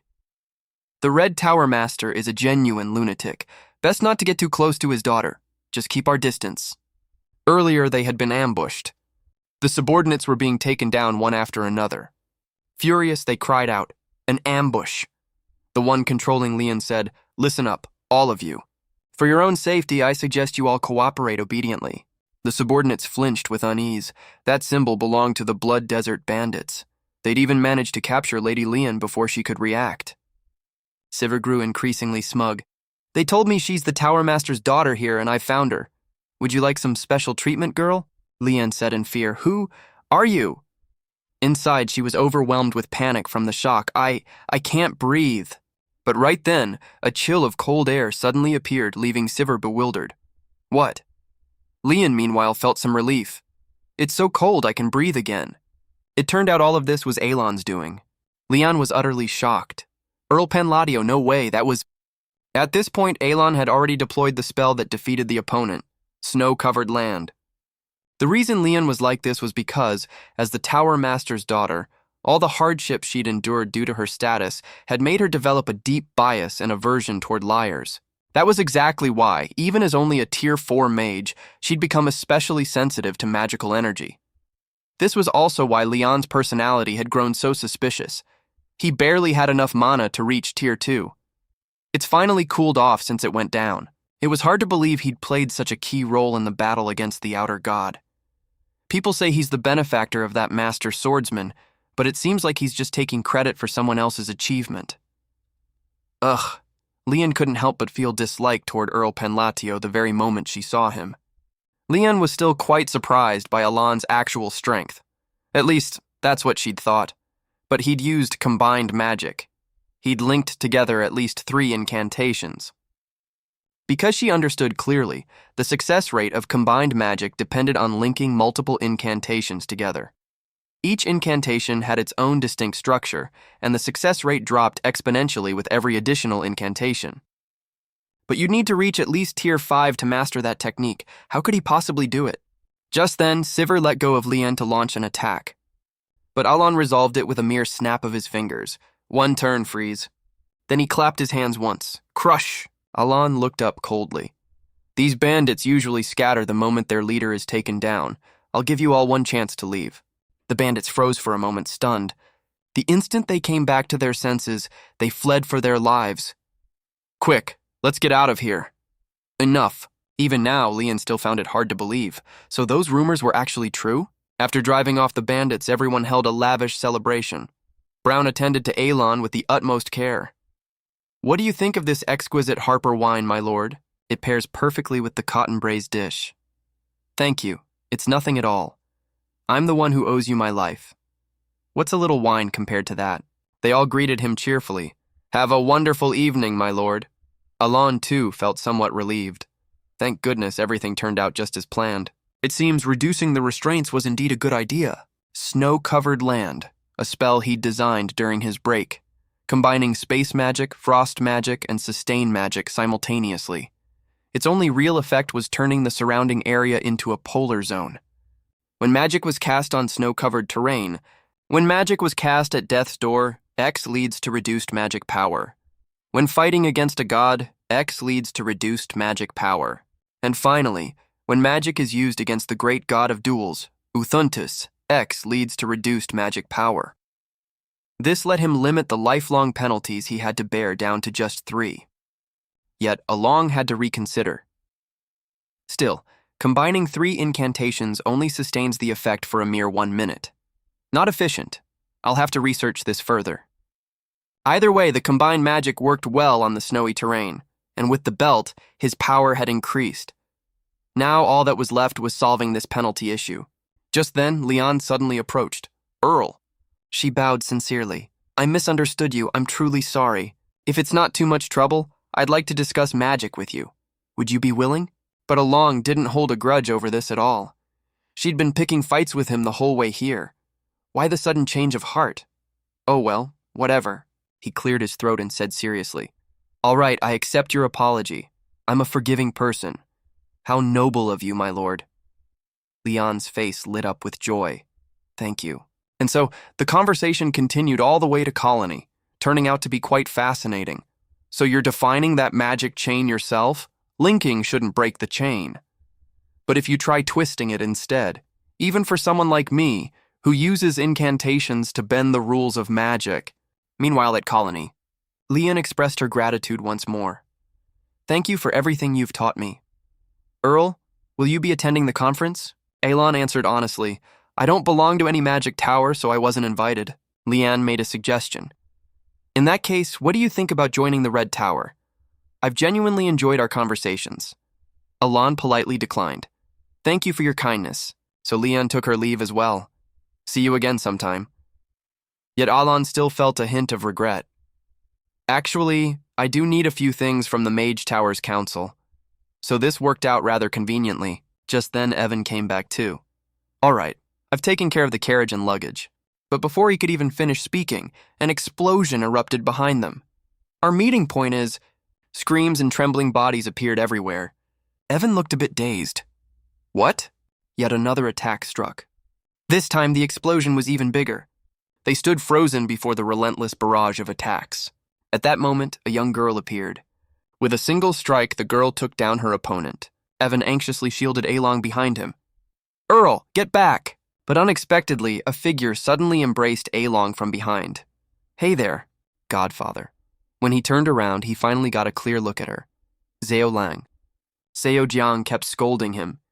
You should have told me you were coming, Father. This place is crawling with unpleasant thugs. Evan was equally baffled. Zhao Lang? Seo Jiang said confidently. But don't worry, I already cleaned out the ones eyeing your belongings, Father. Zhao Lang, the Golden Lightning, one of Colony's 4 Baba Yagas. The girl happily pulled Along along. I've been looking forward to your arrival ever since I got your letter, Father. Everyone else was stunned witnessing this scene. Is that the Golden Lightning over there? But who on earth is this guy? And why is that crazy tigress treating him so kindly? Even Along was bewildered. This kid didn't actually kill those guys just now, did she, right? Seo Jiang introduced everyone excitedly. This is my crew, all fellow beastkin. The girl ran ahead cheerfully. Come on in, everyone's really friendly too. Hello there. Everyone stopped what they were doing at once. Boss is back, you've returned, boss. Suddenly Zhao Jiang turned back and called out, Ranga, nothing's happened, right? Ranga knelt on one knee respectfully. Yes, boss, everything's fine. He stood up, full of enthusiasm. These must be the honored guests the boss mentioned, right? Welcome, everyone. Then Ranga added a little detail. The boss has been looking forward to your visit so much. He's been sitting by the gate waiting every single day. A moment later, Along slammed the table seriously. Unsa, sit down. He'd already gotten used to her mischievous side by now. Seems like you take great care of your crew members. She just can't sit still, huh? The girl replied innocently. Because we're family. Though I don't really need those other kids around. Zhao Jiang suddenly panicked, as if remembering something. As for Unsa, though, the girl frowned, thoughtful. After family. And then Utia too? Along didn't pay much attention. Really? Suddenly, Zhao Jiang felt a pang of unease. Whether it's the priestess or Utia, neither one is actually blood family. He rubbed his chin, calculating quietly. And on top of that, the third person we've never even had a proper conversation with. That's quite a high position to hold. How should I even start this conversation now? Along looked to the side. In that case, it's definitely time for that. Evan, are you ready? Evan understood immediately just from the look. Of course it's ready. A moment later, a mountain of gifts had been piled up. The girl's eyes lit up like stars the moment she saw it. Presents! Zhao Jiang was extremely enthusiastic. All right, I'll help out too. He felt a bit helpless. You're agreeing that fast? Did you even listen to what I just said? The girl immediately reversed her stance. Even though we're not family, it's still... No, because it's for Unsa. Ah, Zhao Jiang held out her hand, and... The girl had found a perfectly reasonable justification. Thanks to Unsa, we were able to reunite our race. Along's face remained expressionless. Have you already cleared the Earn Goodwill Points quest again this time? A status display appeared as well. Essence of the Golden Mane Tribe. When equipped, critical hit rate increases by 20%. Had she not carried the sin of pride, she would not have fallen into sin, but instead become a great and mighty ruler. He couldn't help but marvel to himself. Seems like there really is some truth to it, just like the description said. Along rubbed his nose, a little embarrassed. Well, everyone's more than happy to help out. I really did raise these kids to be quite impressive. Unable to wait any longer, Zhao Jiang scooped him up and carried him off. Unsa, you must be exhausted after such a long journey. Go rest right away. Let me show you to your room. Before long, he was finally set free. The girl still didn't forget to ask. How was the desert? Nothing but sand. I bet it was brutal, right? Along glanced at the person beside him. Well, Evan, understanding the hint, spoke up first, or rather, asked again, "What do you mean?" He answered plainly. It was so hot. And there were even a few ambushes, too. The girl suddenly froze. Ambushes? It was only then that he told the story. We were ambushed by the Blood Desert Bandits. I've heard this kind of thing happens fairly often with merchant caravans. I really don't want to run into them again. Zheojiang's lively expression was instantly swallowed by a wave of killing intent. Elsewhere, a ragged man was being beaten to a pulp. This was a massive criminal syndicate. Where's the lair of the Blood Desert Bandits? The girl's voice was as light and casual as if asking what's for dinner today. Hiding there, huh? In the blink of an eye, two burly men had already been subdued by Zheojiang. The girl tossed them aside forcefully. Zheojiang's voice was almost a whisper. Hey, you're the leader, aren't you? San, trembling with fear, raised his sword. I'm the great chief's younger brother. I'm under the protection of the great sorcerer Baba Yaga. Do you really want to go up against my big brother? The girl gently raised her hand.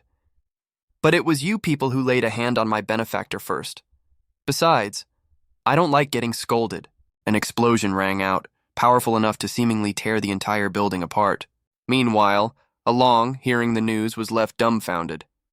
The Blood Desert Bandits completely wiped out? Zheojiang boasted proudly, if they're all gone, we'll never have to run into them again. Problem solved. I really am a genius. All he could do was scream internally. What on earth happened overnight like this? The girl leapt into his arms, demanding praise. I did it all myself. Only praise me, okay? Along thought, feeling somewhat helpless. The Blood Desert Bandits numbered in the hundreds, and every single one was night level. In the game, this would have been a genuinely troublesome quest. He patted Zheojiang's head in tandem with his thoughts. I already knew the title Baba Yaga was formidable, but this only makes it clearer. She was originally destined to become the sin of pride. A grand arena stood towering amid the vast desert. This was the Colosseum, a famous landmark of Colony. A place steeped in the blood of gladiators and the frenzy of the crowd. A place where the strong received tens of thousands of cheers, one of Colony's only 4 Baba Yagas, and the gladiator who had held that position the longest. The MC's excited voice rang out across the arena. In this match, the winner is once again Kanman. Kanman looked down on the crowd with contempt. Still so many fools out there. Suddenly a voice rang out from behind him. I couldn't agree more. It turned out to be none other than Ranga. To think a mere few hundred men could take down a Baba Yaga. The two of them acted as if they'd known each other for a long time. It's been a while, Ranga. The man walked forward leisurely. The Blood Desert Bandits have been completely wiped out by that Snow Wolf girl. He didn't seem surprised in the slightest. I know. Ranga felt a bit curious. Isn't that your own brother? Kanman smiled and explained. That was just a rumor I spread myself. I only kept him around because I needed him to help pacify the underworld. The man scratched his head, grinning. I figured that excuse would work out nicely. Guess it turned out even better than I expected. Suddenly he said, No, that's not it. It's simply that I couldn't hold an official duel between Baba Yagas, so I had to hold back instead. Kanman's expression gradually shifted. I've been watching. Watching that mutt causing chaos all over Colony, and it's been an eyesore. My brother's death and revenge, huh? Truly a perfect excuse for the masses to accept. He spoke bluntly before Ranga's cunning gaze. You came looking for me, meaning you've finally finished your preparations, haven't you? Kanman held out an item without a moment's hesitation. Take it, the man asked bluntly, full of doubt. What is this? Since he was handing it over anyway, he didn't bother hiding it. It's a gift from the Seeker of the Path, father of countless people. You'll gain power when you use it. He looked forward to this little drama with great anticipation. So shall we begin the trial then? I'm genuinely looking forward to seeing just how long you'll last. 2 days later. Under the guild's escort and guidance, we set off for Kahara, the city of the ancient god. Someone in the group shouted, We've reached the ruins! Along spoke politely before departing. Thank you. I'll be back after a short while. Zheojiang made no complaint at all. Yes, please be careful. The two of them stepped into the ruins together. Not long after, Evan looked off in a different direction. He looked over and said, "There's a light over there. Seems like that might be the place." The moment they stepped inside, a magnificent white city appeared before them. This is the city of the ancient god, Kahara. Suddenly a voice rang out from an unknown source. "Mage." He flinched, instinctively touching his own hand. "This voice is..." The mysterious voice continued. "If you can hear my words, then come to the tower." Along spoke to the person beside him without hesitation. "Evan, looks like I'll have to climb up there myself, so I'll head off for a bit and come back." Evan didn't think much of it either. "Is that so? Then I'll wait down here." A moment later, he stepped inside on his own. "The central tower, huh? Even in the game, I could never get in here." Kahara seemed surprised. "Welcome. You can truly hear my voice?" He smiled, impressed. "At the very least, you have some qualifications." Along couldn't help but feel uneasy before this strange entity. Was it Antun's words I followed? "I followed the words of the mad god of chaos and came here." Kahara approached with interest. "You even know my true name?" He must have thought this was an opportunity worth wagering on, but the figure turned away quickly. "However, since you haven't yet earned the qualification befitting this, I have nothing to teach you." Unable to hold back any longer, he asked directly. "The mad god of chaos mentioned that too. Just what exactly is this qualification supposed to be?" Kahara answered bluntly. "It's the standard by which this world judges you." His tone suddenly shifted. "A new outer god is about to descend. Deal with it," Along asked flatly. "And then what?" Kahara replied casually. "Only then will you be qualified to converse with me." He rubbed his chin, recounting. "It's rare for someone better than the fools who merely imitate magic to come find me. Would you like me to reveal something interesting? Magic is nothing but the rules that mages have established for this world." Then the figure demonstrated it himself. This world's magic. Phrase, natural order, manifestation of essence. Words flow as naturally as water or drifting clouds. After the phrase and the words comes natural order. Use the phrase to manifest it. Then unfold it according to natural order. Natural order, use the phrase to manifest it, then unfold it according to natural order. You must remember the name for it to truly be magic. Along pondered deeply. Natural order, huh? First time I've ever heard that term. Suddenly, Kahara stepped closer. "Even if I tell you this, you still wouldn't understand a thing, would you? So, regarding natural order, I'll show you one true, proper spell." Outside, meanwhile, the sun blazed down mercilessly. Not knowing what was happening inside, Seo Jang grew increasingly anxious. What's taking my benefactor so long? Did something happen? Suddenly, someone emerged from the desert, swift as the wind. Kanman flashed a sinister smile. "Caught you." In the blink of an eye, he'd already slaughtered several people behind the girl. Sensing something was wrong, Seo Jang quickly turned around. Kanman cruelly treated people like mere toys. Not bad. The girl screamed in fury. "Kanman!" Seeing her own kin like this, Seo Jang's rage surged instantly. "How dare you show your face at this arena?" "You shameless bastard," he replied with contempt. "What right do you have to say that to me?" On the surface, Kanman kept smiling. "Didn't you just wipe out the Blood Desert bandits yourself? I'm talking about my dear little brother, so..." Without waiting for the girl to react, he lunged forward. "I'm simply avenging my own family." Seo Jang rushed forward quickly to intervene. "Don't you dare touch my family." But halfway there, she was ambushed by Kanman. He grinned smugly, knew it. The girl was completely enraged now. "Don't you dare mock me, what do you even know?" Suddenly, a sharp blade pierced Seo Jang from behind. That once familiar voice now sounded like a stranger's. The girl turned around. "Didn't I already tell you?" Ranga's smile carried genuine joy, satisfaction, and above all, mockery. "Our leader really is far too predictable." Even now, Seo Jang still asked, "Ranga, are you betraying me?"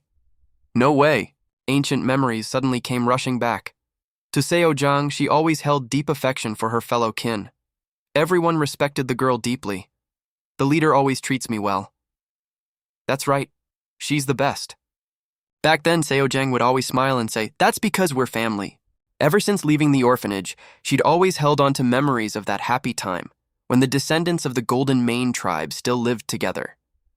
She dreamed of avenging herself against Black Dragon, the one who'd destroyed everything, and of gathering her kin together to reclaim that lost happiness. As leader of the mixed blood races, the Golden Mane tribe held tremendous prestige in the eyes of its descendants. But that wasn't the absolute truth. Seojang stepped back, trembling. What? How could you all do this? Ranga didn't seem to care at all. Enough with this happy family act. Kanman couldn't wait any longer and lunged forward. Ranga, stop beating around the bush, just kill her already. Two massive surges of power collided against each other, forming two opposing sides. He kept spewing venomous words. Die, you venomous snake. Kanman had already calculated this from the start, but Ranga had boosted his own power using an abyssal fragment. Though at a clear disadvantage, the girl still stood firm. In the blink of an eye, he'd already vanished, lunging into an attack. Seojang refused to fall behind, quickly blending into the air as well. The two surges of energy clashed once again mid-air. But this time Ranga drew his sword and slashed. So this time, we're sure to win. He laughed as if he'd struck gold. Farewell, leader. This time the girl had no way to dodge. No hero was going to rush in to save her. Yet Seojang used her own flexible agility to successfully use Kanman as a stepping stone and dodge the blow. But Ranga didn't give her a moment to catch her breath before attacking again. Let's see how much longer you can hold out. He bragged smugly, thoroughly satisfied, power beyond imagination. Watching the two of them fight fiercely, Kanman prepared to join in as well. He took advantage of Seojang's distraction to strike from behind. But the girl still managed to counter Kanman. Ranga felt a flash of annoyance. Even with this, I still haven't reached her level. Having taken a painful hit, he grew furious, damn her. Suddenly, Kanman's attention was drawn to something. He struggled to dig through his memory. That guy? Finally, Kanman managed to recall a fragment. He's the one she calls her benefactor, isn't he? Kanman didn't even bother looking at Along, thinking only of this as his own opportunity. Perfect for my plan. I'll use him as a hostage before finishing him off. Meanwhile, in the middle of her fierce battle, Seojang suddenly froze. Ranga smiled and stepped back a few paces, keeping a safe distance. Seems the poison is finally starting to take effect. He began rambling on again. The blade I stabbed you with earlier was coated with Kamanashi poison. You won't be able to move for at least an hour. The look on Ranga's face was utterly infuriating. But you asked why earlier, didn't you? Did you really think all your descendants were genuinely excited to play happy family with you? He grabbed the girl's arm and spoke leisurely. That's right. We followed you because you possess the Golden Mane tribe's essence. That's the only reason you have any authority at all. But do you know how ridiculous you look? Flaunting power you only gained through pure luck? Seogyang, silent until now, suddenly spoke up. It's true. I am very strong. But the girl suddenly recalled those brief, precious moments. That's right. At first they followed me for my power. But after spending time together, we became a family. Just like the old days. Ranga waved his hand mockingly. What? You still believe in that foolish dream? Take a good look at how much they actually despise you. Every single one who'd just arrived was someone the girl loved and protected. Seojiang suddenly felt as if she'd fallen into an icy pit engulfed by despair. All of you are traitors too? He watched the girl's pain with sadistic delight. The essence should belong to whoever truly deserves it. Don't you agree? Thank you for the gift, leader. Suddenly, an abnormally massive surge of power cut through the air, silencing everyone at once. Ranga looked over beside him, dazed. Kanman had been finished off in a single blow. Before he could even recover, Evan had already charged forward. He unleashed a devastating slash toward Ranga. Witnessing that power, he was terrified. What in the world is this? Along's body seemed to bear two eyes, symbolizing two strange powers. He sighed, quietly calculating what kind of case Ranga represented. This dark, magical smoke. Has he used an abyssal fragment? How is that possible? Abyssal fragments appeared midway through the storyline. Abyssal fragment. Want to become a god? Absorb enough of them and you're sure to achieve it. What is this thing? Looks like an item meant to crank the difficulty up to the max, doesn't it? An absurdly overpowered monster. Right? It's a monster that emits black smoke. And because of its vague description, it had become the subject of endless speculation. Along lifted Seojiang up by the collar. Looks like her own crew betrayed her. He didn't forget to explain. This is a top-tier recovery potion. You'll be able to move again soon. Along, looking at the girl, couldn't help but offer a few words of comfort. Don't worry, they're probably the only traitors among them. Seo Jiang's confidence faltered a bit. Do you really think so? He answered as if it were obvious. Of course, the comrades you introduced me to seemed genuinely happy. Comforted by his warmth, the girl turned to look at Along. Seo Jiang lowered her head as if wrestling with her own thoughts. She quickly regained her composure. I understand. Then, he changed the subject without asking further.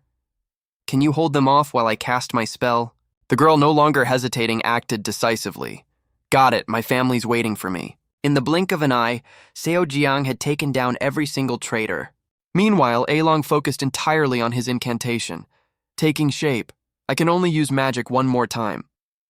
He closed his eyes, pouring all his focus into this single spell. Snow and ice. Tiny specks of light appeared, gradually growing larger and more numerous. Kahara had once taught Along. You need to know a few incantations, but you also need to understand how to build magical logic. Incantations let you bend the rules, while logic is the key to understanding them. But after centuries of being forgotten, look at them, butchering this great legacy with such absurd shortcuts. He silently chanted within himself, glory of the snow-capped peaks. In the blink of an eye, a colossal block of ice had taken form, but Along wasn't finished yet. Death of the blind. An arrow of ice gradually took shape. His voice rang out once more. Ice Lance. Its true name, one these clowns had long forgotten. He continued the other's words, is Ice of Compassion. Mountains of ice formed out of thin air. This was a power nothing could stop. Now every sharp shard of ice combined together, forming one colossal ice arrow. Ranga rushed forward urgently. Damn it, I have to break that attack. Right then, Seo Jiang swiftly blocked his path. How dare you even think of harming my benefactor? On the other side, Along had finished his incantation. 10,000 miles of ice and compassion. The moment the words left his mouth, the ice arrow tore through the wind. Everywhere it passed was instantly frozen solid. At that moment, the girl gave everything she had to hold him in place, making him miss his best chance to escape. Just as expected, Ranga was struck by the attack. Though he tried desperately to dodge, it kept chasing him relentlessly. In the end, Ranga was brought down by this single blow. Seo Jiang quickly dodged aside as well, to avoid any unnecessary injury. The moment the girl moved away, a jagged mountain range of ice sprouted up like a mountain range. Faced with this sight, even Evan couldn't help but flinch. By now, that spell had already claimed an enormous swath of space, magnificent yet deadly at the same time. The moment the ice appeared, everyone lost any chance to resist. A chilling, terrifying cold hung in the air. Ranga and the other traitors were all pierced through by the freezing ice spikes. For a moment, everything fell utterly silent. No matter how arrogant he'd once been, faced with such absolute power, all he could do was endure it. No one knew exactly when Ranga had woken up. Nothing else mattered. Ignoring everything like a fool who only knew how to fight, he thought, I just need to kill him. But what Ranga never expected was that Alan had already noticed. He still clung to his dream. If I can seize his very essence, I can start everything over from scratch. The sharp dagger meant for Seo Jiang was instead blocked by him. Ranga never imagined the man could protect the girl even in a situation like this. Seo Jiang was stunned with shock. Benefactor. Alan spat out a mouthful of blood, yet his eyes still shone with an odd brightness. The girl, having been toyed with far too many times by him, spoke through gritted teeth. You! Seo Jiang, ignoring her own wounds, unleashed a decisive blow. Before long, everything had been dealt with. Evan asked worriedly, Are you really okay? He thought to himself, trembling. I wasn't actually hurt that badly. Recalling the moment, the blade had only grazed him lightly. The blood he'd coughed up was simply from having drained his mana completely. Alan wiped the blood from the corner of his mouth. That spell was certainly powerful, but I never expected it to drain me enough to cause internal injuries like this.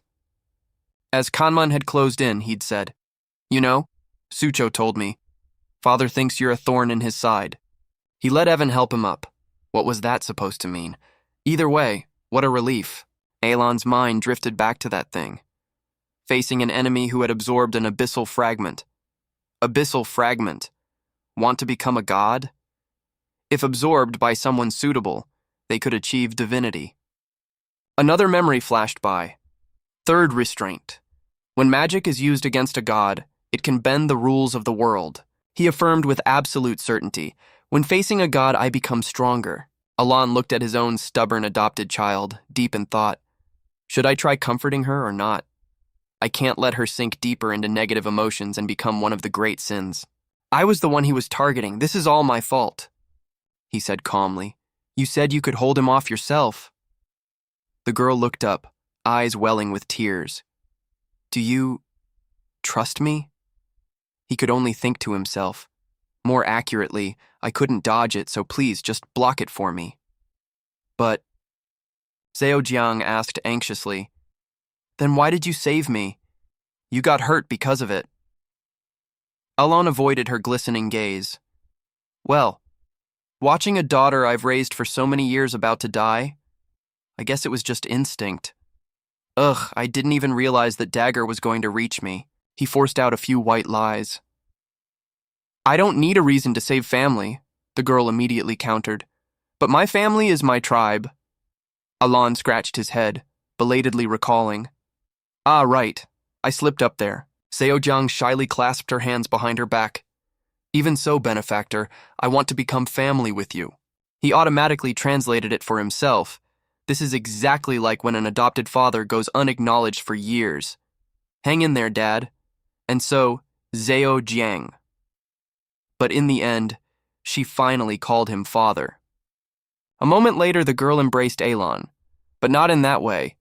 I'm from the Golden Mane tribe, and you're human, so Zheojiang slowly said something shocking. Marry me. Both he and Evan were startled enough to nearly jump. Why? Alon silently seethed inwardly. Why is she bringing up marriage of all things right now? But the girl was brimming with enthusiasm. What's your answer? 5 days later, news of Kanman's crimes spread across the colony. Most were horrified that a Baba Yaga like Kanman could stoop so low. Meanwhile, Zheojiang gained enough support to become the very first Baba Yaga, and even now the girl kept pestering him. Just marry me already. Zheojiang seemed to know no limit to her persistence. So, what do you say? All he could do was silently tell himself, this isn't like the game. I don't even have a skip button here. Alon thought back on it. At first, I actually found it a little endearing. The girl had once said, too, Zheojiang would grow up quickly and marry Baba. Baba, ultra adorable. He pushed the mischievous girl away. This is the 19th time now. I think of you as family. But Zheojiang wasn't satisfied. Come on, benefactor. If we got married, wouldn't we truly become family then? The girl was utterly resolute. I'll definitely make you happy. I mean it, benefactor. Alon felt truly helpless. I'll be more than happy with sweet potatoes and a leisurely, noble life. Even as she prepared to leave, the girl kept bouncing around. You'd better give me an answer next time. He replied vaguely just to appease her. Sure. She'll probably give up eventually if I just ignore it, right? Zheojiang waved cheerfully at the carriage as it slowly drove away. Soon after, though, her expression fell. So disappointing. Afterward, Zheojiang's crew was reorganized to better reflect the girl's ideals. Every member of the tribe was furious and anxious after Vice Chief Ranga's betrayal. Zheojiang took matters like this extremely seriously. Simply gathering the tribe together wasn't true happiness.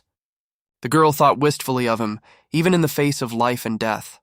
My ideal family would be a place where we all trust one another. Zheojiang seemed to have matured overnight, in just one short day. I need to be more careful from now on. The girl vowed to herself that she would build an army capable of protecting her benefactor. Sunlight bathed Zheojiang's face, creating a warm glow. This is how we'll remain a happy family forever, in our own way, Evan reported seriously. News: no suspicious individuals detected besides Ranga's own people. I've asked them to keep monitoring and report back to us. Alon still didn't forget to praise him. Well done. I can't let anything happen to her after raising her so carefully like this. He thought back to the other one. I've been told to deal with other outer gods for what's coming next. Am I really the only one who knows about their divinity? Probably not. There must be something else too. Thinking of this, Alon's head began to ache again, even the reason behind it all. More and more questions kept piling up. Before leaving, Kahara had once said, "Finally, at the base of the tower, search the eastern edge of the fortress." He recalled the time he'd stood before Kahara at the eastern edge of the fortress. Is this a record from the past? Alon recalled it seriously. This is the first time I've seen this, yet somehow I can understand it. He who values honor. He who seeks a forgotten death. He who delves deep into the mysteries of magic. One of many hands. He who swallows his own greed and envy. Just like in the game. The gods are being referred to through metaphors. Hands and greed surely refer to the 5 great sins. Looking at these words, he noticed something else. What I know doesn't match what's written here. Perhaps that's only natural, since the events of psychedelia are set in the future. Alon raised another question. But why are God and outer God used in reverse? Outer gods are deities born from human faith or from other worlds, while God refers to the 5 great sins that have existed since primordial times. Yet this stone tablet records the 5 great sins as outer gods. It kept nagging at him endlessly. Just then, Evan spoke up again. Right, I have more news about the children. They say Deus defeated the first sword. He flinched slightly hearing that name. Really? His strength was already on a completely different level, even in the game. But Alon was utterly astonished by this achievement. He's become this strong in just half a year? Just how much talent does he have? Earlier, the man had even asked, "Could I become stronger too?" He continued the story. Rinne has become a member of the Triarchy Council, the body that determines Latania's policies. Power. He was a little surprised. Such an influential position. She actually did it. Evan scratched his head as he mentioned the next name. As for Radan, I heard he's unified the 5 archipelagos and become the Pirate King. They say there's a bounty of millions of gold on his head, just like the very first Pirate King. Alon wiped his brow, imagining it.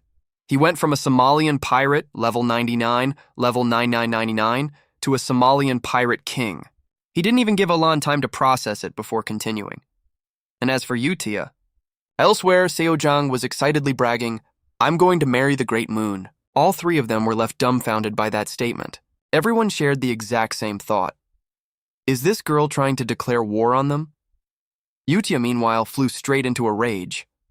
What did you just say? She tried to hold herself back. Seojang really does like to exaggerate. I understand. He's a truly great man. Of course you'd develop feelings for him. But the girl didn't understand it that way at all. Exactly. I'm going to marry him. I'm certain I'll make a wonderful wife. Deus knew right away just from looking at her, she's clearly forcing herself to hold back. Radan thought the same thing. She's really struggling to contain herself. The others agreed too. She's holding it in. Yutia still tried to reason with her. However, Seojang, that's simply impossible. We are shadows after all. Seojang rubbed her chin. But shadows can get married too, can't they? Right? A moment later, she couldn't hold back any longer and snapped. As his shadow, we cannot stand as his equal. You understand that, don't you? The girl, though scared, still tried to argue back. But what matters most is what the Great Moon himself thinks. Yutia wasn't willing to back down either. Do you really think he'd choose you? Seojang boasted proudly. He told me I'm not bad either. At that moment, the girl had asked, Benefactor, do you really truly hate me? Along didn't dare say it plainly, only answering vaguely. That's not it. The moment she heard that, she flinched. What? At this point, Deo spoke up too. Jiang, what happened? After recounting the story for a while, the girl finally wrapped it up, and that's everything that happened. He nodded, seeming to understand. I see. This reminds me of that dignified presence I once witnessed half a year ago, his calm demeanor, as if he'd already been through hell more times than anyone could count. Seojang, hearing this, grew excited too. Exactly. You think the same way too, right, Deus? Deus clenched his fist. I truly can't believe the man from back then and the man now are the same person. That's right. However, I failed to properly gauge his strength. I even doubted him after sensing our enemy's magical power. Yet he still went out of his way to reassure me, someone who had fallen into doubt. He's the most admirable man I've ever known, and now I've made up my mind. I must become stronger, so that after avenging myself against that beast, I can become his sword. The girl agreed wholeheartedly. Exactly. I completely understand. Before long, 2 hours had passed. He blushed and changed the subject. We've been talking for quite a while now. I mean, Yutia, no longer patient, said bluntly. Either way, you cannot marry him. Seojang refused to back down immediately. I can. She wouldn't budge either. No. The girl argued right back. I can too. Yutia remained just as stubborn. No. Honestly, Seojang wasn't much better either. I can. Minutes of the Blue Moon's semi-annual meeting. Radan rubbed his face, a vein bulging in exasperation. Rai could only take notes helplessly. First, do not ask Deus anything related to the Great Moon. He still raised his hand to speak. But I haven't even finished what I was saying. Second, regarding Yutia, if it involves the Great Moon in any way, she will absolutely object. No means no. She'll act just like a spoiled child. He sighed wearily. I don't understand any of this stuff at all. Elsewhere, in a back alley of the capital of the Kingdom of Astoria, a hoarse voice rang out. So you're saying we should form an alliance? Finboy wasn't pleased with this suggestion. To bring down the Cal faction, that entire bunch of lunatics? But then he changed his mind. Their presence is a concern for both of us, so I agree. Do you have a plan yet? Leader of the noble faction, Marquis Finboy. Rimgrave raised his glass. We'll drag the holy nation of Rosario into this and use a reform letter. Duke Rimgrave. A reform letter. As the center of religion, the holy nation of Rosario could send this letter across borders to anyone suspected of heresy. For the letter to be sent, it required the support of multiple cardinals. This gave the letter tremendous power. Finboy was quite pleased with this move. That would make the perfect excuse. As for his own request, he didn't hold back much. They say at least 2 cardinals need to agree, so I'll need half the bribe money. Both of them reached an agreement and clinked glasses. Then I suppose I'll have to return the favor accordingly. The man beside him seemed satisfied too. I've already finished my discussions with those cardinals, so it shouldn't take much time. Let's leave the rest of the steps to them. As for us, let's just raise our glasses to celebrate. Elsewhere, Sergius sat alone in an empty space. He suddenly smiled and spoke to someone. Even though there are 8 people beneath the Saintess and the Pope, we've been quite busy, so I believe this is only our second time meeting. Now, Sergius stood up and turned around. Even so, it's an honor to meet you. Cardinal. The other party greeted him just as cordially. Indeed it is, Cardinal Sergius. He made no effort to hide his intentions, remarkably straightforward. Allow me to be direct. I'd like to borrow your name to send a reform letter to Earl Panladio. I believe this is quite a fair offer for you. Sergius seemed to know exactly what she was thinking. Don't worry, I can easily fabricate a pretext for his heresy. He's exactly that type of person anyway. He spoke softly as if soliciting an opinion. So what do you think, Cardinal Yutia? Yutia offered a gentle smile that carried an unsettling charm. A reform letter to bury Earl Alon Panlatio. And you want to use my name for it? Sergius explained seriously. In this case, we'll focus on the suspicious death of Cardinal Viancha. I'm certain someone in your position would understand. He didn't forget to calculate either. This way, I'll be able to secretly pocket the bribe money too. Oh, Sergius happily imagined the attractive women waiting. The gates of heaven are opening right before my eyes. Suddenly he was struck by a powerful force and sent flying. Her fury spread throughout the entire room like a wave. You're telling me to... Yutia's expression could only be described with one word. Terrifying. Kill the man I worship? A piercing scream echoed from within the shrine, but the knights standing outside just kept yawning lazily, as if they hadn't heard a thing at all. No matter how loud the screaming grew, it wouldn't change that fact. She raised a finger and said leisurely, "Go ahead and scream all you want." The moment she waved her hand, a suffocating dark aura enveloped everything. No one is coming. Sergius, in agony, could only beg, "Please, just kill me." Yutia showed no mercy at all. "I've told you 12 times already, I can't do that." His entire body felt as though it had been twisted apart, waves of agony crashing through his brain like tide water. Please, no. Sergius trembled, clasping his hands together to beg. But, no.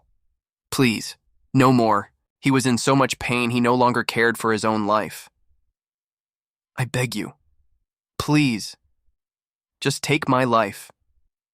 Yutia spoke softly again, as if granting him one chance. I won't do that.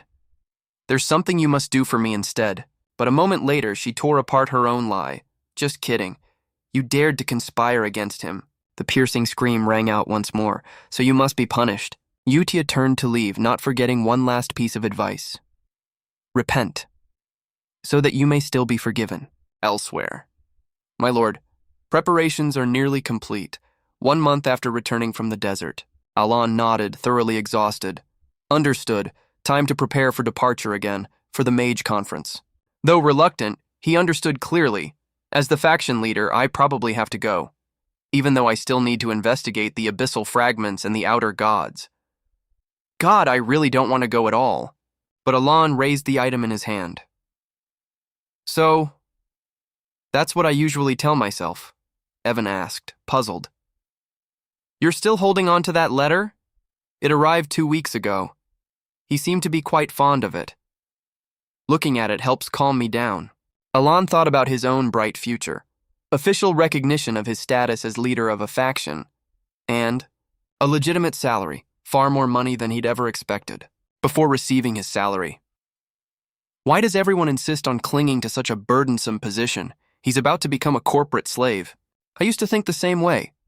Until money helped me understand, great power comes with great responsibility. After receiving his salary, Alon clutched the letter tightly to his chest. I have no idea how this faction is structured to earn this much money, but given my territory's financial situation, this really is wonderful news. My treasure. He was nearly moved to tears. Truly the miracle medicine of modern times. Money, unpaid wages, small businesses. Forget it. My poor, wounded soul is finally being healed. So this is the true magical essence of capitalism. At the conference venue, the residence of Marquis Visham, Alon walked while looking around. I'd heard many notable figures would attend this conference, but it really is quite diverse. Merchants, even warriors, and priests too. The moment Kalia saw him, she greeted him. Earl, you've arrived. Let's skip past that part. Inside, the banquet was laid out with an abundance of sweets. While enjoying the food, Alon thought to himself, I've ended up in the same boat as 2 heavyweights of the underworld. But thanks to this whole misunderstanding, I'm a bit on edge. Now that we've said our greetings, please, just leave already. Your Excellency. Right at that moment, Evan appeared to the rescue. I've got some red-hot news. He leaned in and whispered. I hear the leader of the royalist faction received a reform letter and got dragged off to the Holy Nation. He casually popped a piece of cake into his mouth. No way. Really? Guess I won't have to see him again. What a relief. Next, let's go try the financier cake. Suddenly a man approached, trembling, drawing Kalia's attention. She stepped forward to intervene. Excuse me, is there something you need? Finboy, trembling, could barely get the words out. The old man seemed to have suffered a tremendous shock. I've lost. Please. Finboy didn't care about his own dignity, bowing all the way down. Please spare my life. Everyone was a little shocked and afraid, so even Kalia hadn't expected this situation. Someone at the very peak of the political world, leader of the noble faction, Marquis Finboy, bowing his head. Though everyone was watching him, all the old man felt was pure terror in the face of death. Unlike the underworld, the world of politics ran on reason and legitimacy. Bowing to another person was equivalent to willingly surrendering one's own authority to them. She curled her lips slightly. I knew it. He truly is extraordinary. Kalia was utterly in awe of that cold demeanor. Even now he remained so calm, as if he'd foreseen everything all along.